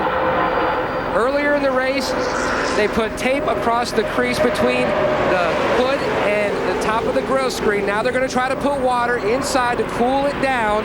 Ron Malik, one of the crew members, and Corey Quick, you can see them putting water in, trying to bring that water temperature down. The engine does sound sick, and it is smoking. Tough break for Jimmy Johnson. That engine sounds really bad. Really sick. Yeah, it's over. Yeah, that's too bad. So Jimmy Johnson is pushed behind the wall, and another championship contender with troubles at Talladega. Joining Jeremy Mayfield, who was involved in the wreck, and Elliot Sadler, who has struggled from early in the race, although Sadler remains on the track. Now, Jeff Gordon in the 24 car is running back in about 10th position on the bottom of the racetrack. Remember, earlier on, we reported that he liked the high line. I guess he just can't get up there, but he certainly can't get any help on the low line. He was running about third or fourth. He's fallen back 5 or 6 positions. He's got no friends out there, BT. Well, he's got some guys with him now, but there was about 5 or 6 laps where nobody was behind him. He was just running that line by himself, and that's why he lost all the ground to the leader, Earnhardt Jr. There's Ward Burton, the 0 car, finally gets up behind the 24 car. 28 laps to go. Take a look at the championship standings as they race. You don't see Jimmy Johnson on this list so far. Down around 7th. Yep. 3 spots. Lost 3 spots. And Jeremy Mayfield, as we talked about, involved in that crash. Now 283 points out with 7 to go. And Elliot Sadler, back in 9th, he's taken a heavy hit today in the NASCAR Nextel Cup points. Jeff Gordon with a blocking move on the 29 car. The mirrors are coming in handy now. Dave. Well, the 29 would actually like to work with the 24 earlier on. Kevin Harvick radioed in, tell the 24 to stay in line. That was right before Jeff Gordon passed him, and with a move like that, I'm not sure how much Kevin will want to help Jeff. No, I don't think so anymore. In fact, I think you'll see that 29 go by him if he can. Thinking about it. But Jeff is really blocking this morning. Yesterday we talked about Jeff Gordon has 4 mirrors inside that 24 car, trying to figure out where the cars are around there. We see Tony Uri Jr. in the red shirt go over and talk to Slugger and Labby, the blue shirt, trying to get some strategy when they're going to come down pit road, get their gas. They want to do it at the same time. Slugger and Labby, the crew chief for Michael Waltrip in that 15 car. Again, those are teammates, the 8 and the 15. They're running 1-2 here at Talladega with 26 to go. This morning, Jeff Gordon added yet another mirror to his car, Wally, a fisheye mirror on the left doorpost that he can really see way out wide. I didn't think they had any more room for mirrors in that car. He has 2 on the left doorpost. Kevin Harvick's going to steal some of those mirrors after this race is over. Nope. He goes by Jeff Gordon. Yep. Can't see him in his mirror anymore, can he? It looks to me like the 24 car might have a problem. He doesn't have any friends. That's his problem. Maybe that's right. Wow, look at the bumpers and the rear bumpers of these cars. I'll guarantee you the next super speedway, all these cars are going to be even more reinforced in the front bumper and the rear bumper. More deal making going on. The 97 team of Kurt Busch talking to the 24 of Jeff Gordon. I mean, Kurt Busch is up in 4th spot right now, so I don't know what they'd be talking about. They're talking about probably what lap they're going to come on. We're coming here in case nobody else does. Because Jeff has lost the 48. And everybody's been talking about it all weekend, all week leading up to this race. The powerful 1-2 punch and the 1-2 finishes delivered by Dale Earnhardt Incorporated. Including here 1 year ago. With Waltrip the winner and Jr. in 2nd spot. And we talked about it earlier. Tony Uri Sr., the crew chief for Dale Earnhardt Jr., said that they had talked about a plan where the setup for the 8 would be to lead and the gearing for the 15 would be to push the 8 if he was in the lead. You don't believe everything you're told, but that looks like it's working. You especially don't believe it when you come here. Marty, we got more deal making going on down there? Oh, yeah. It's like a poker game down here, BP. The 17 and 97 are making a deal together. Jeff Vandermoss, the car chief for Matt Kenseth, has come to Kurt Busch's pits. Remember earlier, Matt did not help Kurt out. They now have a deal. They will work together wherever they go, trying to get those 2 Roush cars to the front. Matt. And Dale Earnhardt Jr. came on the radio and asked his team, how long will he have to sit out pit road for fuel? Tony Uri Jr. said, not long at all. You have to take care of those tires when you make your entry to pit road. Jr. said 10-4. He also said how he loved, as Slugger Labby comes back down to the 8 pit to talk things over with Tony Uri Jr. He also said, I love it when I'm being pushed way up high at BP. It takes him back to your era when you guys used to rim ride in those old Dodges and big old Mercury Cyclones. Yeah, he loves that high line. Always has loved it here. Unfortunately, he's had to run low sometimes because that's where the car was the fastest, but he would prefer to be up there next to the outside retaining wall. You know, those Roush guys need to be also talking to that 01 car, Joe Nemechek. Because if they're going to pull out and try to beat Earnhardt and Waltrip, they're going to need more than 2 guys. They're going to need 3 or 4 guys to go with them. The 48 car of Jimmy Johnson retired from the race. We saw him pushed behind the wall. See Nemechek there in 5th spot in front of Tony Stewart. How about Kenny Schrader? We got to give a call to Kenny Schrader up there in the, Bill, 8th spot. That's exactly right. Got his first win here. That's Chad Knaus, the crew chief for the 48 car, talking to his driver, Jimmy Johnson, who will now climb out and turn his attention to next week's race in Kansas City. Because this one's over. For him it is. Dave Burns. With Jimmy Johnson right now. Jimmy, saw you shaking your head talking to Chad. Can you describe how you feel? I mean, just what can you do, you know? I don't know, we had some damage on pit road, and that, I don't know if that hurt the air duct or what, or we couldn't cool the car down. But long and short, you know, cooked the motor, and if it's meant to be, if the championship is, it'll come back to us. If not, you know, oh well. We've done all that we can. It's not from lack of work or effort from this race team. These guys work their guts out day in and out, and I'm very proud of them. And we can just, you know, all we can do is race hard, and we can't control everything, so we'll just take it from there. You've had 2 good runs, Jimmy. Everyone said that maybe you can have 1 mulligan in this. What do you think? Possibly. I mean, I'm in that group with the rest of those guys that, you know, have had some troubles. I hate to be there. You know, wish that I wasn't, but we'll just race hard and see what we can do from there. And everybody, it's a long year yet. We'll see what happens. You know, Lady Luck hasn't been too kind to many people in this final 10, so we'll see how she treats everybody else. In April, Jimmy Johnson finished 4th, guys, today. He will not finish the race. I still disagree with you on that one. But what's that? I think you don't have a mulligan. Well, again, you may be right. We'll have to see. But I mean, if everybody has bad ones, but well, that's what I'm talking about. I think everyone is going to have trouble at least one race. Maybe not. With 7 to go after this race, right now Johnson 172 back. If Jeff Gordon, you know, this guy hasn't had a bit of trouble in either of these races so far. Well, he has got nobody down there with him. Let's check down on pit road. How about the 8, Matt? A lot of conversations between Slugger Labby and the Uries. They've decided to pit around lap 178 to 179. The 15 and the 1 will come with the 8. They are all in the same boat. Meanwhile, Tony Uri Jr. also told Dale Jr., we are going to also make sure that we get enough just in case we get a green-white checker finish, which we didn't have here in April, Marty. Same strategy for the Roush cars about lap 177, Matt. They're about 10 laps short. They want to pit just to be safe on the early side of that. For the Gibbs cars of Tony Stewart and Bobby Labonte, they're going to pit about the same time whenever the other cars come. So 17, 97, 20, all with the same strategy. Pit with about 10 to go. Dave? And, of course, Jeff Gordon wondering, will anybody come down pit road when I want to pit?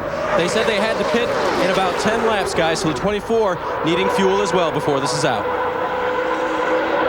It's unlikely any of these cars can reach the finish without a splash of fuel. I don't think any of them can. I agree with you. But as soon as we say that, somebody will show up. I don't know. It'd be tough. 18 to go. Again, those names in yellow and black at the top of your screen are the 10 drivers in the chase for the Nextel Cup. Tony Stewart, who was invisible for about the first 125 laps, now 6th. Now we've got Harvick, Jeff Burton, Robbie Gordon, all 3 teammates down working the low line. Now, if these guys will just stay in line, they may be able to run them back up the front. And they've got some help. They got several cars that have gone down and joined them, trying to get that low line going. After all, this is the shortest way around the racetrack. But when they straggle like that, that's not going to help. They've got to stay in line. And we talk about the anxieties drivers have here at Talladega. Well, right now, that anxiety transferred to pit road, especially to the gas man, who will have to fuel these cars when they pit. Marty. Bill, how about the run for Tony Stewart? Remember, he hung out the back for most of the early part of the race. He's had a transmission problem for the entire day, but when it was time to go, he's been able to go. The 20 car moving to the front, Tony being very patient, showing his savvy at restrictor plate racing. Currently, he's got himself in the top 10 with a shot for a win. You see the speed, 193, 194, 195. Did you see 195? No, it's 194 top speed. Dave, how about the 6 car? Just talked to Pat Trice, the crew chief. He said, I could go further than some of these guys, but I can't afford to miss a bunch of them coming on pit road for drafting partners. So I said, what lap? He said, whenever they all come. Yeah. That bottom line is starting to work towards the front. I think you're right, Wally. But they just, like I said, they can't straggle. They got to stay tight. There are some strong cars in that inside lane. Obviously, the 8 and the 15 have been good all day. Every corner, they move up one spot just about. There you go. 70 feet to the inside. All 3 of them lined up together. That's Joey Meyer. Yep. Sorry, BP. 2 by 2 behind you. Matt Kenseth in the 17 behind Michael Waltrip. Now they got that bottom line working. You've been watching those Childress cars, Wally. Yeah, like I said, when they got... Here they are. Here they come. When they got 1, 2, 3. Harvick in the 29. 30 car Jeff Burton. 31 Robbie Gordon. Those guys are teammates. And they're going to stay, hopefully if they stay with each other, they're going to go to the front. Then you've got Mark Martin in the 6 and Jeff Gordon in the 24. Two guys to have, good guys to have behind them. And stout cars. So there you go. They caught the front and now they're going by. Harvick on the inside of Dale Earnhardt Jr. Marty. The red colors trying to go to the front. Bill Kurt Busch in the back trying to get his way to the front.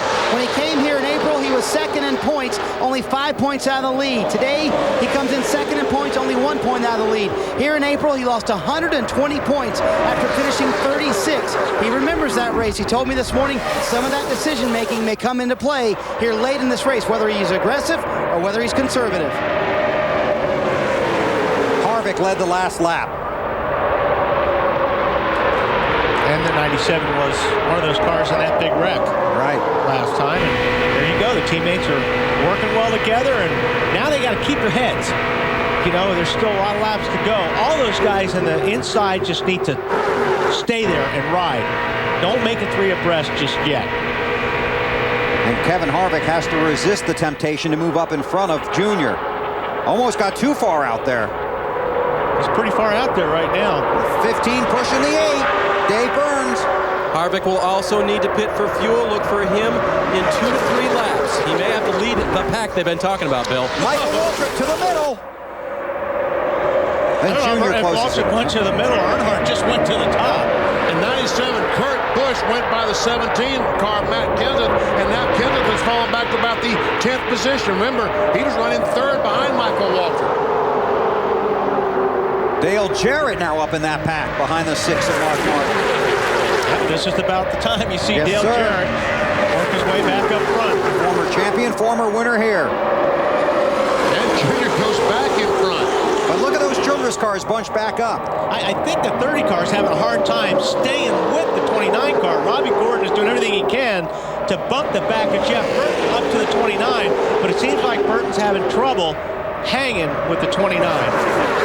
Kevin Harvick. Kevin Harvick had 4 top 10s in the 4 plate races a year ago. Tony Stewart, that 20 car on the outside of Matt Kenseth, has some drafting help. Michael Waltrip hasn't won in a year. He has talked about what's more important here, getting back to victory lane or helping Earnhardt Jr. race for the championship. We're about to find out. He has been a loyal partner throughout the race. 12 to go. I think the pit stop's going to be real important because Waltrip knows the only way he can pull this off, I think, is to get out in front of Earnhardt Jr. after the pit. Get with Michael. He said, get to the bottom. Yep. Here they go. Michael's on the bottom. Michael's on the bottom. We'll come this time, right, Tony Jr.? 4 coming this time. Good job there, boys. That was Steve Meal, the spotter, telling him, Michael's behind you. You can make your pit stop. You can't come to the pits. Hey, these guys are waving like crazy now, telling the cars behind them, coming in. But see, Stewart and those guys on the outside, they can't come to the pits. Wave them off here. It's going to be a mess. You've got to be single file when you get on pit road. If you are not, NASCAR warned the drivers this morning, you could be penalized. And don't lock up your tires, because if you're only getting fuel, ooh, Martin's not going to make it. We got trouble. Caution on the track. And Bobby Labonte. And what happened was Mark Martin was trying to get to pit lane, and he was slowed down in the racetrack, and I think these guys went to avoid him. Marty, they're going to get the splash of gas anyway for Kurt Busch. 3 seconds of fuel was all he needed. He's already gone. What a huge break for these guys, because they had committed to pit road. Matt. And the 8's on pit road. Steve Meal told them to go to the pit stop. They're going to go ahead and go away from their gas-only stop. They're going to go right side tires for Junior. And the 15 car beat him out, so it's going to be real interesting to see what happens. And so did several others. Yeah, they must be about 15th to 20th now. No, about 10th, I guess, of the cars that made their pit stop.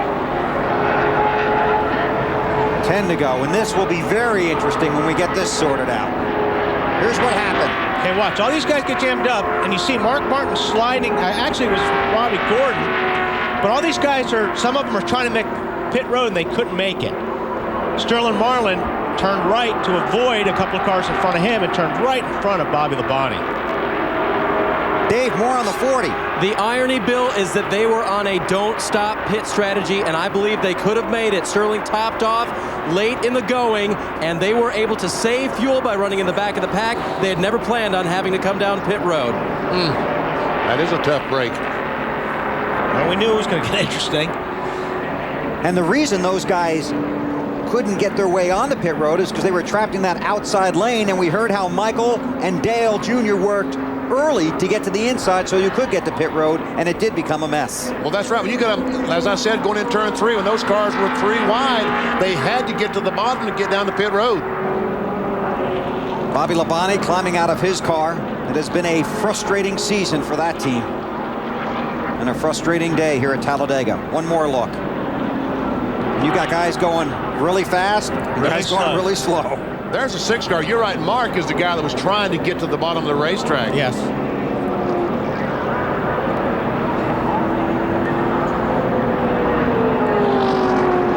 Bobby Labonte and Sterling Marlin on board with Rusty Wallace. Hammer down. Keep going. Keep going. We'll come in on 180. Whoa! If I make it through this, I'm coming on 180. Now you see the huge problem that Rusty Wallace and all those Mark Martin, all those other cars have. Now they've got to stop and restart behind all these cars that made it. Or can they make it to the finish because of these caution laps and maybe not have to stop? No. Somebody will try it. Well, who do we have anybody that topped off really late that's in that bunch? We know Sterling Marlin did, but we don't know of anybody else. There were a handful of them that did. The 38. Yeah, but the 38's and 13th. We need somebody that's going to be, although he'll be up front if those guys stop. Right. Yeah. So we'll see.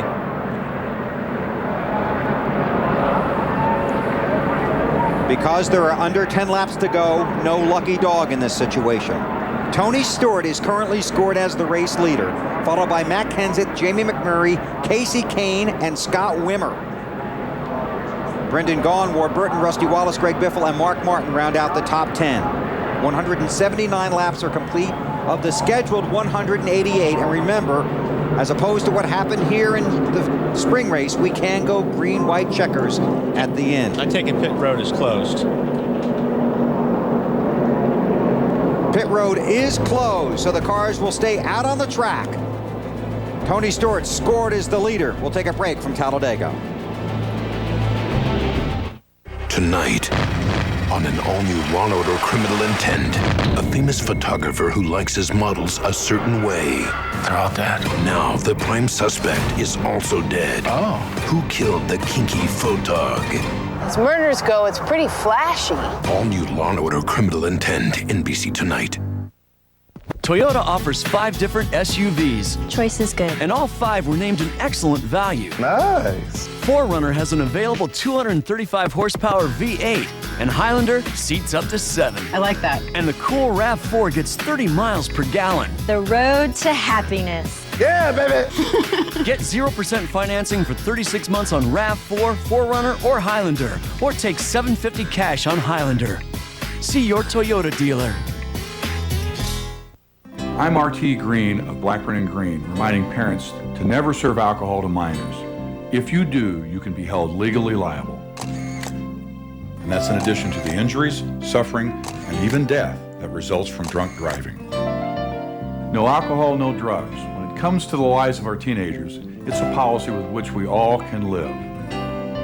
This public service message brought to you by Blackburn & Green and NAND. You're watching Wise 33, where news comes first. Still under caution here at Talladega, where the top 14 cars on the racetrack have not pitted, but there could be a problem for Michael Waltrip, a report that he has a tire going down on his car. What, Brendan Gaughan, what's he hanging back for? I don't know. NASCAR wants you to keep the field tight. I don't understand why there's such a gap there. Yes. Because if the guy's behind him, they can't pass him. Right. But if they want to pit, they need to get in there as quickly as they can. All right, here the cars come down pit road. Brendan Gaughan chose not to pit. Marty. There's a lot of debate, Bill, on Tony Stewart's team as to whether or not to take tires. They decided not to do that. Fuel only for the 20 car, Dave. 6 car of Mark Martin coming in. He will stop, and they will put fuel only in the 6 car. No tire change for Mark. Matt? Casey Kane, he came in and topped off for fuel in the 9. He's already away. Meanwhile, the 15 guys up on the wall waiting for Michael Waltrip. Slugger Labby came on the radio and said, Michael, do you feel like you have a tire going down? He says, well, now that you talk about it, it kind of felt that way, so they called him to pit road. You can see the left rear tire is barely up as they're going to hit the lugs on the left side. Some good fortune, at least. It happened under caution for Michael Waltrip.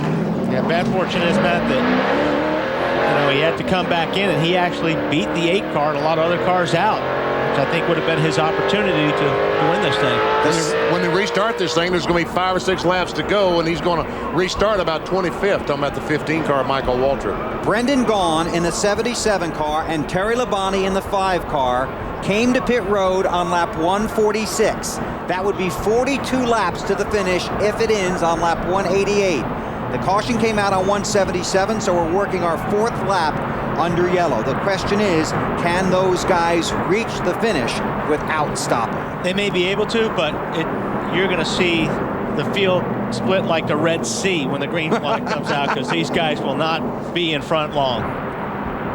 One more commercial obligation here. Under caution, back to Talladega before they go green on NBC. Nextel salutes the doers of NASCAR. We're testing the limits so we don't have to. We're finding the edge without going over. We're riding on the rim of control and allowing us to ride along. Determined to get it done. There's going to be something different about this year's Checker Auto Parts 500 at Phoenix International Raceway, because this year's race is one of the last in the chase for the NASCAR Nextel Cup Series Championship.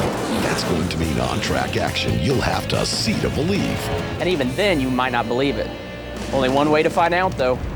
Get your tickets now for the Checker Auto Parts 500, Sunday, November 7th at Phoenix International Raceway. 182 laps of 188 have been posted here at Talladega. Dale Earnhardt Jr. currently scored back. Let's find him here in the 11th position. You think it's easy making calls on pit road? Listen to this exchange as the caution came out when Jr. hit the pits. Caution's out, caution's out. We're just going to roll. We're going to go ahead and get our gas, ain't we, Tony? Pit forward, get our gas, pit third. Guys, put 2 rights on it. Come on, get 2 rights on it. There you go, Hershey. 2 rights. Come on. Fingers, Tony. Let's just off 2. We're just right here. 2 rights, boys. 2 rights, gas. Think you have to adjust quick in this business? I'm telling you. There you go. And the guys are still spinning out there behind them, the 18 and the 40. So they made the adjustment on the fly to go with 2 right side tires. Oh boy, we got a mix of cars up here now, and not a whole lot of time to get it done. The 22, Scott Wimmer could not get fired, getting some help. Dave? They actually had a good plan, take on 4 tires, and maybe we can move up back through, but Scott was riding the apron because he was very low on fuel, and in fact, it was out of fuel when he came into the pit, so they've not been able to refire. Had trouble refiring it. Got it fired now, Dave. Yeah, that record got him going about 50 miles an hour. Yeah. Our coverage of NASCAR continues next week. Next Saturday at 2 p.m. Eastern Time, we'll be on TNT for NASCAR Busch Series Racing from Kansas. And then Sunday afternoon, right here on NBC, 1:30 Eastern Time, it's the Banquet 400 presented by ConAgra Foods. As always, Sunday's coverage begins with the Discover Card Countdown to Green. And we look forward to having our buddy Alan Bestwick back with us next week at Kansas City. But I don't think he'll be in any relay races. Okay, as we get ready to go, this is kind of like playing that video game, EA Sports. Well, I'll tell you what. A few laps to go. Brendan Gaughan, a rookie, driving that Penske Jasper machine. I believe Harvick and Busch are going to want to dispose of these guys as quick as possible. Can the 77 of Vaughn and the 5 of Terry Labonte make it without stopping? Kevin Harvick took fuel only. Will that be enough? Will 2 tires help you? Uh-oh, who was that? Is that Jeff Burton? Ricky Rudd. Ricky Rudd maybe making a trip to pit lane. Passing on the left, possibly before the start-finish line. He made it back. No penalty for the 21 of Rudd. Okay, if you give it back, you won't get penalized. So he saw what he did, and he backed off the throttle and did not take the spot. Brendan, go ahead, Benny. Kurt Busch, that 97 car, he has been fast all day. If he could get hooked up to the 31 or 29, he might have something. But I'm not sure I'm letting him in line. Oh, no. Whoa! Oh! Here comes the 8 car shot out of the barrel. On board with Dale Earnhardt Jr., 5 to go. See how good this car is now, BP. I tell you, he's not going to be bored now. That's for sure. He's going to try to shoot the middle. Oh, man. Falls in line behind Rudd. Gone, the rookie. And now it's Harvick looking for the lead on the outside as they head for 1. And he has help. Yeah, Kurt Busch back up the middle. That's the 31 of Robbie Gordon, Harvick's teammate, pushing him to the lead, followed by former champion Dale Jarrett. Dave on the 29. Kevin Harvick looking for friends. He's got the teammate Robbie Gordon behind him. Talked to the crew chief Todd Berrier this morning. He said, I know that if the 31 is with us, he can help us as long as he wants to. We'll see how long he stays there. Whoa. Wow. Nice move. Tony Stewart down to the bottom. Good move. Have to stay above that yellow line to pass. But Tony Stewart got in the corner and couldn't make the corner. Kurt Busch now tries to come back underneath on the inside. Matt. He just told Mike Dillon, his spotter, BP, I could have passed him right there. Dillon says, I know, just be patient as Junior's trying to make his way to the front. These guys have got to stay lined up in front of Junior. Well, I don't even know if that's going to help. 3 to go. Junior in 4th, behind Harvick, Gordon, and Dale Jarrett. Now here comes Junior. He's got help. Who's he got help from? Ricky Rudd. Ricky Rudd, okay. They squeeze to the high side. Now Harvick back down low. Gordon trying to stay on his bumper. Junior pushed by the 21 to 2nd. Now looks high on the 29 of Harvick. Man, look at this 8 car go. Oh, someone in the wall up there. With you. Keep coming. The fans on their feet. Junior around the outside. Harvick's not giving it up yet. Needs some help down there. Wow, Robbie Gordon to the outside of Ricky Rudd. Not too Tony much room up there. Stewart, where did he come from? He's right behind Junior. And Junior let that one 2 to go. Somebody's smoking back there. Yeah, someone got in the wall up in 3 and 4 just a moment ago. Left front tire, Robbie Gordon. Got a left front tire. There's a smoker behind him, too. Yes, there's 2 cars smoking that's made contact. Marty on the 20. Tony Stewart said earlier this week, somehow Dale Earnhardt Jr. and I always find each other on the racetrack. They found each other again. Remember, Tony said his car pushes better than it pulls. I think he'll ride right where he is. Remember the Daytona 500. Stewart was Earnhardt's new best friend. I think Tony wants to win this thing just as bad as anybody else, though. Coming through the tri-oval, they will get the white flag this time. There he goes. Tony Stewart taking a look at the bottom, and he's got no help. And he lost his spot. White flag is out. Last lap at Talladega. Dale Earnhardt Jr. pushed by the car his father used to drive, the 29 of Kevin Harvick. And the veteran Dale Jarrett behind him. Harvick did all his work earlier on the bottom, Junior. Oh, trouble. Jeff Gordon. And there's a crash. Greg Biffle. Casey Kane. Several cars involved. But the caution's going No, it's still green. It's still green. Okay. They're still racing at Talladega. Last lap. They will come to the checkers this time by. So there will not be a green-white checker. The white flag is in the air. Dale Earnhardt Jr. looking for his 5th win at Talladega. Works his way back to the front. And Jr., where his father won 10 times. Oh, we got a car sideways in the Win trail. number 5. The checker is out and somebody upside down. Elliot Sadler again lands on his wheels. Right. Yeah, good save right there. You all right? Sadler, who had that terrible tumble here a year ago, on his roof at the finish. Well, if they left this race 10 minutes early, they missed it. And these rescue workers, I hope these guys are paying attention. We have rescue workers on the backstretch attending to the red cars there. Yep, everybody shut her down pretty slow. Biffle is back there. Unofficially, Earnhardt Jr., Harvick, Jarrett, Brendan Gaughan, and Kurt Busch. Tony Stewart, Mears, Nemechek, Gordon, and Ward Burton. He's opening a roof hatch. He's opening up the roof hatch. You see the roof hatch open on Elliot Sadler's car. He did this a little while back, didn't he? Yeah. About a year ago in this race. Yeah.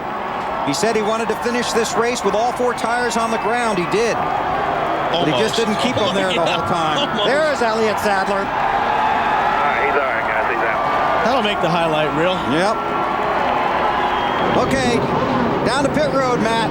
We've got the Uries, we got Slugger Labby and car chief Tony Uri Jr. He came on the radio and asked where he was, and you guys told him he could still do it, restarting as deep as he was. Yeah, he started 10th and he went there in 4 laps, and it was awesome. And I just told him, I said, you know, you got to pump yourself up, but you done it when the race started, so let's do it again. Kind of gambled there putting the tires on, but I think it paid off, and man, it's great, great.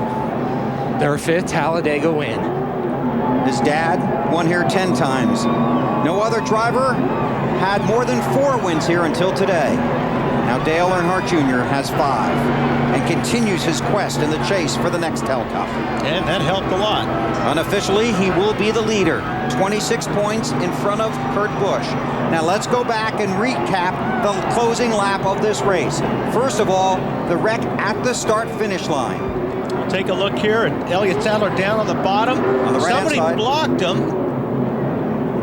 That's Ward Burton there. Burton. Those guys just all squeezed down. Yep. He got hit in the right front fender, turned his car inside the racetrack, and the worst thing you want to do with a race car, get on the grass. The roof flaps deploy, but not enough to keep that 38 on the ground, and Elliot Sadler takes the Talladega tumble. At least it didn't tumble like he did last year. He's getting better at this. Yeah. Well, that's because he puts on the brakes once it gets in the air, right? But it doesn't help.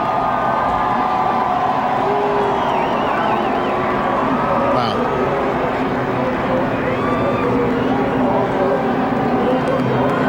And again, here they come to the finish line, which is at the end of pit road. And a frightening sight. Yeah, especially for the flagger. Yes, sir. Man.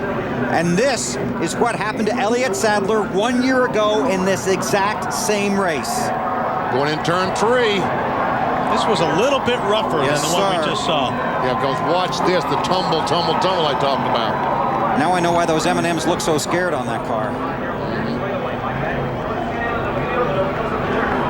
Once again, it's a tribute to the safety of these cars. Now on the backstretch, on the last lap. Casey Kane hard up the outside. He's got a good run. Not sure what. He got sideways. He ran up on that 15. And the 24 barely gets through there. He makes contact, but someone gets in the back of Greg Biffle and just turns him head on to the wall. And Biffle hits the 9 of Kane. Oh, look at that thing go backwards. And the engine is, the accelerator is hung wide open, sitting back there against the wall. And here's Junior on the front stretch. That's accelerator. That's what you're hearing. That's what I'm hearing there, yeah. That's the accelerator, not Biffle. Our Chevy winning moment. Chevrolet congratulates Dale Earnhardt Jr. and the 8 car. Monte Carlo winning again today. A big win for the Chevrolet Monte Carlo. No cars dominated Cup racing like the defending manufacturer's champion, Chevrolet, in American Revolution. Dale Earnhardt Jr. knows this trip well, the one to victory lane at Talladega. Okay, he pulls into victory lane. Let's hear from some of the other finishers, Marty. Well, Jeff Gordon's had a moment to cool down, and boy, you barely missed the 9 car there. I don't know how you did that, and walk me through those last crazy few laps. I didn't barely miss him. I just, came home with the car rolling on all 4 tires because I hit him. I saw his left rear come apart there, and I knew it was going to be close. But, that's why you love and you hate this place because, it can give you a great day like it gave Junior. Or you can be up there leading, and the next thing you know, you can be in a wreck or, 5 to go in the back of the pack. So it was unfortunate for us. We had a great car, and, we just had to take what we could get there. We knew we were in trouble. when all those guys came to pit under green, I was waving at the 22, and he just had no idea that, all these cars are going to pit. And, if I would have gotten the brakes, he'd have ran right in the back of me. So that messed the rest of our day up. Speaking of Junior, he's in victory lane with Matt. And for the 5th time in his career, Dale Earnhardt Jr. scores a victory at Talladega. So many drivers. Junior, so many drivers came in here just wanting to survive, but you wanted to use this as a stepping stone to the final 7 races, and you did so in pretty dominating fashion. Man, I believe in this, man. That car was awesome. You come down pit road, and the yellow come out, and Tony Jr.'s like, two tires, and man, we just smoked them guys that was on them old tires, and the car just drove right around them in the corner. Great engine by DEI, Richie Gilmore, everybody back in the motor shop, the fabrication department, the body was awesome. I beat that front bumper all to hell today. It's still there. Budweiser, Remington, all our sponsors. I mean, it's a good win for us, man. It's 5 this year. I just can't believe it. And that was your goal going in, and you unofficially take over the championship point lead again. Hell yeah, man. We just want to keep on doing good, man. 1 race at a time. We might just win it. What does it mean to win here, not only once, but to win here 5 times? Well, it don't mean shit right now. Daddy's done won here 10 times, so I got to do a little more, do more winning, but we're going to get there. And he was the master. I'm just following his tracks. And he's following it very well, Bill. And certainly our apologies for his enthusiastic language in victory lane. Dave Burns? Kevin Harvick 3rd here in April. 1 better, but I know you wanted 2 better. Well, I mean, all you can ask for on these restrictor plate tracks is a chance to win a race. And Todd Berry and all my guys on this GM Goodrich Chevrolet team gave me a heck of a race car. And I knew the only car that was going to be able to get by us was the 8.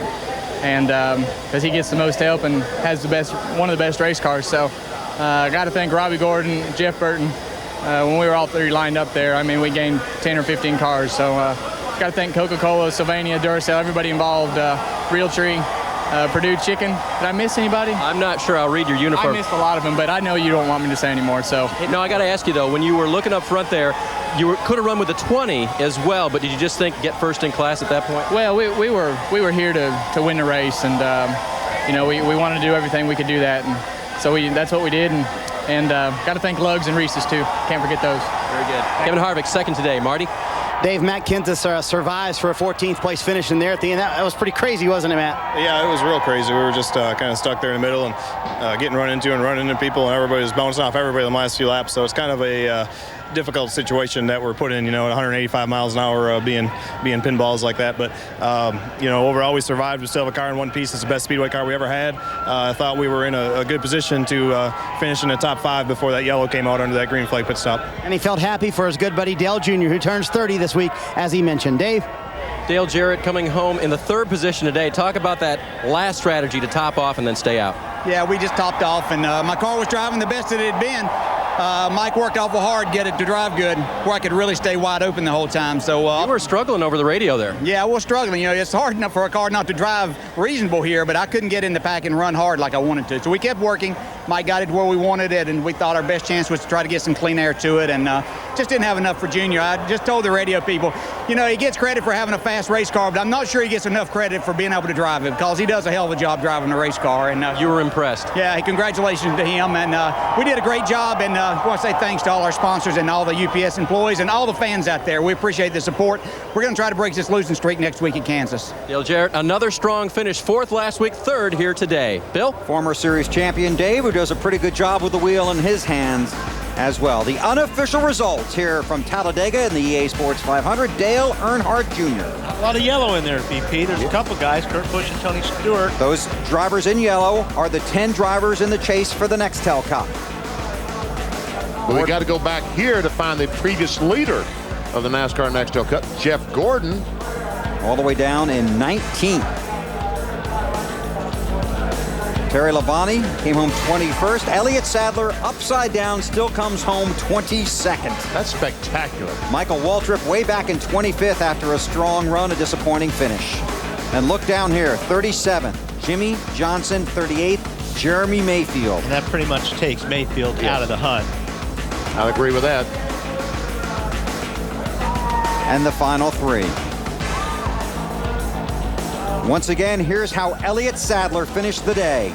Down on the apron, in the grass, over once, back on the wheels, across the start-finish line, and he goes to hang out with Marty for the obligatory post-race interview. Yeah, Bill, at least he's smiling about it. Called himself Stroker Ace. I believe Stroker Ace did that one time upside down across the finish line. You finished 22nd. You didn't keep all 4 on the ground all day, but you ended up that way. Yeah, man, we had a long day with batteries and overheating and stuff like that, but to finish 22nd is probably a blessing. I really didn't want to do it on my roof, but that's probably, y'all have some cool highlights in there. But I want to tell my mom and dad and everybody at home I am okay. It wasn't half as bad as last year, but really would like to finish a fall race here one time on all 4 tires, so we'll try it again next year. It was as scary of a ride as last year. Compare the two. No, not as bad. Last year was just kept flipping and flipping and flipping. This year just flipped a little bit and then just kind of got back on all 4, so it was pretty a minor spin. I don't think I got as high this time as last time, so my jumping just I couldn't get as much lift off the grass as I could off the asphalt, so I'll work on that for next time. The style points were good, though. Ken Schrader wants to give you a big congratulations on your flip there. Elliot finishes 22nd. Dave? Marty, a first for Brendan Gaughan today, his first top 5. Congratulations. How's that feel? Oh, it feels fantastic. You know, the Kodak guys been working hard, and the Penske organization has made a big effort on super speedway stuff. We have one shop dedicated to it since they added the Jasper program, and this is one of their first cars ever built out of it. A top 5. Bob Dodge, my engine tuner, had a baby on Tuesday. He wasn't here. Hi, Bob. How did you feel out there running with all these veterans? How'd you feel running in the draft, Brendan? The only thing I was worried about was running out of gas. You know, we rolled the dice. Doug Bobble and Shane and I talked about it. We have nothing to lose. You know, the Kodak team's running for race wins, not the championship. Why worry about it? I mean, if we make it, we make it. If we don't, we pull out and, you know, watch it. And rolled the dice. It was great. I was trying to block the heck out of Kevin Harvick, but I missed him and didn't want to wreck at that point. Still want to try to finish. So got back up there in 4th. That's just amazing for the Kodak guys. You ran like a veteran today, Bill. Boy, those guys have needed that, too. They've had a lot of troubles this year. Take a look at the chase for the championship standings. Dale Earnhardt Jr., the new leader. Boy, Jimmy Johnson, -5. That hurts. That does hurt. Jeremy Mayfield now 280 points to go, with 7 races to go. And the race for 11th, which gets you $1 million, gets you a big check and a spot on the stage in New York City. Jamie McMurray leads by 36 points over Kevin Harvick in that race for that $1 million check. Who had a terrific run today, Kevin Harvick did. Next Saturday at 2 p.m. Eastern Time on TNT, it's the NASCAR Busch Series race from Kansas. And next Sunday on NBC at 1:30 Eastern Time, the Banquet 400 presented by Conagra, beginning with the Discover Card Countdown to Green. Tonight on NBC, beginning at 7, 6 Central, it's an all-new Dateline plus Law & Order Criminal Intent and Crossing Jordan. Dale Earnhardt Jr. wins at Talladega. So long. Turn it up. The push, there you go. 24 staying with you. Sweet home Alabama. Right here, right here, right here. Where the skies are so blue. Sweet home Alabama.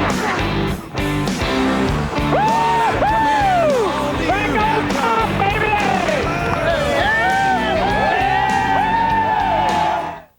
The chase for the NASCAR Nextel Cup hits Kansas. 2-time winner Jeff Gordon goes racing for another trip to victory lane. But it'll take his best to beat Dale Earnhardt Jr., defending champ Ryan Newman, and the rest of the top 10 at the track that'll blow you away. The Banquet 400 from Kansas, next Sunday, 1:30 Eastern, NBC.